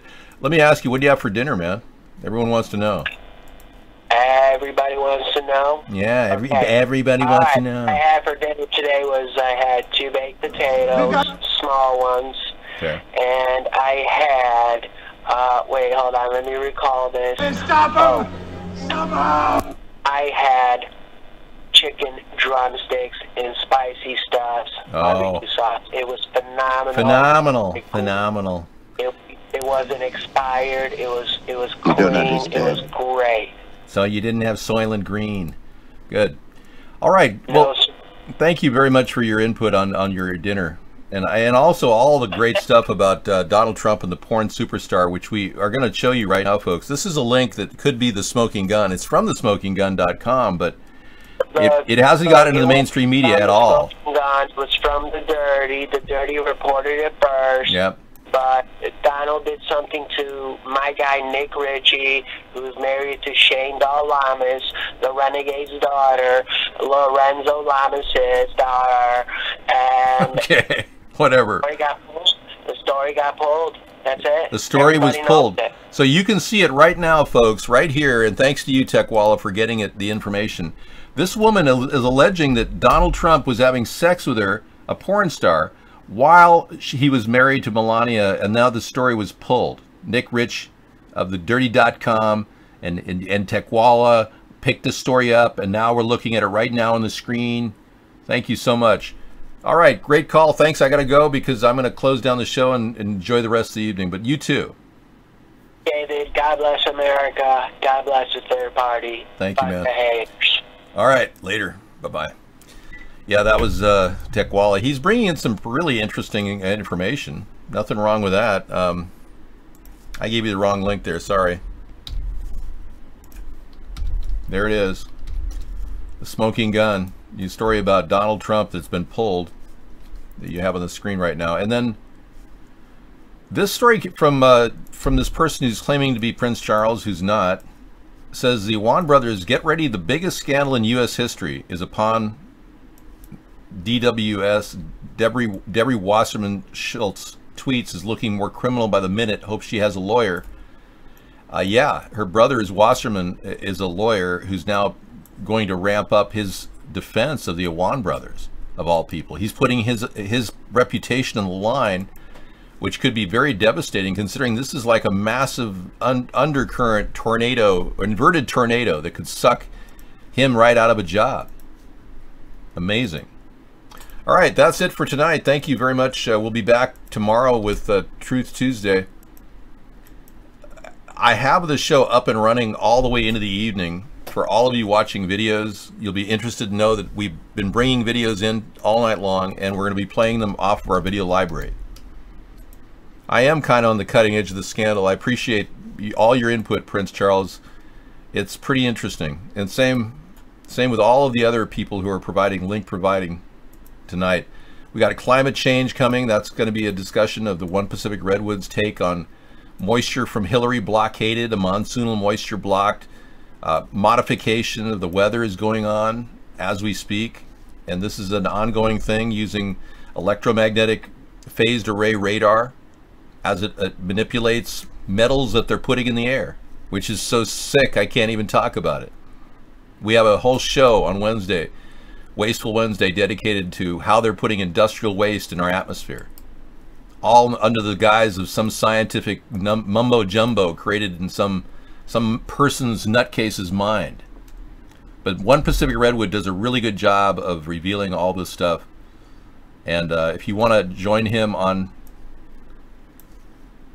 on YouTube. He'll put you to sleep, but he needs people to subscribe. He only has 3,000 people. But that's better than we do. We had our hit counter locked. We no longer can get anybody to join. Subscriptions have remained the same for 6 years. We've been censored. All right, drunk chat with Rodney. That's a very funny video. I'll play that tonight right away. Okay, we got lots of good stuff in the lineup. Here we go. Take care, everybody. And we'll sign off the recorded broadcast for July 31st, the end of the month, 2017. Good night.